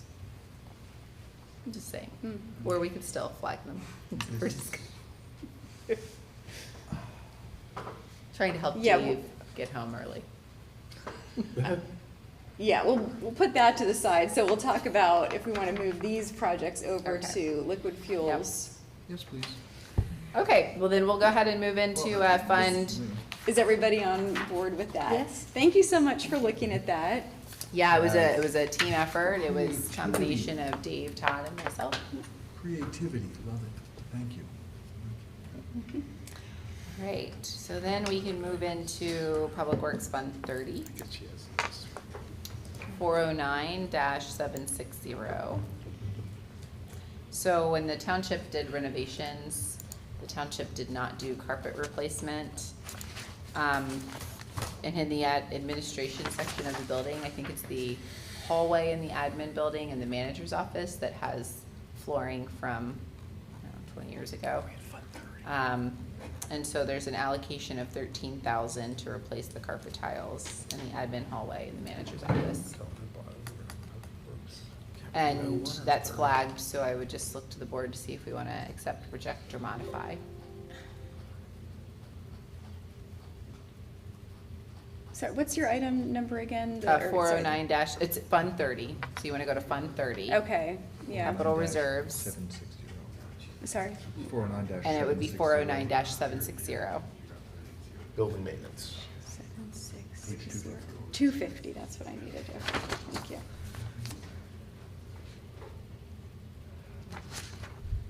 Oh, I think it's page 115. Aha, got it, okay. That's fine. Carpet.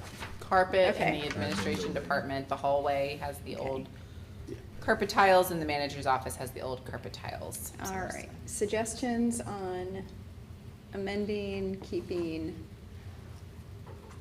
this item? We're not doing a lot of other stuff. I would keep that. Okay, and That's just- is everybody okay with keeping that, or does anybody else have another? I'm fine with keeping it. We're fine? Okay, all right, we'll accept that. And then 409-760, we have the paving laydown yard in the amount of 29,300.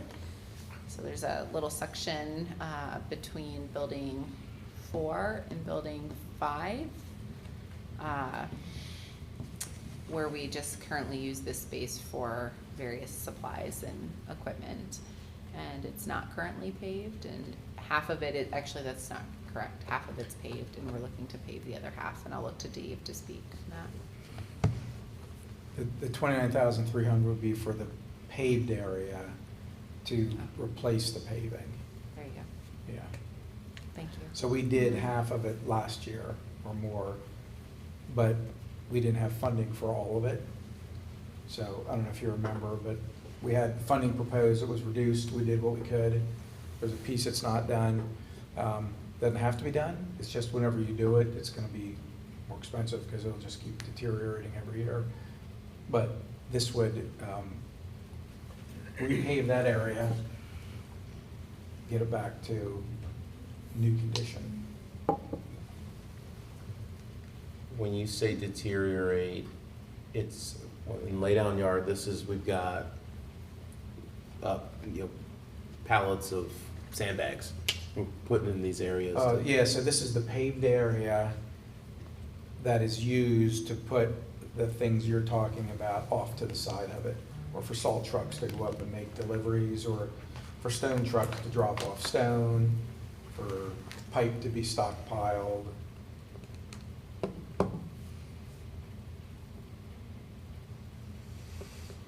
So it's infrastructure maintenance is what it is. Mhm. Thoughts on this item? Yeah, my only thought was gonna be if we're gonna be doing something else. I couldn't remember in the CIP if we have any other on-campus paving projects coming up that we would wanna lump that into. No. But if not, then You're I'm, doing this yourself yeah. too. Yeah, and so this is Oh, work and to be done by ourselves as materials only. Gotcha, okay. Oh, yeah, okay. And maybe a paver or roller rental. It doesn't hurt my heart either way, but I think if it's, again, just storing materials in the current pavement works, as lumpy as it may be, I'm also okay with 0 there as well. Bumping it out a year. Yeah. Looking at next year. Right. I'd be okay Fine with bumping that. out a year because it's not necessarily a customer-facing That's area. That's true. It's kind of behind the scenes. That's a good point. Is there a functional, like, this is a problem because we have to drive around something because it's got so many, No. Okay. Okay, so I'm hearing a consensus to bump that. I'm sure we'll see this again in the CIP next year, so we say cut it out of this year, but I know we're really essentially bumping it out a year, so. Got a Okay. lot of that going. Yeah, and that's the process, right? So- All fun. We have 409-760, the floor settlement, allocation of 100,000. I'll just say leave it. We have no, did we finish the study yet? I think we leave it and have the dollars to be able to do what we gotta do there. Right. All right, is there consensus on this? Yeah, because we Okay. still don't know. Just hope for the best of the evaluation. Yes. Fingers crossed. Yeah. Yep. Then we have 430-750 for the plow, but that's being proposed to move to liquid fuels. Mhm. There are no other comments. Moving into 430-750 for the emission testing machine and the amount of 5,800. I'm just curious, are we taking our vehicles another place to have them have the emissions done? Yeah, approximately 50 inspections a year at $30 each, plus 1 hour of the mechanic's time at $55 an hour is about $4,250 a year. So the equipment will pay for itself in 1.1 years. Yeah. There's that ROI that you've been looking for.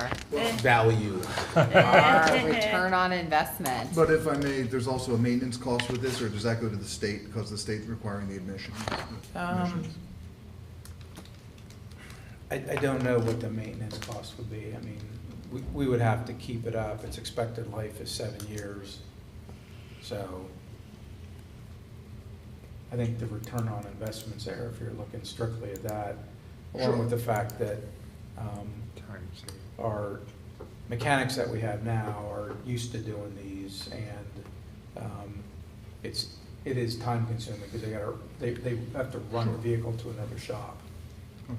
No, I'm good with it. I'm just curious then again. I'm good with this.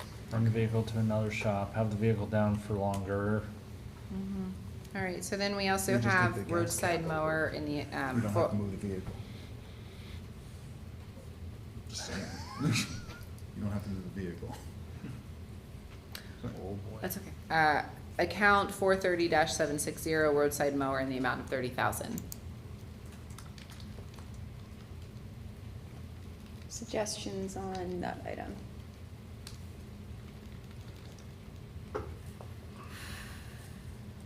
Except Sorry, this is the roadside mower. Mower. Yeah, and that allocation is to purchase the mower. I believe we got. Oh, this is me. So we definitely.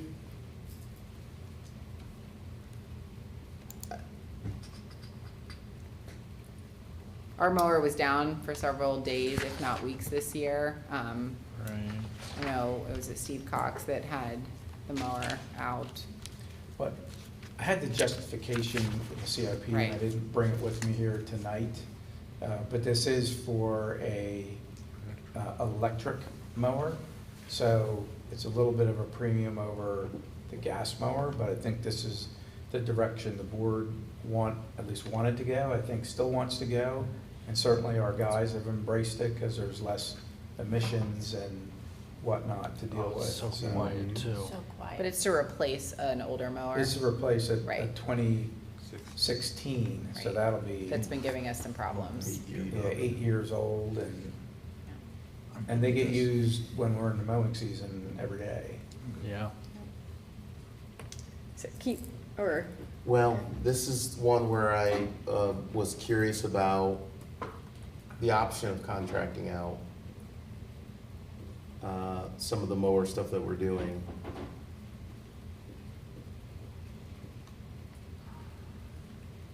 Or IGAs or anything like that. So I guess it will be helpful for next year, if everybody's okay with keeping it, is having the data to understand what are we spending on mowing? And does it make sense? I mean, COG's got, I don't know, half their parks team is mowing every day. And so why not mow the right of way right outside of Whitehall Regional Road, for an additional couple $100 to COG? I mean, it would change the way our articles of agreement are. And so it can be a discussion that's had at a COG level. And if that's something that COG wants to provide as a level of service that we could opt in, I think that we could explore that. COG's not going to, you heard Ben Estelle the other day, I'm not going to bring things to the municipality that we want. You have to say what you want. So, But the way the service agreement is currently designed is like we would have to go to them and ask them to change the way their fees are, how do you wanna do that? Like the way they bill, the way they provide their services and their fees. So we could do that, but we would just need their cooperation. I can't force them to do that, but I think it's a conversation that if the electeds are having, we can certainly benefit from that. copy that. I understand the request for next year, and just for information, when I did an analysis like that in years past, it did turn out to be cost effective for us to do it in-house. And we had to get quotes from a landscaping firm. And when we do this during the mowing season, it's 3 guys every day that the grass is growing, and we also use our part-timers here, so it helps with some of those costs. Thank you. So we can bring information that discusses what we mow. I'm good with keeping this in-house because I think it kind of comes down to a capacity issue. You probably, if you went and asked those landscapers, they could probably say, yeah, I'm gonna be booked. Because I just think, you know, the demand's there, especially if you do have a good year where the grass just keeps growing. All right, so keep that. Good. Okay.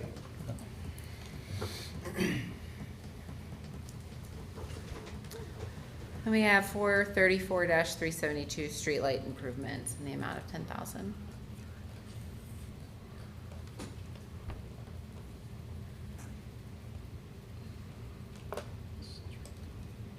I had that as Omari.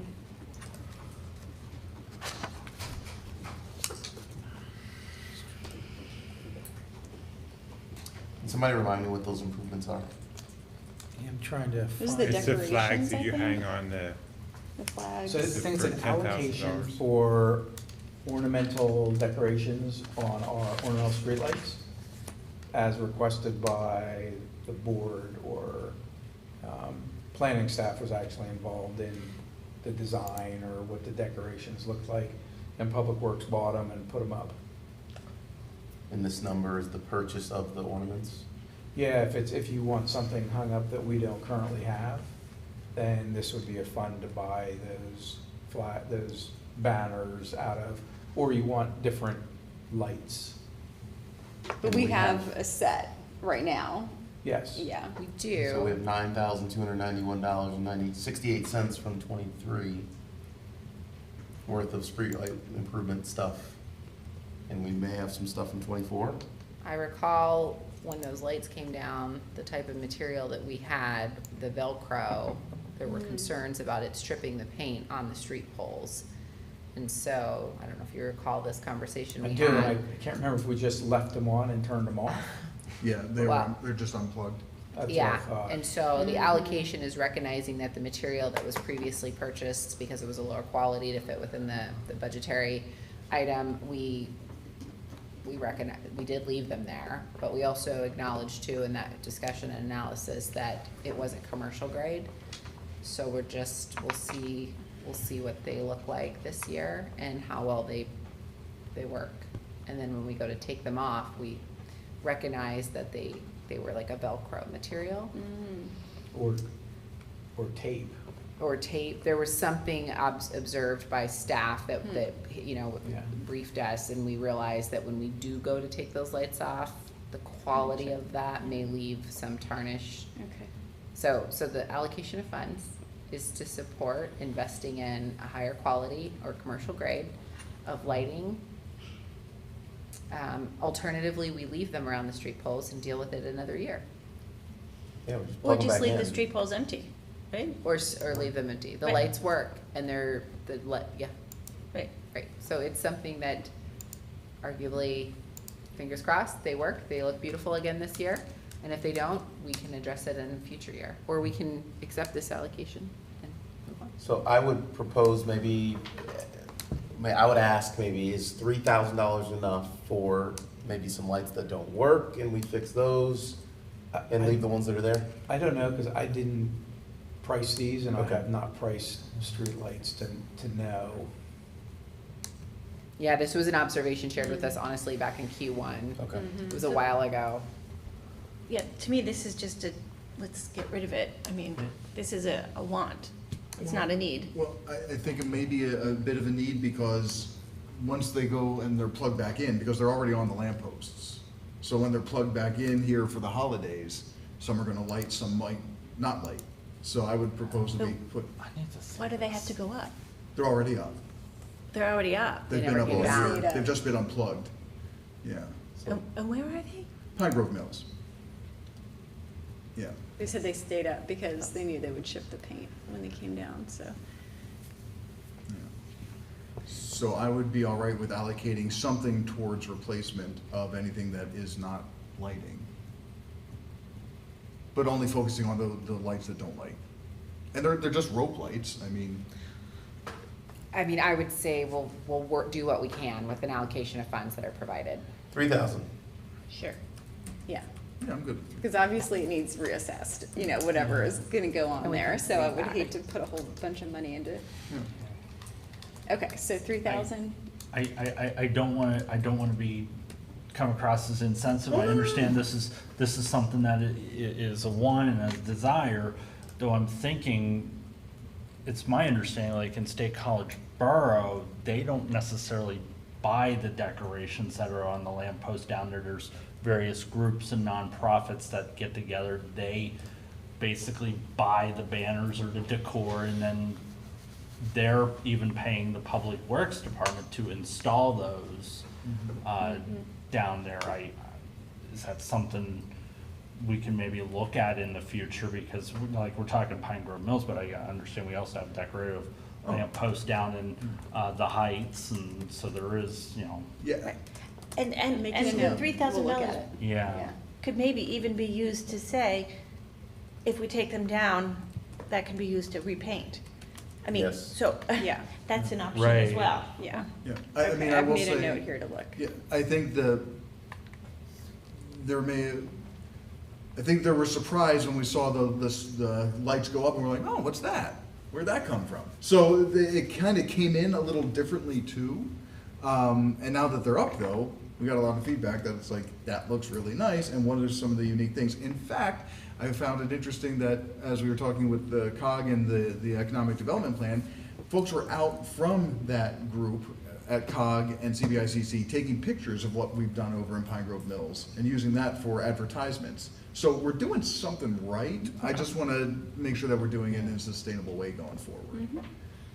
And Okay, that's so I have what 3,000. Yeah, what I thought that Yeah. State College Borough and probably even a lot of other municipalities do, and that I think would be more sustainable going forward. Yeah, and I think we should definitely be looking at that. I had street trees next.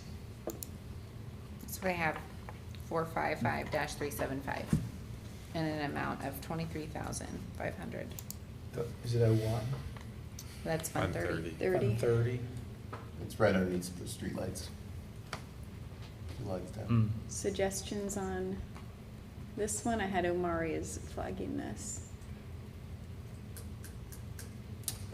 I think this goes back to kind of the arborist things that we're talking about, and maybe I'm okay now understanding the total picture. We did spend almost 29,000 in '23, and we budgeted 20,000 in '24. Street trees is a So we still have to township- purchase, I'm sorry, go ahead. I was just saying, it's just that it's a thing that we are known for to some extent, the kind of beauty of driving down our streets and some of our main roads. So I'll leave it. Okay. Okay. I just know the 23 actual and the 24 projected are very similar. I guess that's correct though. So the cents are different. Okay.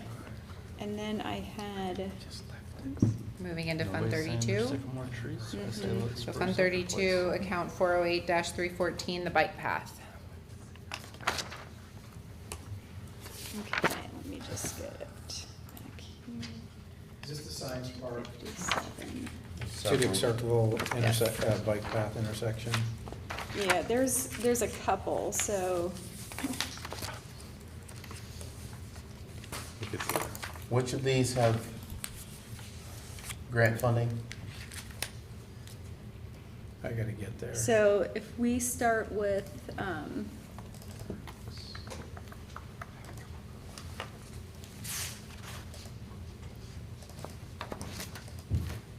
bike path design, 257, okay. The, blue course, 160,000, is that where everybody's starting? Which one is that one? That is bike path preliminary design Northland mobility study, 160,000. But where is that bike path? Is that the one that's proposed on, right there on Clinton? Connect. Yeah, Clinton, McKee. Yes. I am 100% in favor of keeping that in there, only because that is a public safety thing there. There is no sidewalk at that intersection. And if the bi-load trucks are parked there curbside, people, because it's on a slope, people either have to go into the street or, so I am 100% in favor of keeping that in there. So this was in the CIP? That's where I was confused. Which one are we talking? This is, The Northland 408, Mobility, 314, the yeah, design. Northland Mobility. Right. I think this is the one for Green Light Go funding for the ADA accessible. 'Cause I didn't, was this in the CIP? That's my first question, because I think it needs to go through that process if it wasn't. It This might one? have been. Yeah. Is it bike path preliminary design Northland mobility study? Yes. 160,000? Yeah, yeah. Okay, that's a carryover. So that was something that was approved in this year's budget that we got the RFPs for, but we never awarded and moved forward with the design. And so this reflects our knowledge of what it would cost to move forward with that. So yes, it was in the CIP. So this one's in the It was in this CIP. year's budget. It's a heavy traffic area. Yes. Yeah, that was, yeah, I want to find that in the And- CIP. That was my question. And if Well, I it would re- be in last year's CIP, Right. because it was in this operating budget. This year's This is a operating carryover budget. from 2024. But wouldn't construction and so forth be? No, this one doesn't have construction money assigned. Well, in the CIP, there would be construction money, Yeah, yes, yeah, in a future yeah, year. yep, that's what I was looking for. This is where it was like 160 this year and $1 million and. Right. Or 500 in the next 2 years. or something And the like that. idea That's what I was was, looking if for. we move forward with this, we're trying to leverage the fact that we're doing the in-house, that we'd have the engineering done. So if we apply for a TASA grant or whatever the new name of the grant is for alternative set-aside funding, that we'd be in a good position. Okay, so that's the 3,200,000. That's probably right. Yeah. Yeah, okay. That's all too. And that's Yes, go ahead. Yeah, this is all out of the Northland Mobility Study, Yeah. worked its way through CIP, went in this year's operating, and we didn't award it. So this one had design in 2026.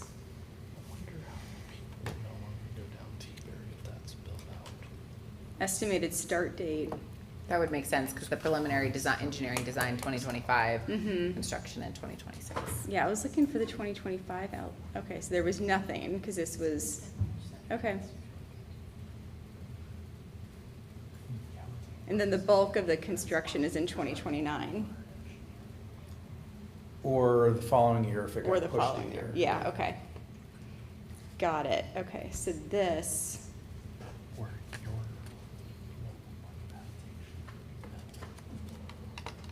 got it, okay. So yeah, I guess, was there any other comment on that one?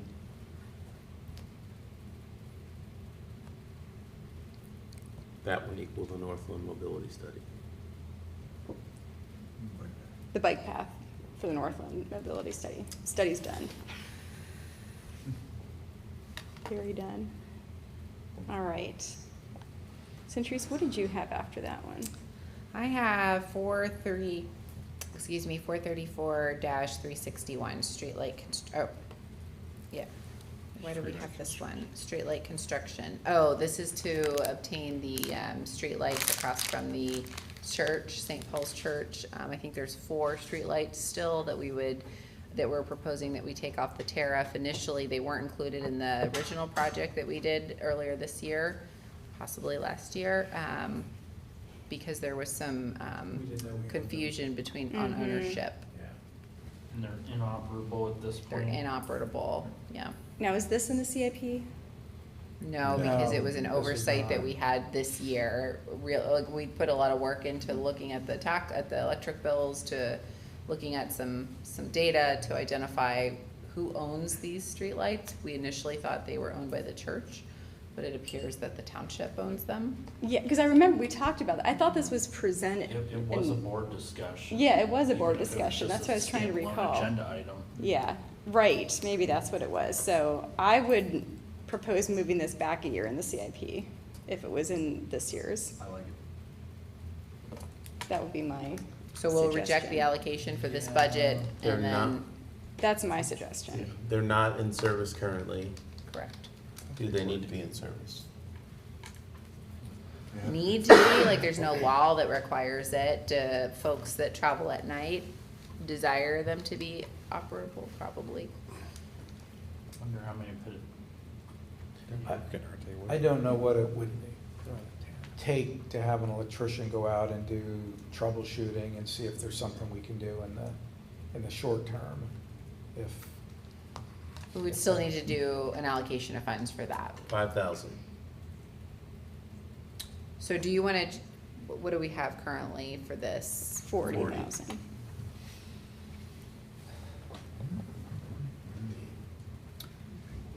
So you wanna reduce the allocation to 5,000? Yeah, I mean, I would be fine with seeing this come through next year's CIP, Yeah.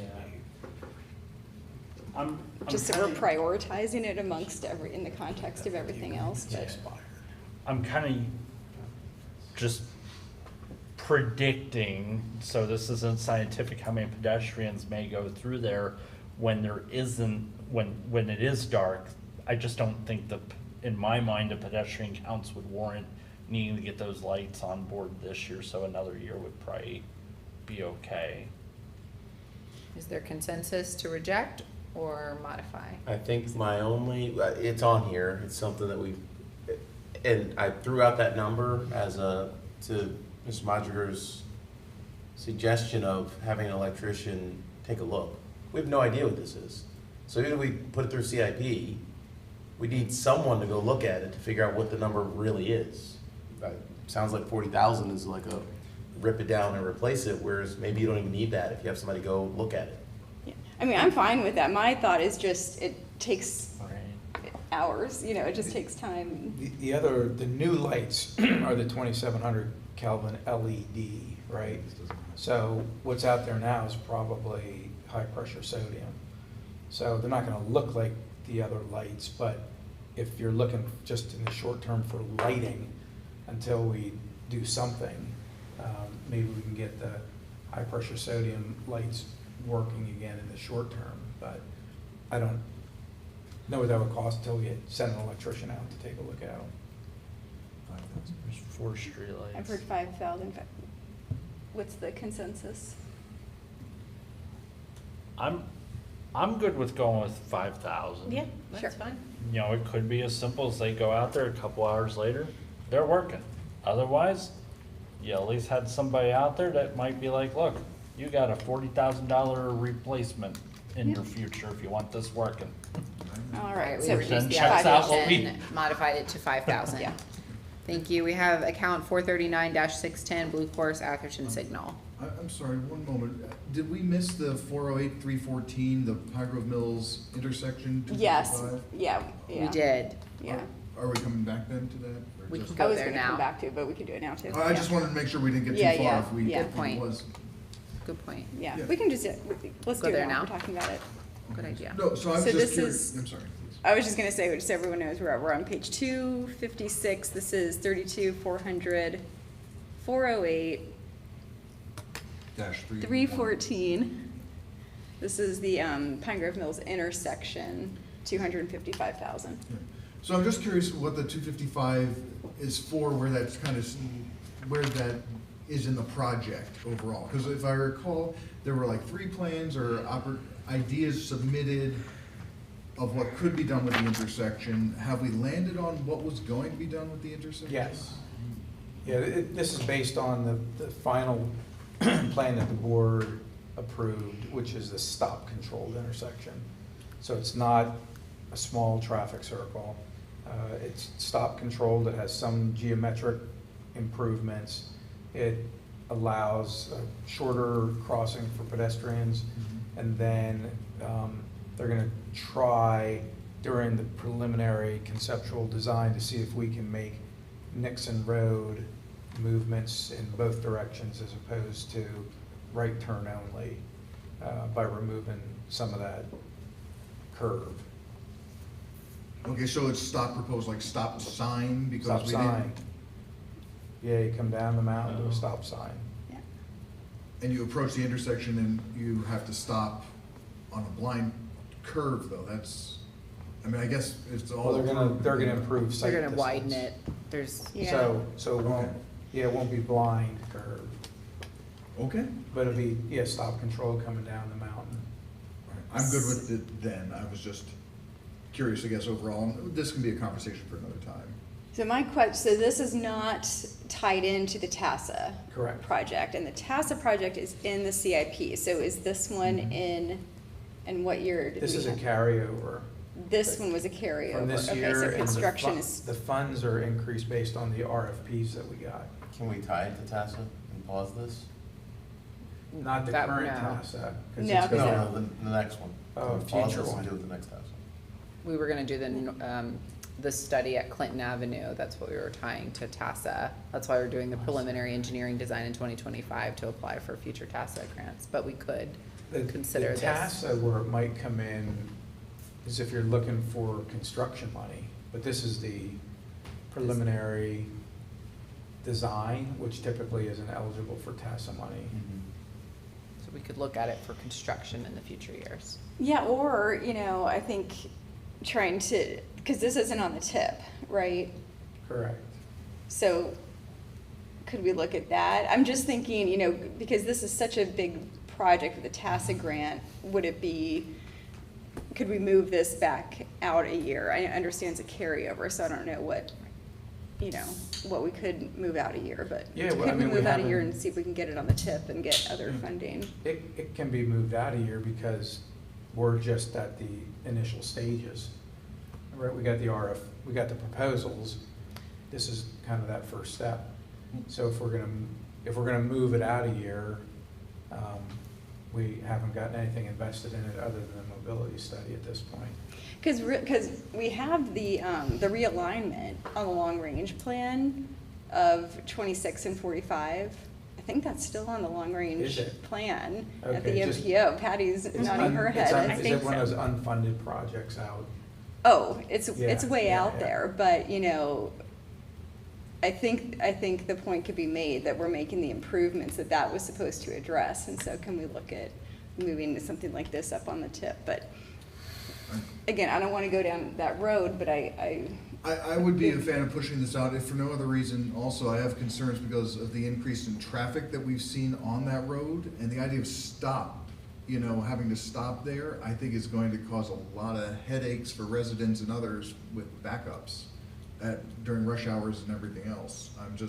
Well, we have a flashing red light coming down the mountain, Right. right? So we're replacing the flashing red light with a stop sign. Oh, so there won't be a stop sign on 45 No. going through, okay, Oh, I yeah, apologize. it's coming down the mountain. I mean, this was all But that- done as part of the the mobility study. yeah. All right, I apologize, again, but I still would be a fan of pushing this one out, That would, to look at TASA and everything else. yeah. Patty, Oh, sorry, yes. push fine. it out 1 year. Sure. Okay. Okay, I see consensus on pushing that out a year. Okay?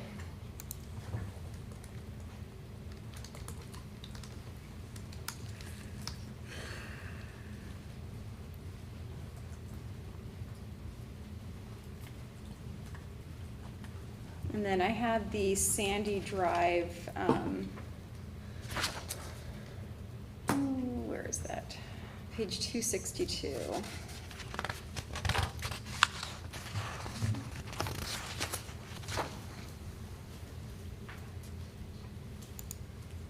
The most traveled.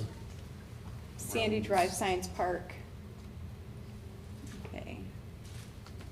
Comments on that I one? was just saying one of the most traveled roads. I had you as flagging this one.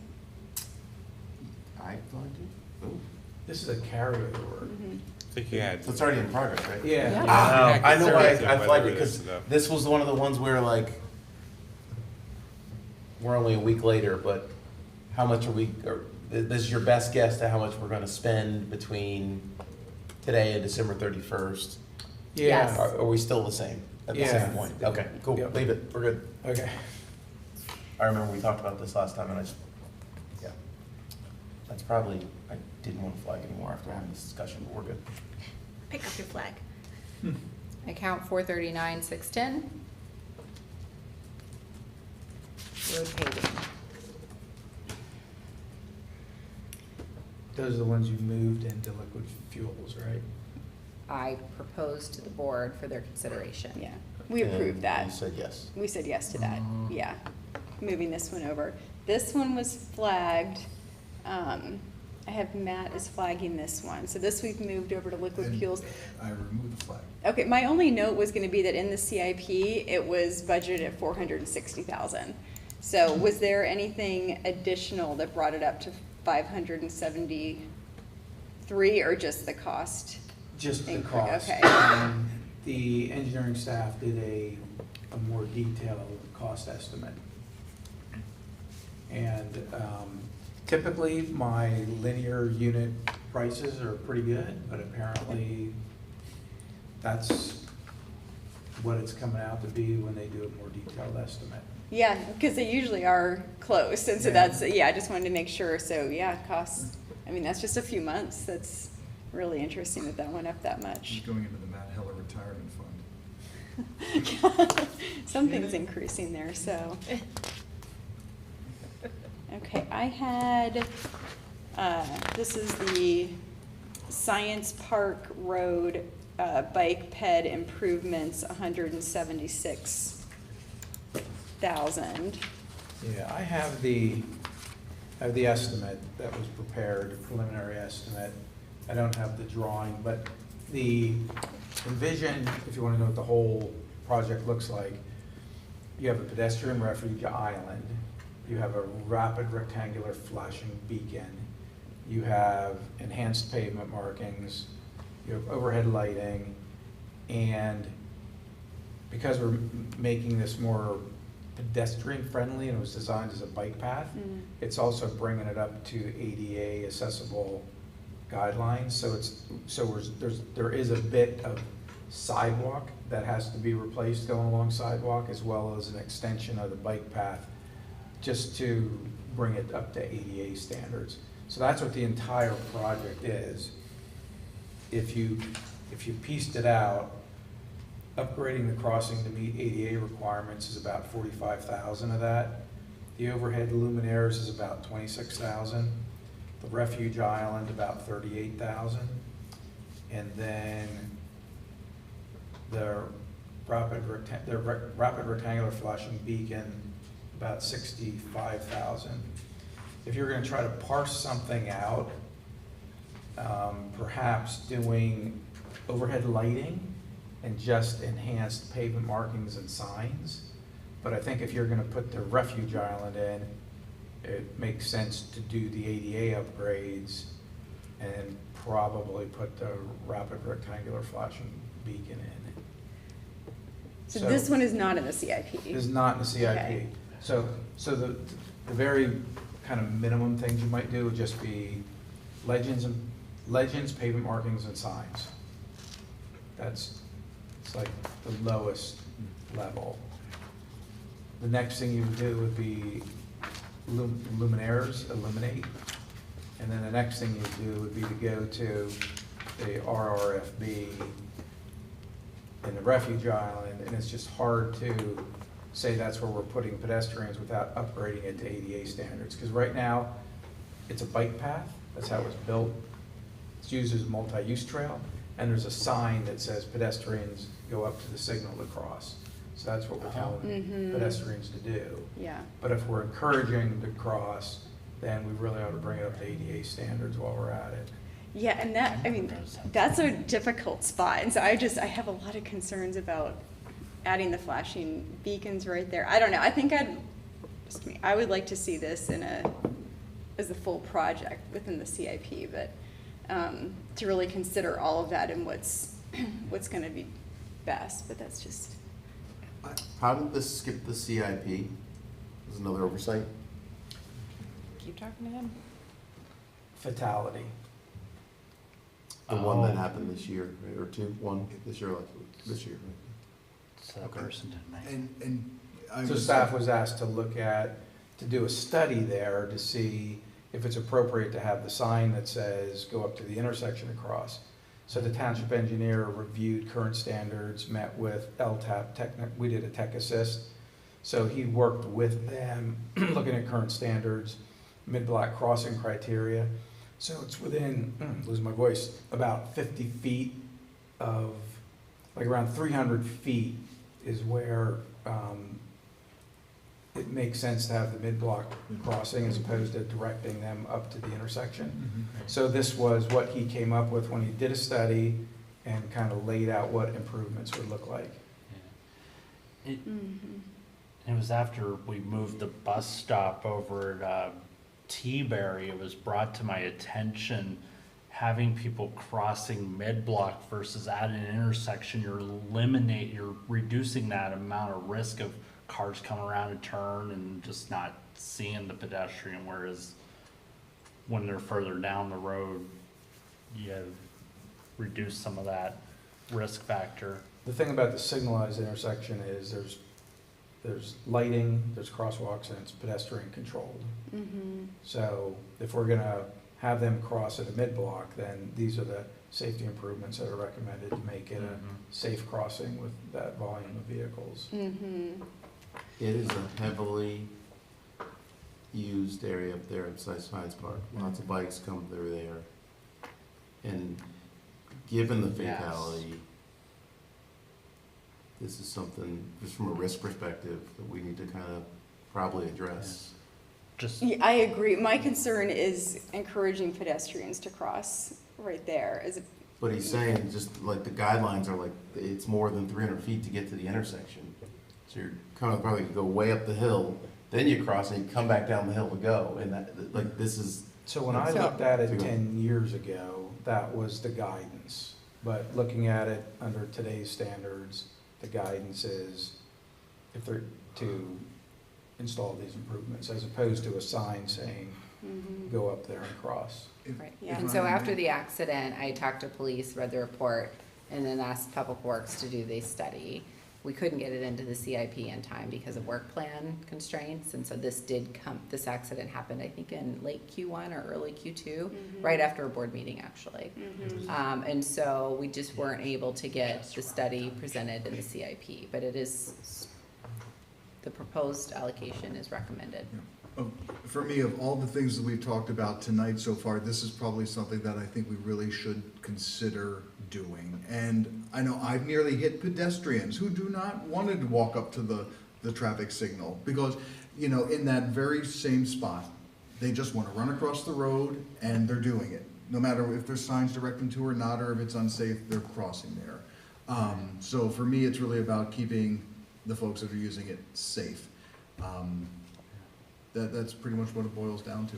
No, I agree. I want to do something there, but and if this is the best thing to do there, then I agree, that's what we should do.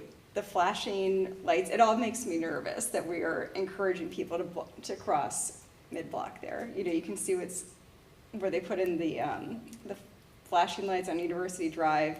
People don't pay attention to them, and so I'm still going to be concerned about that area, I think, even with doing this, and maybe even more concerned with doing this. So, but if this is the best option, then I think it's really no different than what the traffic is on Park Avenue at McKee Street, where they put in exactly what you're saying, the mid-block and people fly down Park Avenue as opposed, and pedestrians don't want to walk up to Allen Street to cross at the light, so they just are going to cross where they want, and I think make it as safe as possible. I think we So need the a lot of study was education done by around our it, too. engineer, who was an expert, and he presented the option, and so we had that allocation here. I understand, and I'm just stating my concern, but No, I I'm completely support, I'm not understand. We can unsupportive of this. reject I'm- it if we want, and we can ask the township engineer to do alternatives, but outside of that, I would. I hear 3 keeps. Jeremy, are you a keep or? No, listen, I'm not saying to not do it. What I'm saying is, I'm just expressing my concern that this may not be enough for this, and I wish we could look at it as a project in itself. We can't. We don't have the diagrams, we don't have what the engineer saw, so if this is what we need to approve tonight for this, so be it.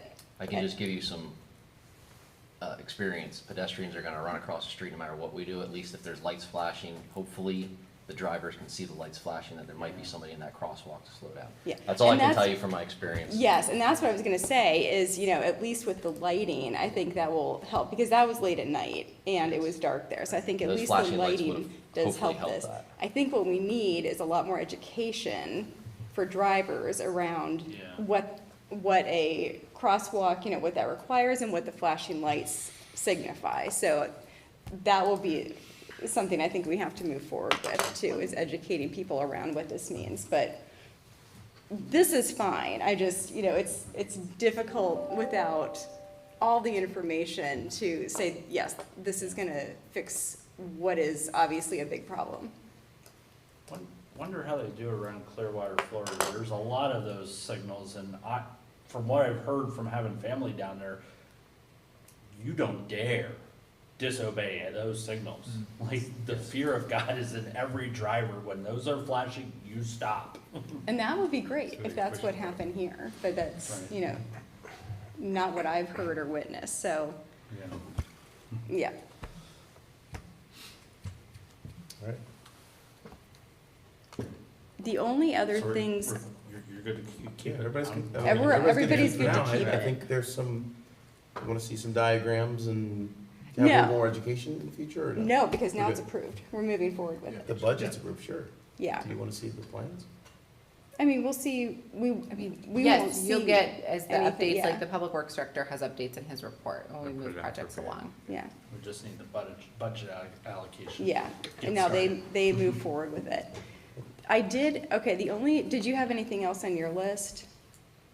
Because the only couple of things that I had were HVAC in computer room that I had that you flagged. I did. We've talked about this a couple times, the HVAC, I think we did not do the HVAC a month ago or so. It was overbid. Because they overbid, we're gonna relet it and I guess maybe relet it later see what they come back with. And this kind of ties into the moving to cloud. We've got offsite storage through Hinton Associates. What's this HVAC doing for us? What's the value that we'll receive for this HVAC in that room? Preventing the current server from being fried. Yep, that's But correct. it is being prevented from being fried. There's the existing system, and then there's I think we had a backup, kind of put a couple of units in there to keep it cool. Oh, yes, portable air conditioners? Correct. Yeah, the whole purpose of it is to keep the server cold.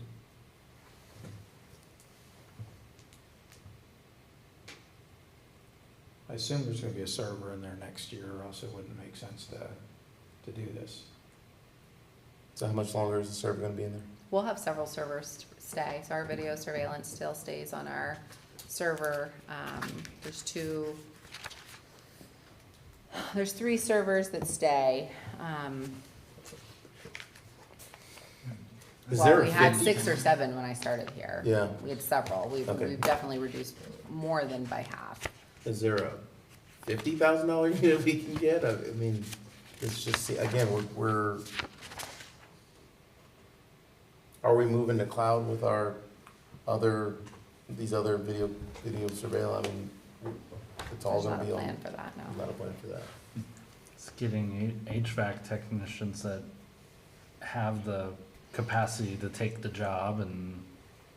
Yeah, it's $125K. That's what I'm saying, like, there's gotta be a $50,000 solution here. I think that is what, I think there was some $50,000 solution and a $15,000 to hook it up to the building automation system and $18,000 to design it. So it was something like 80 or 90,000 that was in the budget for all of that. Mm-hmm. And then we had it designed and we only got one bid.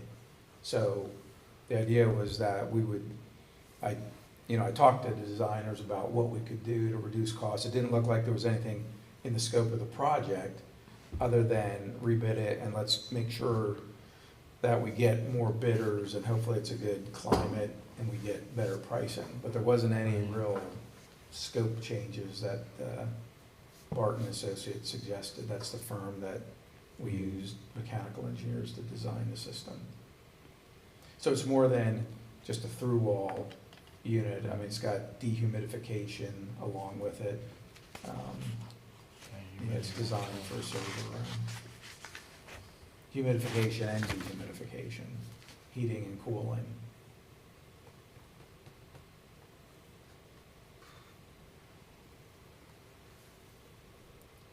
All right, there's no plan to. Or we could do the temporary solution with the portable things for another year.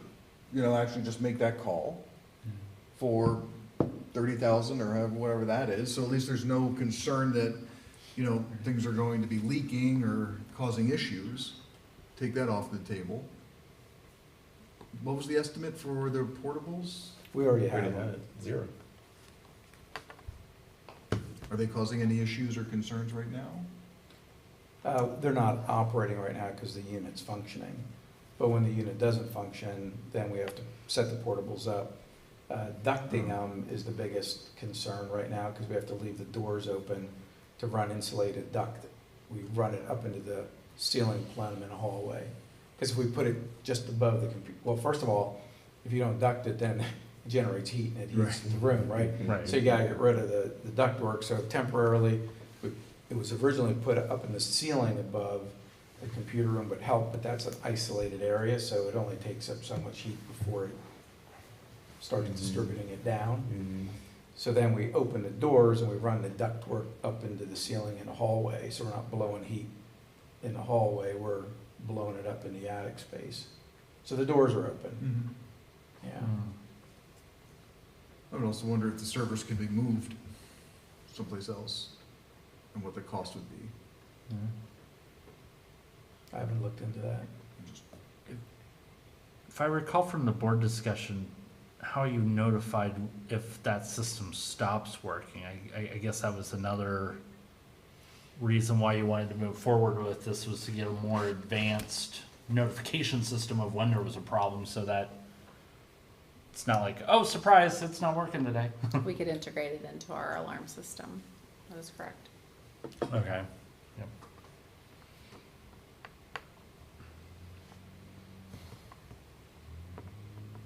I mean, it's a recommendation to help support the operations that would primarily serve the servers. So we do have a contingency plan currently. I think this is a risk assessment, that ultimately what matters is if we have the funding, we can replace it, and if we don't, then then we will work with what we have. Yeah, we're gonna have Vigilant install a high temp alarm in that room, so then it'll be on the call out list that they have with all the other alarms. We've had several issues with this system over the last year, actually 2 years. It beeps regularly. Dave won't be here next year. And, you know,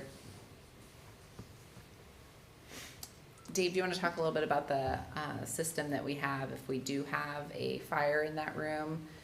And how and how it's impacted by keeping the doors opened. It's a Hydra. There's a halon system. Halon system, in there thank right you. now. So that there's even higher concern with that door being propped open. Isn't really not supposed to be. 'Cause It's a never supposed to halon be. system. So the system, as we currently have mitigated risk, actually increases risk in a different level. I strongly encourage the board to consider replacement of the unit.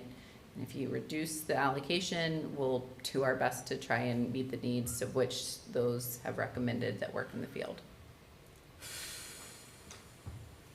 But it's a safety concern that I have to say, like, it's right across, it's in the admin side of things. It's a concern that I have, that if we don't manage the infrastructure and take care of it appropriately, like, there are real consequences, not just to losing our data. Was there a suggestion? I suggest keeping it in. I'm saying keep it in.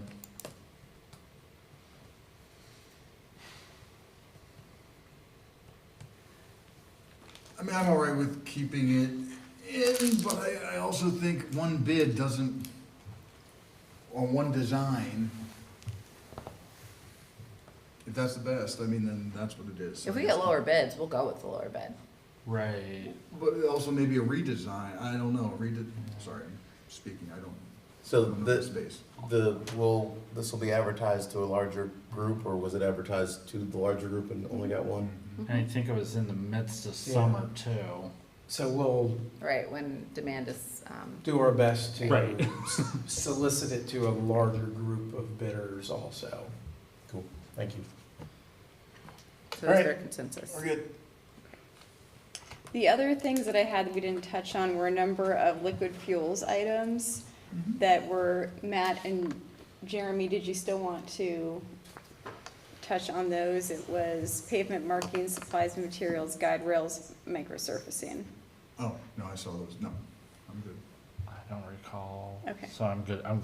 And then the other thing, only other one from the first night I had was the wellness fund that Omari flagged. And that was on 252. At PML, there were a couple of wellness vendors that had kind of no-cost wellness activities. There was some sort of, I can get the card and send it to you, but I guess we can leave it. I would just ask that you kind of investigate some of those. They were kind of a no-cost thing, and I think the cost was, Yeah, I think I saw that as well, and it did spark some thoughtful think we were just- ideas and discussion. I would note, though, this is the capital, so this is more for investment of, say, standing desks, like we see Mr. Heller, seeing a benefit to standing, and so having allocations to support staff, also a picnic table to support getting outside, so I appreciate your comments, and much like you've suggested, looking at wellness activities that are with $0, and that this allocation would be for support of investment of actual infrastructure, or not infrastructure, office equipment. I would like to support those picnic tables. I was actually in here one day and one of our fine staff was enjoying their break in their vehicle, and it was quite a warm day too, but would the wellness items support all staff, or just kind of a few until it runs out, or what is the thinking We have there? a process that allows for folks to submit a request, and then it goes through for approval, and so all staff are eligible to receive benefit. And then there's also, I believe this is utilized for like equipment, workout equipment maintenance as well. Thank you. I just got to look and stand-up desk that could even come across as like something from a staff member's position that Centrise would need to address. Honor, yeah. Okay, so before we move to tonight's items, did we want to take a break? Yeah. Yeah, I'm gonna yeah, I did call have a request for a break. for a 5-minute or so recess. Okay. Yeah, I just. Some nights.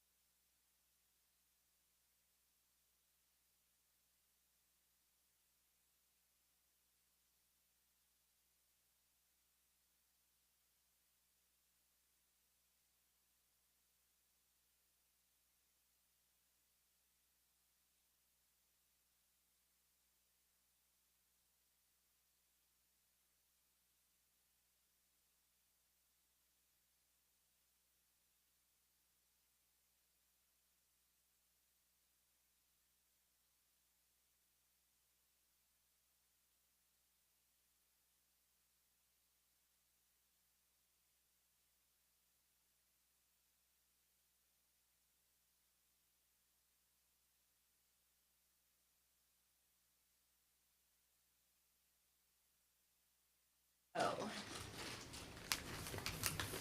If staff is ready, it looks like CNET is ready, so I will go ahead and call us back to order. So we can move to tonight's flagged items and start with police.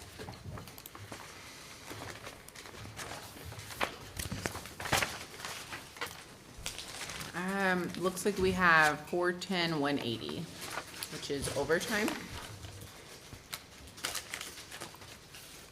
Yes, I have Omari.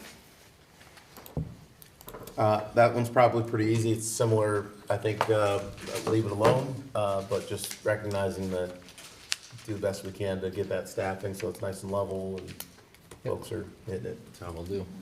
I will mention that between a manager, myself and the finance director, we've implemented some other categories to properly track where we're spending the overtime completely so we can have a better allocation for you next time. I'm good. And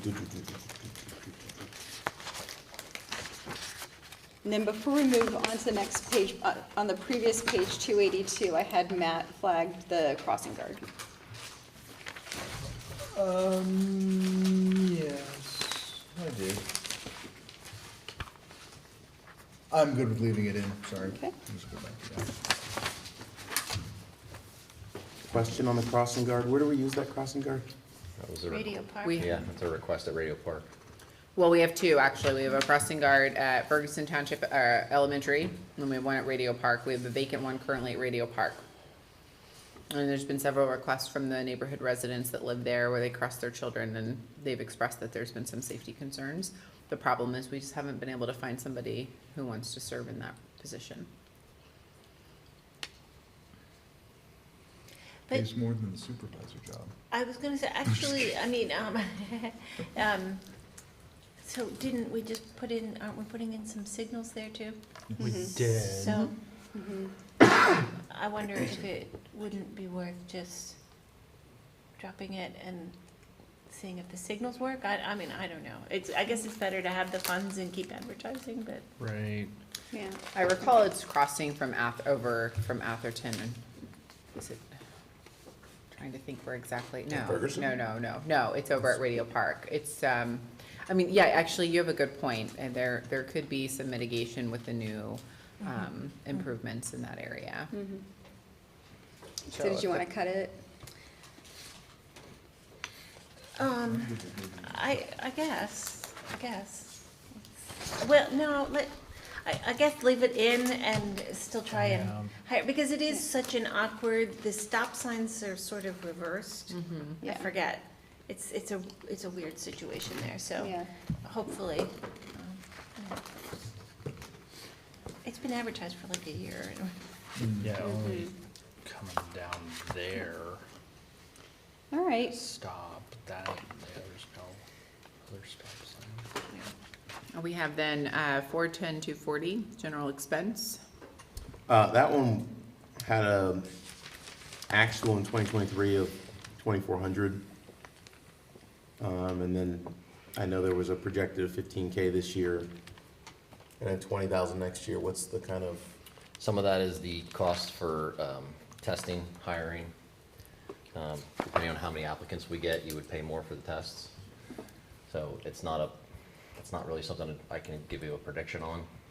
What was it? The prior hiring cycle was about 15 people, and this last one was well over 70 that took the test. Do we need to retest those 70 if we have another opening? No, we have a list. We have a list now. So do we need $20,000 if we have a list to pull from? And Yeah, we wouldn't be testing at this point, so. I do know the last tests were $1,700, so they're roughly $2,000 at a clip. The other part of that general expense is first aid equipment that we do not replace. We replace it every so many years in the CIP. So if we have high-level calls of first aid, CPR, all that kind of stuff, and we have to replace some of those items because we ran out, we couldn't predict that either. Good. All right. This Jessica? is, staple thing that we need. So I'm not gonna touch it, but, you know, you guys will do the best to Yes, keep sir. keep it under. I just wanna highlight $288,789,000 increase in police. Cool, that's fine.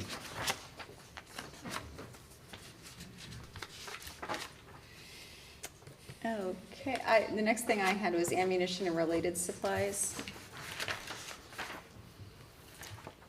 And Omari, I think that's the same one. It had significant increase on that one as well, didn't it? I'm just trying to get there. We had budgeted 17,450, but currently it says projected is 8,900, but that's also because there's not invoices submitted yet for the most recent purchases of ammunition that I've approved. So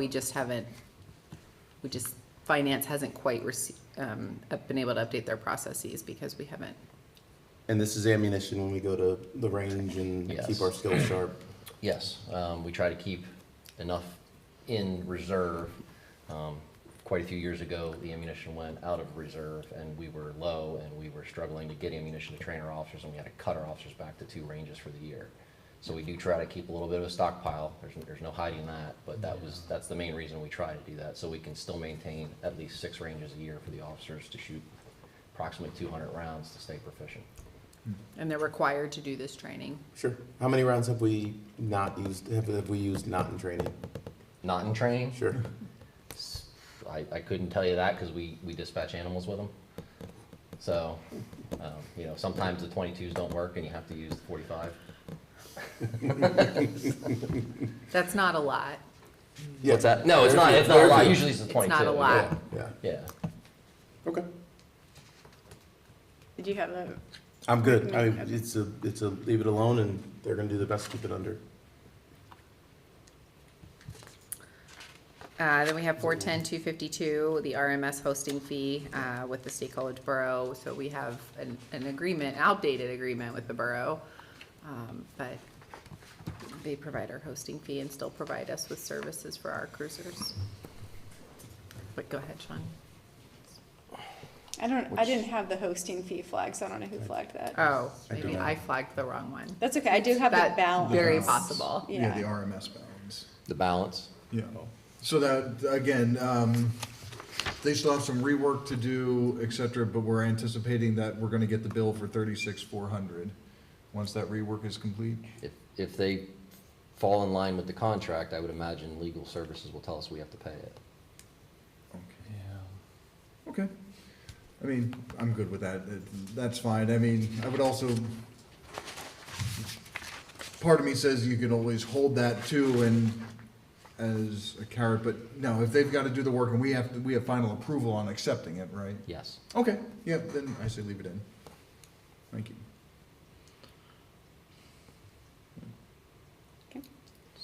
This is where my notes had- may not Okay. be I had as one accurate. on 410-330 miscellaneous training. That's the next one I have. Okay. And I flagged that one because that was, I think the words used were a training that comes up last minute. Yeah, I can give you an example that just happened this year.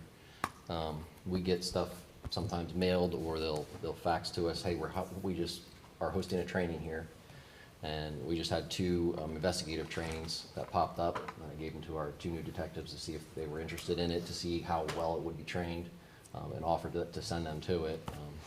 So that's the kind of things that we're talking about. That and waiting list trainings. We can put on a waiting list. We wouldn't know. Oh, okay. We can't plan ahead for those because we don't know when they're going to open up. Copy that. I'm good. And the last one I had, if I was the only one that had, was the academy training.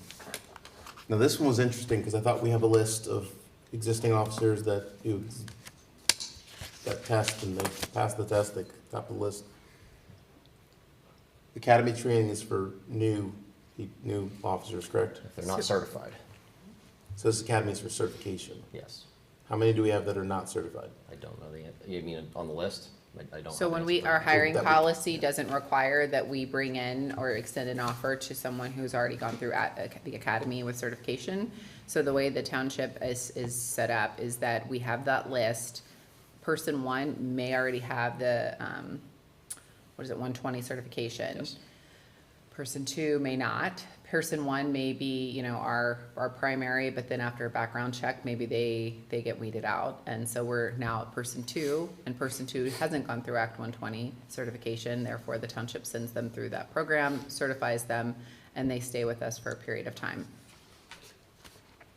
As part of their contract with the township? Yeah, the manager, so I will assign, develop an MOU, and it gets executed, and then it identifies the terms for the township paying for their certification. Okay. And if you could remind me, there's a vacancy. We don't actually have a vacancy right now, but we anticipate possibly one, possibly two individuals that could retire in the next in the next 12 months. And in the event that happens, we've already generated our list, and so we would, in the scenario where we extend an offer to somebody who's not Act 120 certified, we would send them to the academy So training. these dollars are, if they both are not 120, then we need to send the training, academy training, and if they are, then we will not have used these dollars. Right, exactly. Copy that. Okay. I will say that the previous hiring cycle, we required Act 120, and that's where we ended up with only 15 people. And we didn't require it this time, and we ended up with over 70, so we get a larger pool of candidates by offering this. And a large number of our officers are actually, and I don't have the percentage for you, but I know it's a large number because I've been here 17 years, have been put through the academy by this township and have stayed with it. Copy that. And just a question though, how many officers have started the academy and washed out though? In my 17 years, none of them. Okay, At Ferguson great. Township, no. Yeah. Thank you. Okay. Fantastic. And I like that because I know I think that it helps with recruiting diverse candidates as well.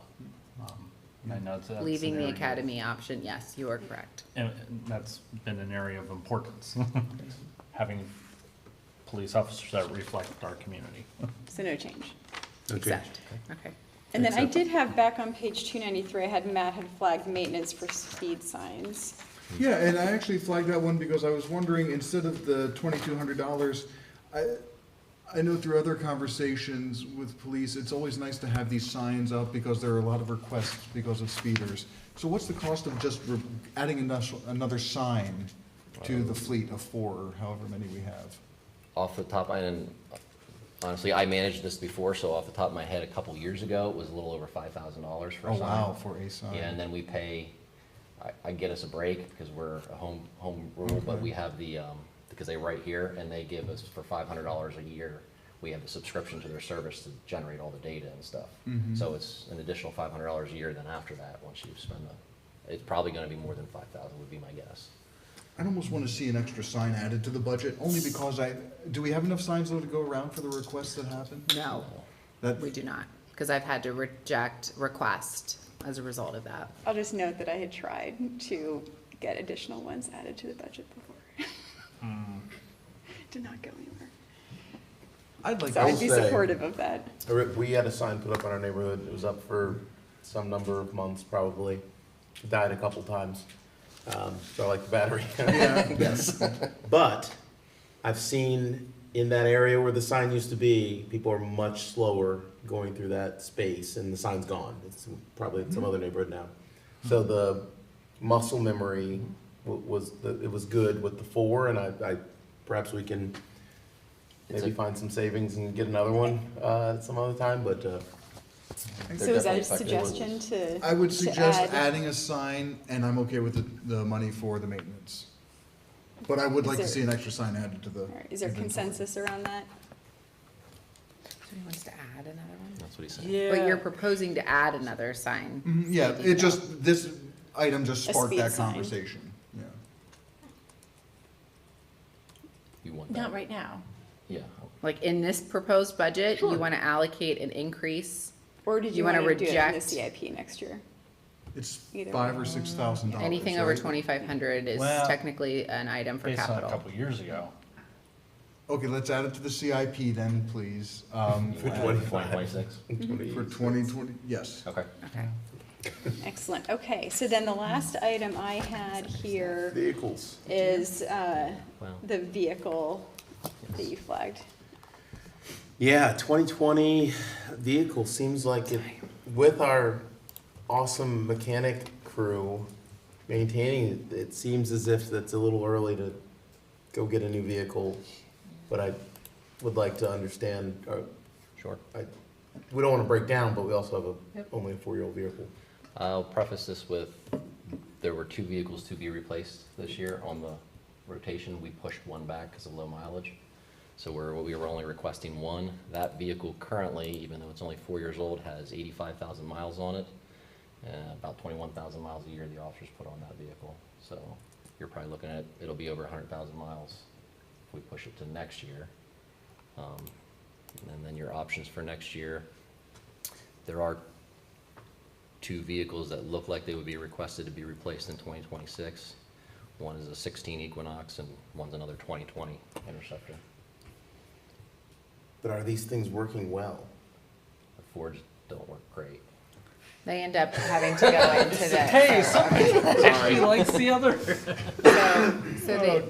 We have them in being repaired regularly. And so that's where we start even having allocation for repairs, and it absorbs the time of the 2 mechanics when there are other items that are also need to be repaired or we replace. But it's an item for the board to reject, accept.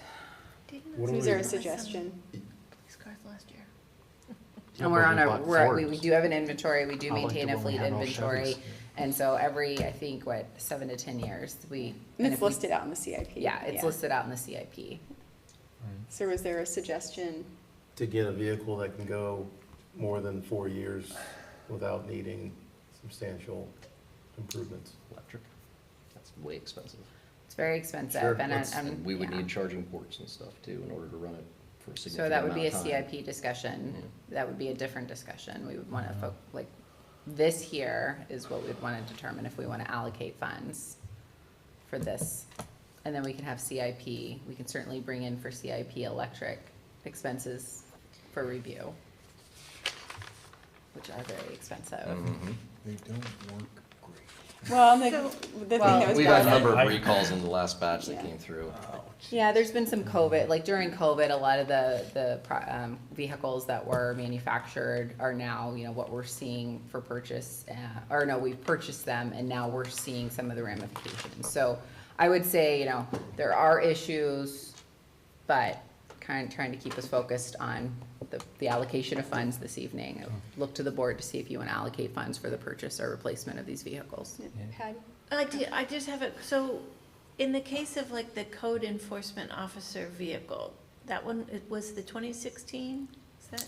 That one, no, that 2012? one's, that's So a would- 2012. Would the 2021 that you are suggesting be replaced, be handed down? Yeah, Or- that usually, does not usually roll through the staff. Yeah, it goes into our fleet inventory, Yeah. so the OEO ends up utilizing a vehicle in our fleet inventory, not a police officer car, but a previously owned police officer car. All right, is there a suggestion for this item? Going once. To my recollection back from when Chief Albright was here, this vehicle is at a point, its reliability is gonna start to wane as a police vehicle. Yes. Your pursuit rating looks a little different. Not that we do a lot of pursuing, but if we need to, we want it to be as safe as possible. Be pretty embarrassing if your vehicle just shut down as you're chasing somebody. No, I just would worry about the officers getting hurt if something fails. Right, and wanna be mindful of safety. I'm good with leaving it in. So am I. Is there an opportunity to reallocate dollars here? So we have 150 between 2 vehicles. And so do we spend 110 on one and the hand-me-down method for the other, so it goes down to 0, the other one would go up a little higher to get something a little better? We're replacing the ordinance officer truck. Does the ordinance officer need it? Well, yeah, I guess they would maybe need a truck. I'm not prepared I'm not Yeah. in a position tonight to talk about that. That's fine. So I can't speak on that right now. So that would be my recommendation. increase the vehicle for Increase vehicle one. vehicle one to something higher, to get something more reliable, longer lasting, and then 0 for vehicle two for the ordinance, and that goes to the hand-me-down, continue on the hand-me-down route there. No? Yeah.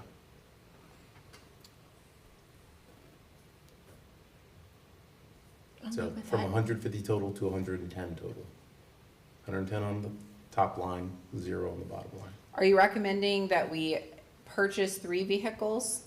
You want a One. separate allocation? The request is for 2. I'm advocating for 1. The request as currently is though, is for the police vehicle fleet. And so we could add in a separate allocation for the OEO if we want to purchase new. I apologize. Maybe I need to read this again, but I thought they were both in there. I thought the second one, the 65,000 was for right. the OEO. Right, And I'm saying right. that's Yeah. 0. Right. The one for 85, take it to 110. So there will be 1 vehicle removed from the fleet. I know the fleet used to be Chevy, so that would give you allocation to start looking at other makes. Right. Yeah.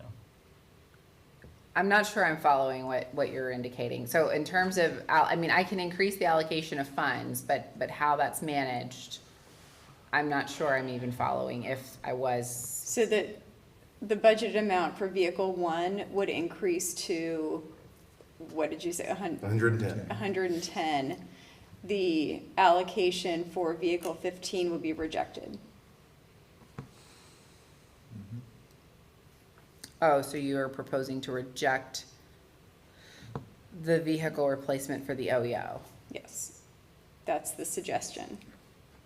And why increase, help me understand why the increase then for the first. To allow flexibility to look for a different type of Something vehicle better, to, more yeah. reliable for police vehicle So we 1. can get more than 4 Well, years. here's what I will say. I mean, the staff's already gone through and looked at all the inventory lists. I mean, like when we present this, there's a lot of work and evaluation that goes into this already. And so this is the item that's already been identified. I know Sergeant Moran has already gone and evaluated the fleet inventory, brought it to me for approval, discussed what outfitting it so it meets the OEO needs.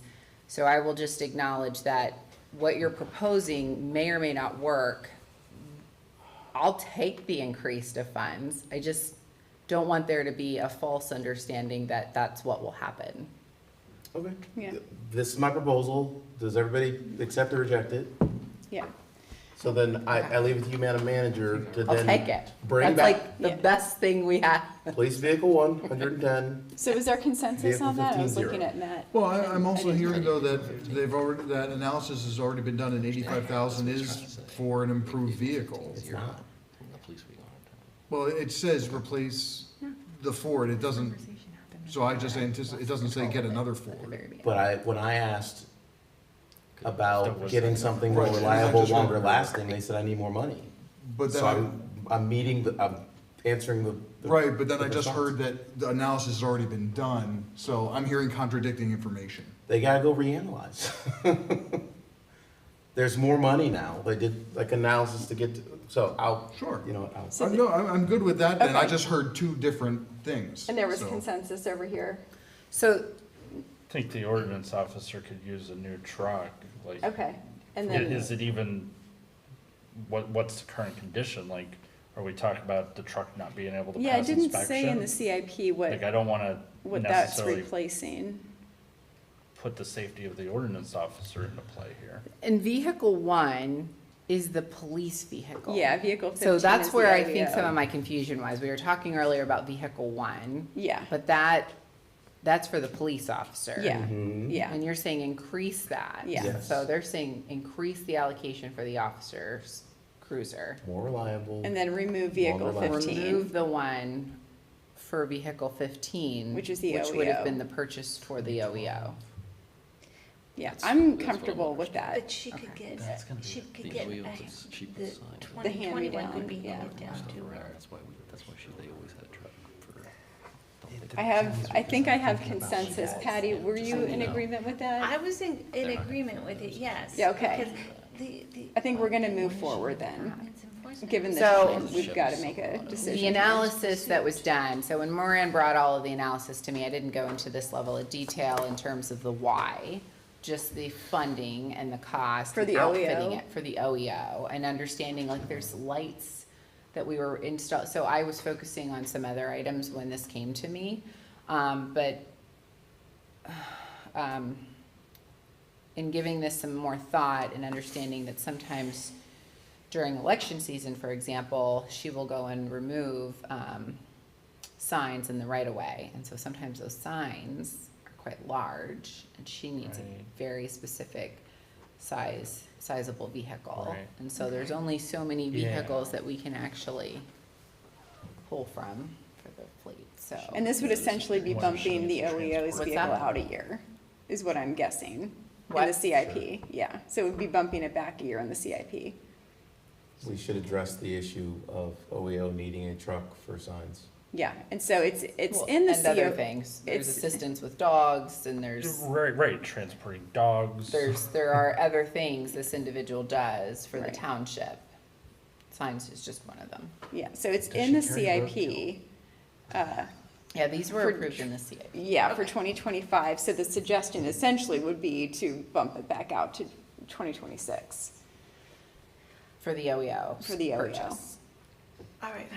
And purchase 110,000 for an officer to get a new vehicle. Longer lasting. Yeah, I'm fine with that. Was that, I think we had More three. reliable. Was there general, yes, okay, I'm hearing consensus on this item. Charging port. Rapid charger. So that was vehicle, I think that was it for police. I think so. Okay. And then I have planning and zoning up next, and first up, I had the vacancy administrative assistant, Matt. This is on page 273 in the PDF. Thank Were you leaving? you. So again, it's just back to the vacancy discussion as previously stated. Is this a new position? Bless you. So this was a replacement position, right? This is page 273 in the PDF. This is planning and zoning administrative assistant. Yes, that administrative assistant is the planning and zoning specialist. And they provide assistance with processing and preparing agendas and. But not a new hire. Is that, What's that? This is a replacement. This is a replacement. Yeah, okay. It's a that- vacant position. Yes. Yep, for a previously funded position. Yes. Does that answer that, or was there a suggestion? well, I mean, we have a new planning and zoning person coming in. I'd almost want to have them in-house to get the lay of the land first to see what the need is for a position like this. John Trant had strongly recommended that we fill the position yesterday. We just, the position I've taken is that I think the director of planning and zoning should come in and be part of that process, rather than that person be hired by the consultant. So, okay, so the planning and zoning director will ultimately be the decider of Be the who decider, fills yeah. that vacancy. Okay. Okay. So that, I'm good with that. I'm good with that. Yeah, Okay, the next Yeah. thing I had was the planning, the conferences, page 275, American Planning Association Conference.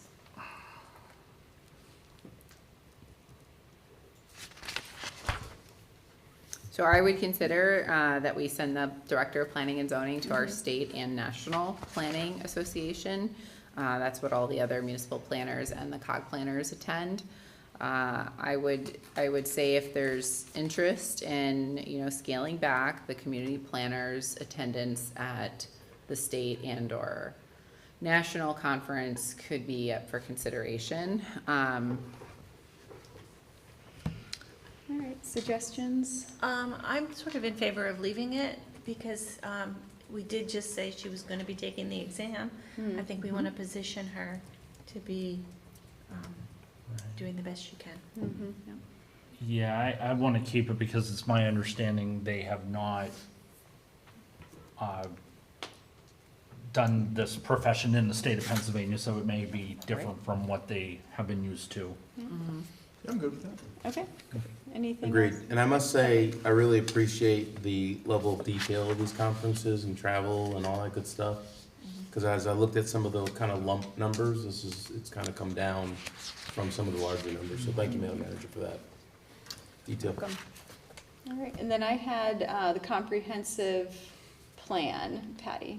Oh, and that was just me wanting to know that if we pushed this out a year, knowing that we're just getting a new director, planning director, are we gonna wanna have her dive into doing that this year? Mm-hmm.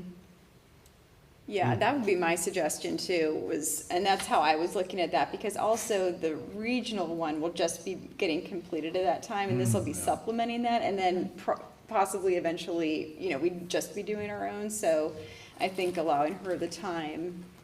So I would be in favor of bumping that out and putting that in the CIP for next year to review. That would be I would agree with you on that item. I would agree with that as well, and I would ask the question at that time as to what we would expect to get out of a comprehensive plan. I mean, to me, we have limited area, limited usability, empty office spaces as it is, so, is it really $50,000 worth is my question. I mean, we have what we had identified is we have a lot of that work done, so Yeah, that might be something that the new planning director could put together. We have to have a comprehensive plan, so that's Right. not an option, but we were gonna try to, also get our own moving forward that really is a little more specific to our needs rather than the regional one. So I think this is a great step in that direction.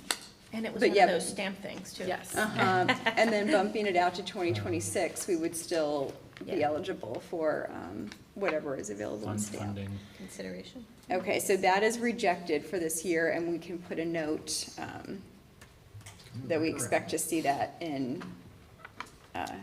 CIP next year. Sorry, one other note, just underneath that is the application process mapping and enhancements. That looks like a perfect stamp thing, and so while we don't have a Possibly, source yeah. right now, Oh, yeah. let's keep it in there, and maybe we have a source for it later. Mhm. And maybe even comprehensive plan, there's a source, but Right. zero budget for right now from if it doesn't happen perspective. Mhm. All right, I didn't have anything else. Did anybody else have anything on their list? And then under COG, the first item I have is Alpha Ambulance contributions, and is that something we just want to figure out what that means before Who's getting that money? before our next review of that? Okay. Was that, do we agree on that? Yeah, okay. And then, I had, COG Parks and Rec, Omari. Just to back up a little bit, just the COG fire contribution has increased by 40,000. We've got this $15,000 in other fire contributions. I just want to make kind of a mental note there around that $55,000 and, well, 40,000 each increase. I think these are, other ones are from the past, most of them.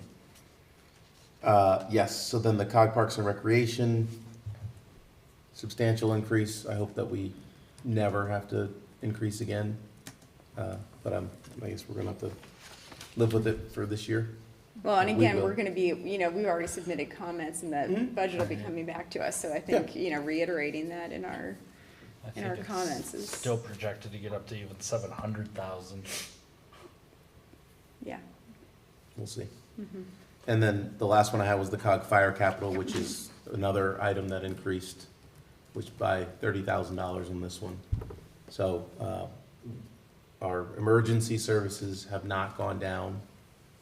I'm assuming they haven't gone down for years, and I just wanna just say that that's a special item to take note of when we make other hard choices over. Mhm. Anything else that anyone had identified I can't imagine that there was anything left that we haven't talked about. Okay, so that was that. Up next, we have reviewing the TIF allocation. And Todd had shown us some information the other day about that, so I'll look to either Todd or the manager to refresh us on that fund balance, that allocation formula, and the recommendation. So there is a PowerPoint somewhere, but I can just review the TIF. So in 2025, the beginning balance of TIF will be $5.3 million. The expenditures that are anticipated or projected for 2025 are about $3.4 million. And the revenues with grant funding, transfers from the general fund, and interest, we have grant funding in the amount of about $1.4 million, and transfers from the general fund in the amount of $1.6 million, and interest in the amount of $150,000, which, if everything was left untouched in the proposed 2025 operating budget, the ending fund balance in December of 2025 would be $5.1 million.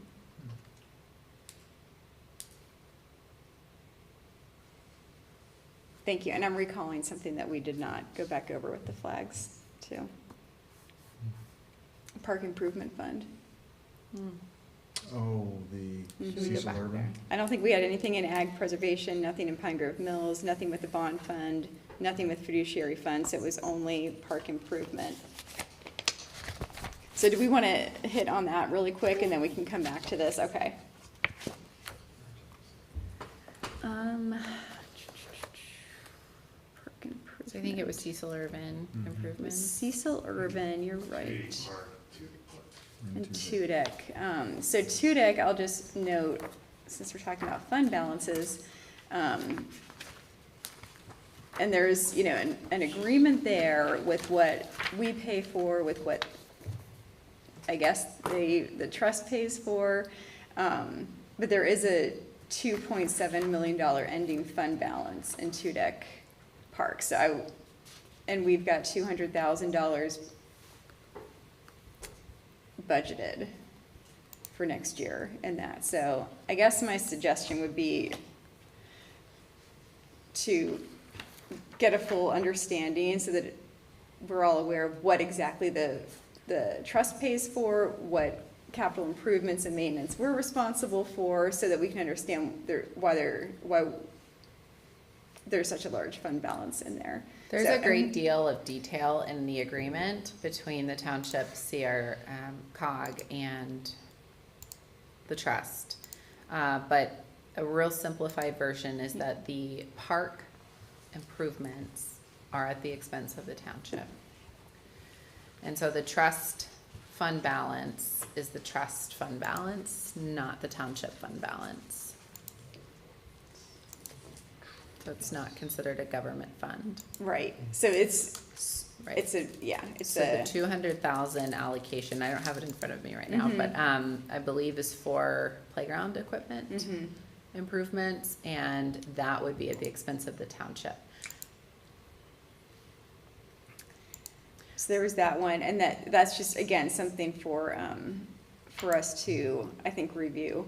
Now, in the improvements future. to the farmhouse, I think, we have approximately 20,000 budgeted, and then about 10,000 for some amenity improvements and maintenance and repairs.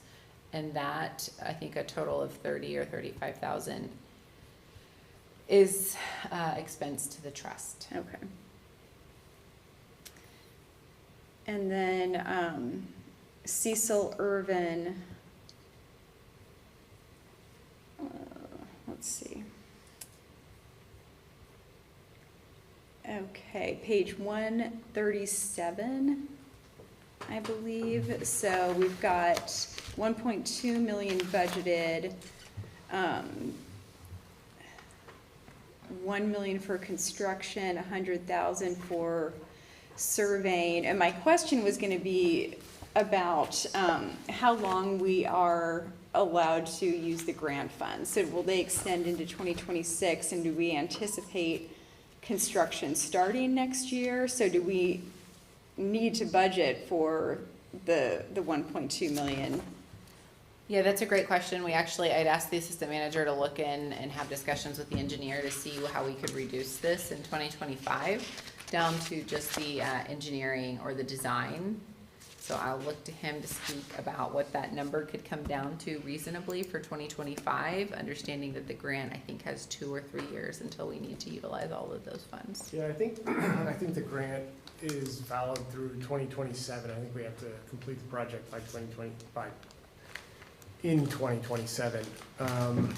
Yeah, talk to the township engineer. It looks like probably what we're looking at for 2025 would be an expenditure of about $100,000 to get design started, to get everything, the ball rolling on all of that. Construction probably wouldn't begin until 2026.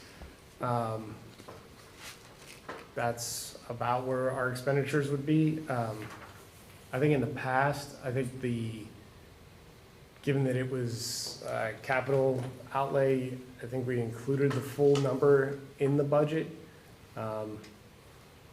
So yeah, $100,000 would be reflective of like an actual expenditure, but the grant is essentially based off that total amount of the estimated project cost of 1.2 million, so. Okay. One question, what expenses are allowable under the grant match piece? Is the in-house? Everything that was team? stated in the scope of work that we submitted in the grant application. So all the scope of work is defined. Some things that come to mind are, there's a great deal of funds allocated for excavation. So if you think about that land, there's a lot of excavation that would need to be done. There's some expanded parking lot on the, I think, southwest side of the property. Don't hold me to those. That's okay. Okay. So a hub of parking, a sidewalk extension from the park down in towards Pine Grove Mills, and an amphitheater, like a natural, very. That's not in this Nope, phase. that's, James only has to tell me Yeah, that 3 more this- times until I remember yeah, that. That's in this- phase 3. Yeah, this phase has, it's all of the essential stuff for the build-out process. So all of the main infrastructure, entry, plaza, and parking, small pavilion, dual walking loop, stormwater management basin, and then benches and the accoutrement that go with that. Did you say the dual loop? Yeah, the walking loop, and Yeah. the major piece of this is the connection to Downtown. to the path, yeah, to the Nixon Road path that extends that and connects so that you have one pedestrian walkway from the Ferguson Elementary all the way through to the park. It doesn't include any of the, as I like to say, the fun, exciting stuff, which is, playgrounds, sports fields, and potential amphitheaters. It's mostly, Moving dirt. yeah, it's mostly getting the basis of the park developed, the essentials. I guess my concern is, having gone through this with the Pine Grove Mills Small Area Plan Advisory Committee, most of the residents there don't really want any expansion of Cecil Urban. So I'm really struggling to allocate this kind of money to something that residents have said they don't want, especially not a phase 3. And I know this is only phase 2, but are we building something that nobody's really asking for is a concern? Oh, and people are adamant that they don't want. So the township did a master plan for this site in 2013 or 2014 with the former manager when he was assistant manager, and so there had been a great deal of public input. And so the feedback that was received that informed that master plan at that time, and it has been some time, is that they wanted this master plan and the additional parking and the additional development of the park. The one item I will say that I don't believe that was in the initial master plan is the amphitheater. Initially, it was multi-use fields, I believe, that were in that master plan.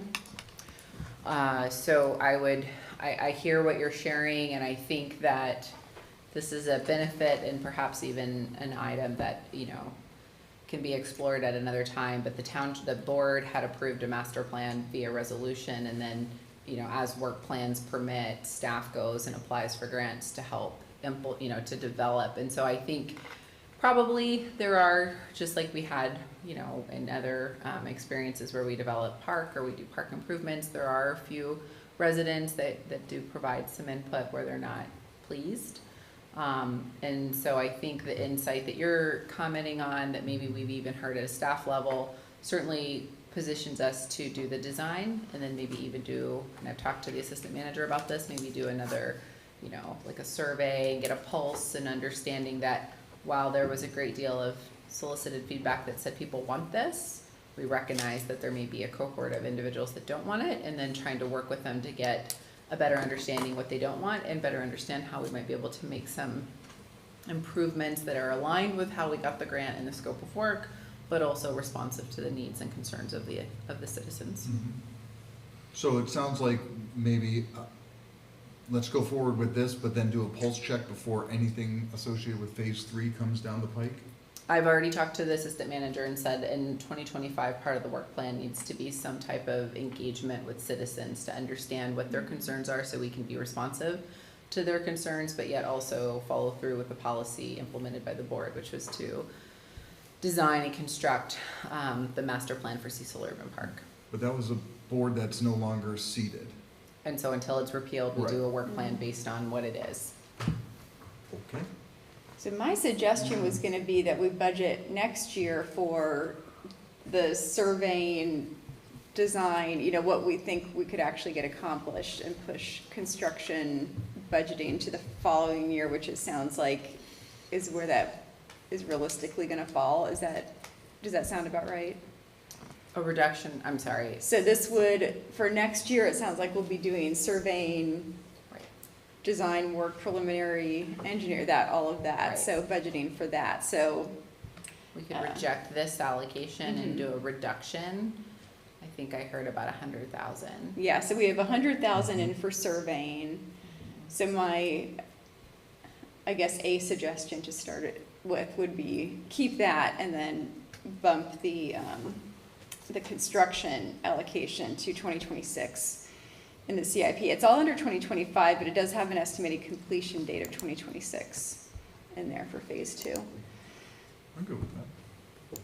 That would be, that's just a suggestion. Sure. I would, this is a grant match, and so maybe just in the 26 timeframe, as we work on that work plan, that perhaps a lot of this, there's a good bit of work that can be done in-house, such that it's not a cash outlay, it's actually with an existing budget of individuals that are already creating parking lots and pathways and fixing pathways throughout the township. So this might be an in-house, large, sizable in-house piece that we just, as long as we plan for it, we can. But yeah, I agree with the scratch it from 25. It wasn't going to start anyway. At least that's my understanding. Yeah, and we have a number of big projects was my other thought. So, okay, so is that, I think we have consensus around that. So it's bumping the construction back a year, so rejecting that allocation and just keeping the surveying. And the amount of? 100,000 is what's in here, so if that seems sufficient to everybody for 2025, okay. One other thought is there's some, never mind. No. Good. I'm good. Because I jumped ahead too fast before and I skipped Olive Park, so. Make sure we've got it all this time. Okay, are we sure? Okay, maybe one question. Yeah. Can we start something The engineering design. after the design's done? No. Not without coming back and asking for funds. But I think the board, the comments that I heard are spot on. I'm not sure how much further we'll get in beyond the engineering design. Okay. And if we get really far, then we would just come back and if we needed additional funds. Sounds good. Thank you. Thank you all so much. Okay, so, I'm very sorry. Let's go back to the TIF. I know you just presented. okay. Were you handing around the Yeah, I can pass slide this or, around. okay, excited. Just back focusing on, And so with a reminder or a review of The TIF anticipated beginning and ending fund balance based on the current proposed operating budget. I guess the board would, this would be a good time if the board wanted to make any changes, such as what was previously discussed, if we want to suspend the reallocation of revenues for 1 year, or if we want to do nothing at all. And the items that we moved to That's liquid good. fuels, That's gonna increase the fund balance by 875,000. Because all of those items we Oh. moved, all the From 800. Almost, except that like plow. 800,000. 800,000, okay. So you're looking at an ending fund balance closer to, 6 million. 6 million. All right, suggestions, thoughts? Why does the TIF allocation ordinance exist? Resolution. It was a Resolution, why does it exist? well, we went through it, I remember things right before meetings. Yeah, when the tax So in increase, 2000, right, yeah, when the township did a tax increase in 2000, there was a resolution that was passed that identified specifically that a reallocation of revenue, so a very small percentage from earned income tax would be reallocated to the TIF. A small percentage of the real estate collection of funds would be reallocated to the TIF, or excuse me, to the TIF, and then a small allocation of funds from the local transfer. Yes, the Transfer local, income the and real estate 50% transfer of tax it. would be reallocated, and so that percentage every year of revenue would get reallocated to the TIF, and then the TIF is like essentially a hold for restrictive funds only for road projects. I think there were some big projects at the time. Yes, and That the initially, board the way I wanted. understand it is, it was only intended to be in place for a couple of years, or maybe even a year or two, but specifically to address some deficiency in our road network. And doing some improvements, but then I guess they decided to keep it, and over the last 7 years, there's some patterns where we have, budgeted very high road improvements, and we didn't do those projects or achieve all of the goals that were in the budget. And over time, we have a high, as you can see, a high ending fund balance each year. And those funds are restricted and unavailable for other use. The stamp program recommended some sort of fund policy, A fund balance, fund balance policy, right? and having some sort of minimums. Is now the time to make that decision with a minimum number in the TIF? Or a maximum number with the TIF. I'd go with minimum. So, and who's the right person, the board can certainly make a number, but who's the right person to recommend the right minimum to have in a TIF? So what would generally happen is that if you wanted a fund balance, for example, we would discuss and have it as an agenda item, kind of get a general sense as to what the board would like in general, and then we'd go back at a staff level and we'd put together a fund balance policy that we'd bring for the board's discussion.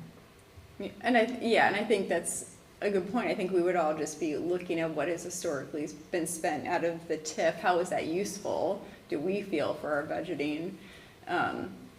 It's a committed fund, so it's, it is what it is. If we think we still need to kind of silo those funds for the roads,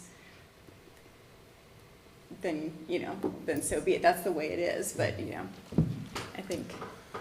So, I guess then with those two answers, I think my recommendation is to amend the existing resolution to keep the numbers up to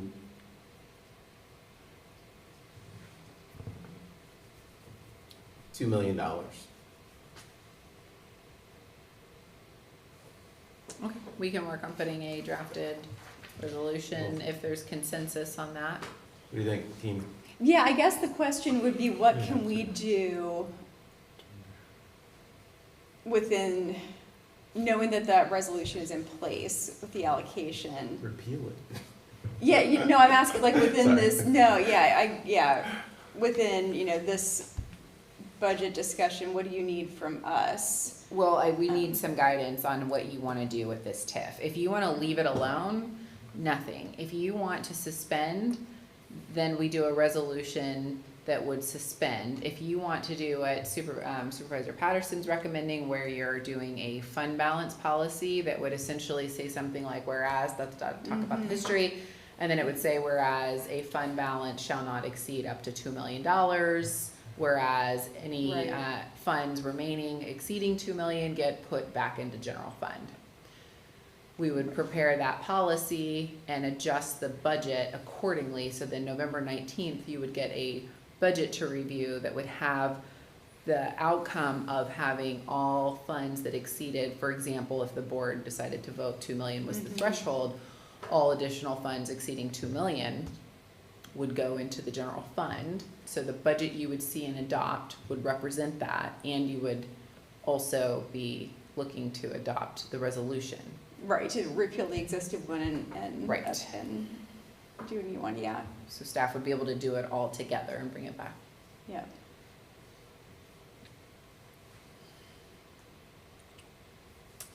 Thoughts on that? And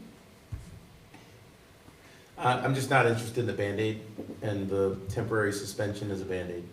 So we either need to do something that's kind of lasting, that we, there's some. so you're saying leave the formula where it's at? I- I'm sorry, I don't necessarily care about the formula, that we could take it down to half that, and so then it'll never get to 2 million or whatever number we set. I'm just saying that it's just a sustainable and predictable model. Right now, it is not sustainable, it is not predictable. Yeah, I'm agreeing with setting this fund balance, whether it's 1 million or 2 million, and I think, I'd agree too with reconfiguring the allocation, so I guess I'm just looking for, what do we want to do with next year's allocation from the general fund into this? And then we can set that fund, if it's 2 million you're proposing, if we get consensus on that, and then, so that the manager can put that in the resolution. So those two things, so the allocation, do we want to cut those percentages in half? Do we want, you don't want to suspend it for a year, or, so do we want to cut that in half, and then? If you're adding the $2 million cap, then it doesn't matter, I mean, allocations are helpful until you hit 2 million. And Right. at that point, they don't matter. Because the intergovernmental revenue is what, 1.4 budgeted? Yeah, I mean, yeah, what is it? I think my brain turned off, but, Yeah. Yeah, yeah, it sounds good to me. yeah. Yeah. I'm supportive of. Okay. Todd, what are your thoughts? If you want to have a max, then they allocate, nothing will get sent there because we're already above the max. We just need in the resolution that everything goes back to the general fund at the beginning of the year, the end of the year, at an appropriate time, so we can move money back Yeah, to cover. so we leave 2 million, They'll start more than 2 million on January 1st. And the budgets with the stuff will move. I'm just thinking out loud, so. Yeah. no, that makes If- sense, I think, I mean, because there's still $2 million in that account, and it's, it's just dedicated to those projects, so, it'll get used, yeah, so, that's, My general thought is, it is 12:24 in the AM. This is probably a conversation that maybe should have happened around 7 o'clock yesterday evening, because this is now Yeah. And I'm concerned of the optics around a conversation like this happening at this hour, this late, or this early, and not having maybe a little bit more of a presentation or an understanding as to what we're all looking at and what the ramifications are. That's my Well, we concern. had the presentation on Tuesday about the TIF fund. So this is just kind of an exercise of what we, what our positions are on it. I'll abstain at this point, because it's just, I think there are too many details here that I don't know if we're all on the same page of really, at this early hour of the morning, understanding everything that we're talking about here. I mean, know and I'm we'll not. see it. I'm comfortable with this. We'll see it, when it comes back to us. I think they need, some direction about where to go with this.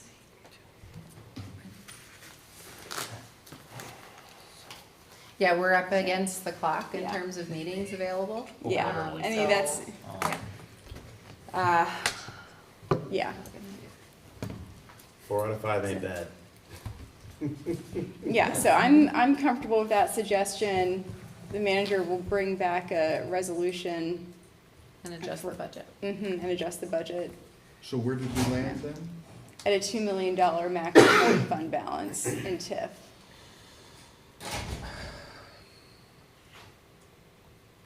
So I saw 3 heads nod in approval Jeremy, of what are you that, thinking? so. I'm thinking a higher number. Would there be support for that? Yeah, 3? How about 3? I mean, Go for it. I was gonna go lower, so I would be supportive of 2, because Okay. there's nothing, Yeah. But anything, what are we basing these numbers off of? every previous budget that we've looked at for road budgets, because it can get funded by the general fund, by capital reserve, by liquid fuels, all these funds, the TIF is just funded through the general fund. Sure. That was my first And question. if I don't, Yeah. I'll also say Yeah. too, if you don't do something this year, we're gonna end up utilizing these funds from reserves. So, it's a tax increase, it's something with the TIF, or it's depleting our reserves. Yeah, I mean, these And are our general. reserves, we can collect interest in. Yeah. If we don't touch it.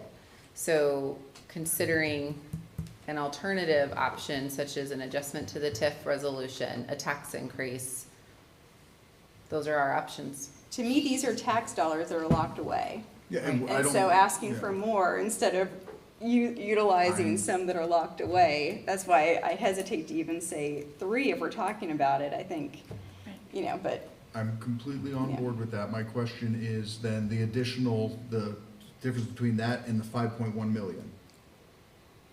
That money then goes where?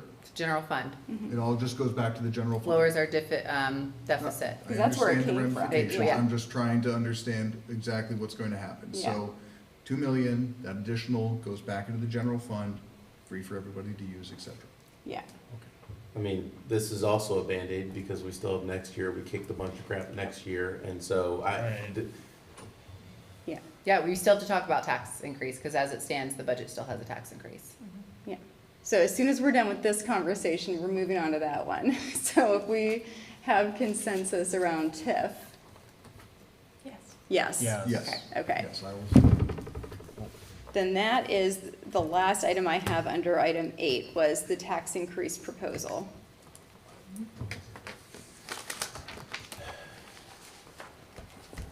So as a reminder, I'll just remind the board that included in the budget, while it is about a $4.2 million deficit, and I'll also note that that includes money from the workforce housing. So technically, it's even higher of a deficit, but the reason, I'm bringing that back to your attention because we have a proposed tax increase, and that is currently represented by a 1.5 mil increase, as well as a 1.25 local real estate transfer increase. So I'll just pause there. I can answer some general questions, I but will as support. it stands, Oh, sorry. it's in the budget. Okay. It's in the budget. Say, I'm sorry, what? It's already there. The tax increase. The tax increase. So the deficit is with the tax increase. And how have we dealt with the other deficits that we've had, and what have those been over the past 2 years, 3 years? Over the last 7 years, we've had a deficit ranging from like 800,000 to 7 million. And the impact has been, we've been depleting our reserves. So where do we end up without a tax increase?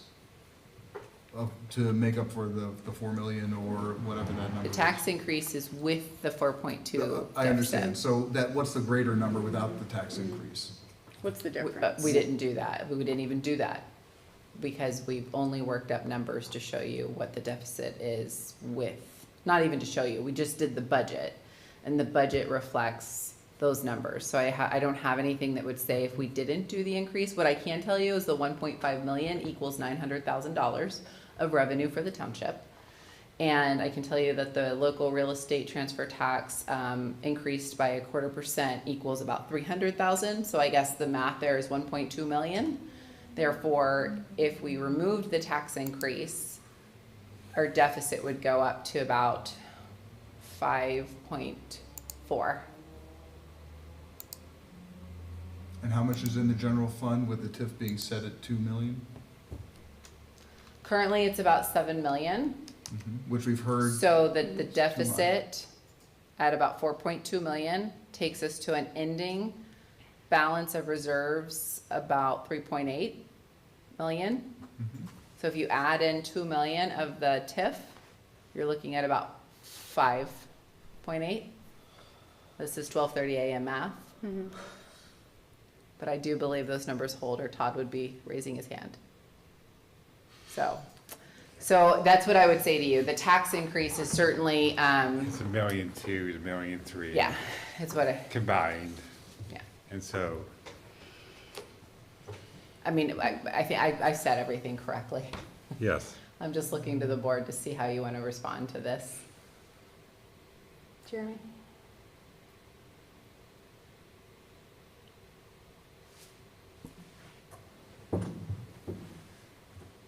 I guess the only question I have right now is regarding the real estate transfer tax. How is that, raising that, helping us achieve our housing affordability goals? I think that's something that we need to take a look at.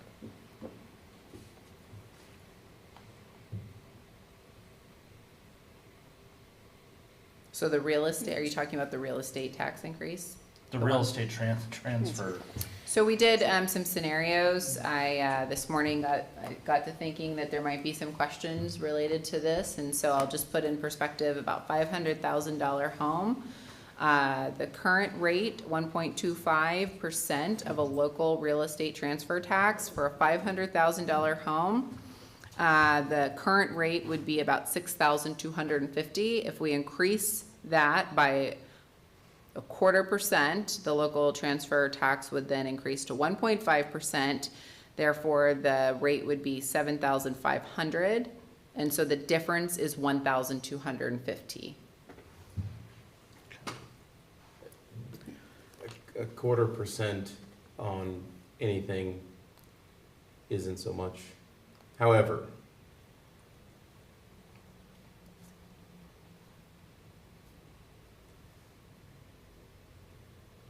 I think that we need to kind of take this a little slower. I think $500,000 is probably something palatable to start. We will need to kind of touch reserves a little bit this year and then reevaluate next year kind of the projects again, but that's where my brain is right now. So I'll toss that out. Going since 2008 without a tax increase. Yeah. It kind of seems like a shock to the system. I'd be more supportive of something that's gradual, as much as I don't necessarily want to go this direction. That, you know, we have services that our residents depend on, and it's either we find a way to fund what our residents find important, or we cut back drastically to where you may lose a service that you really highly value. Can I support your point? Madam Manager, $500,000 would get us what in revenue? About 325,000. 325. What was the increase in police in this budget? You said 200,000. 288. Okay. So we're right there at the police increase covers the half Right. mil. And so, okay, maybe it's 0.6, that'll cover the fire increase and the other kind of things like that, but that's where my brain is right now, is like, all right, what's palatable right now? Well, we need to fund our police. And we've done some cuts, we've come down a little bit in some areas, but it's still, it's not zero. So we've got to fund that. And again, a little bit from reserves, kind of work on your efficiency, Madam Manager, over the next year within the team. That may buy us some other goodness, but that's where I am. Again, half mil. And the cost of services and materials has gone up significantly in the last 16 years since we've had a property tax increase. The earned income tax, I had asked the manager, that was in 2012 was when we raised earned income tax.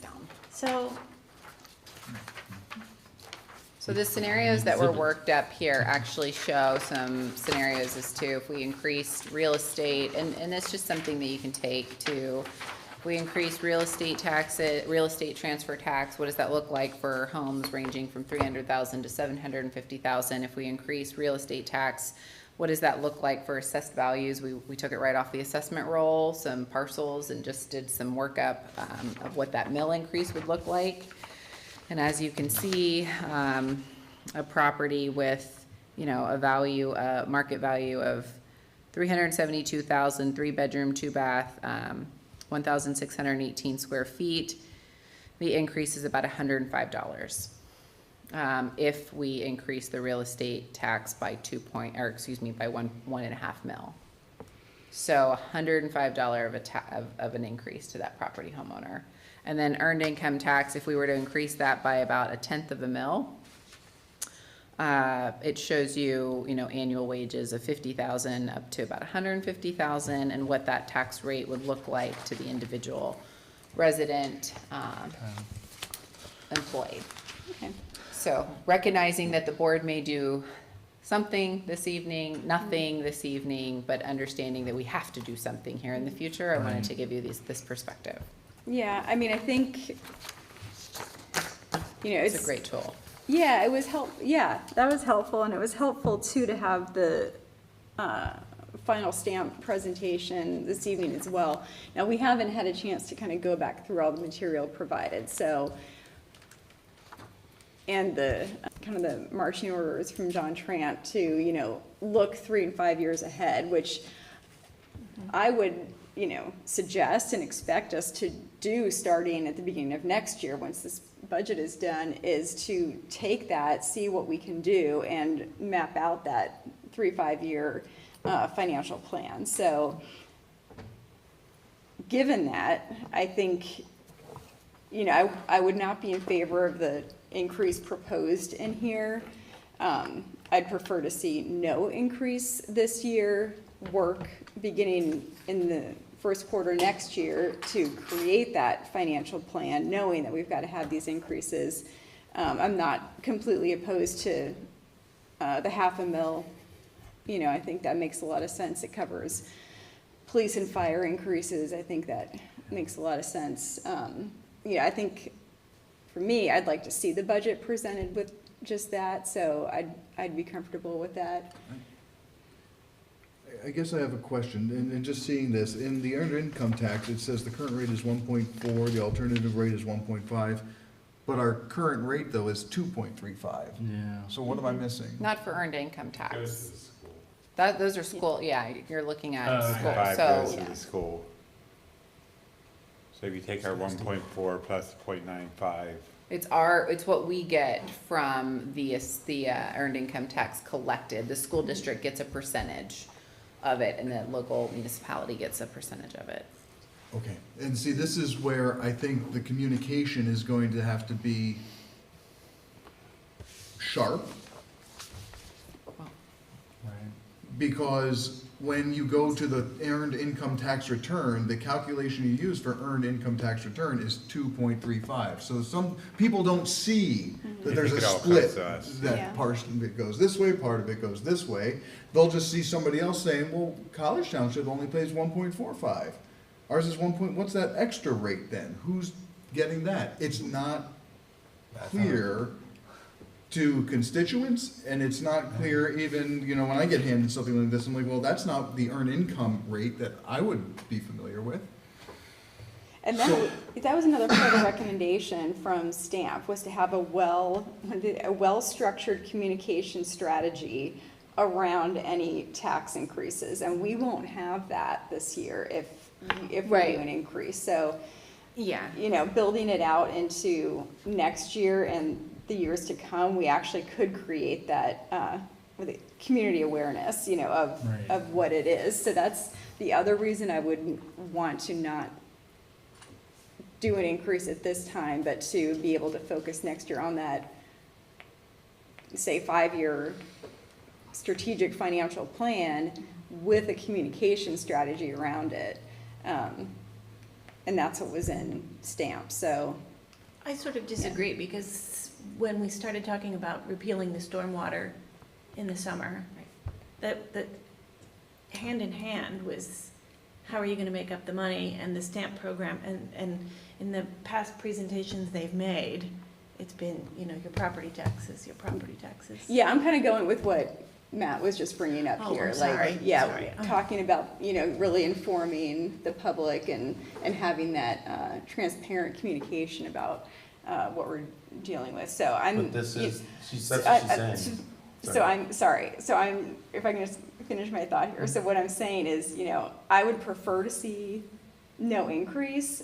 We're gonna have to take a vote here so that we can conclude this discussion. I'd also be comfortable with, you know, a $500,000 if that's where the majority's leaning. I'm not gonna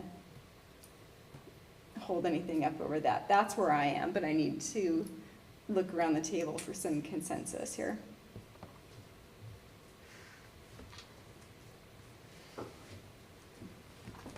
And we'd have to make this vote at this hour? Well, I mean, this is what, It's yeah, what we have we've, to do. yeah, this is what we have to do. Yeah, because it's gonna inform what we do with the budget when we bring it back to you for authorization of a public hearing, at which point the public hearing you have to adopt.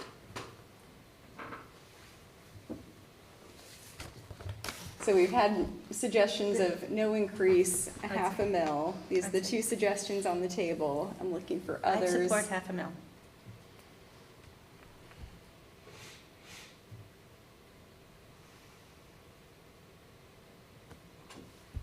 I'm not gonna do that. What are you at? I'm not going to propose a tax increase in the middle of the night. So you're at 0. I'm at 0. Okay. I'm at 0.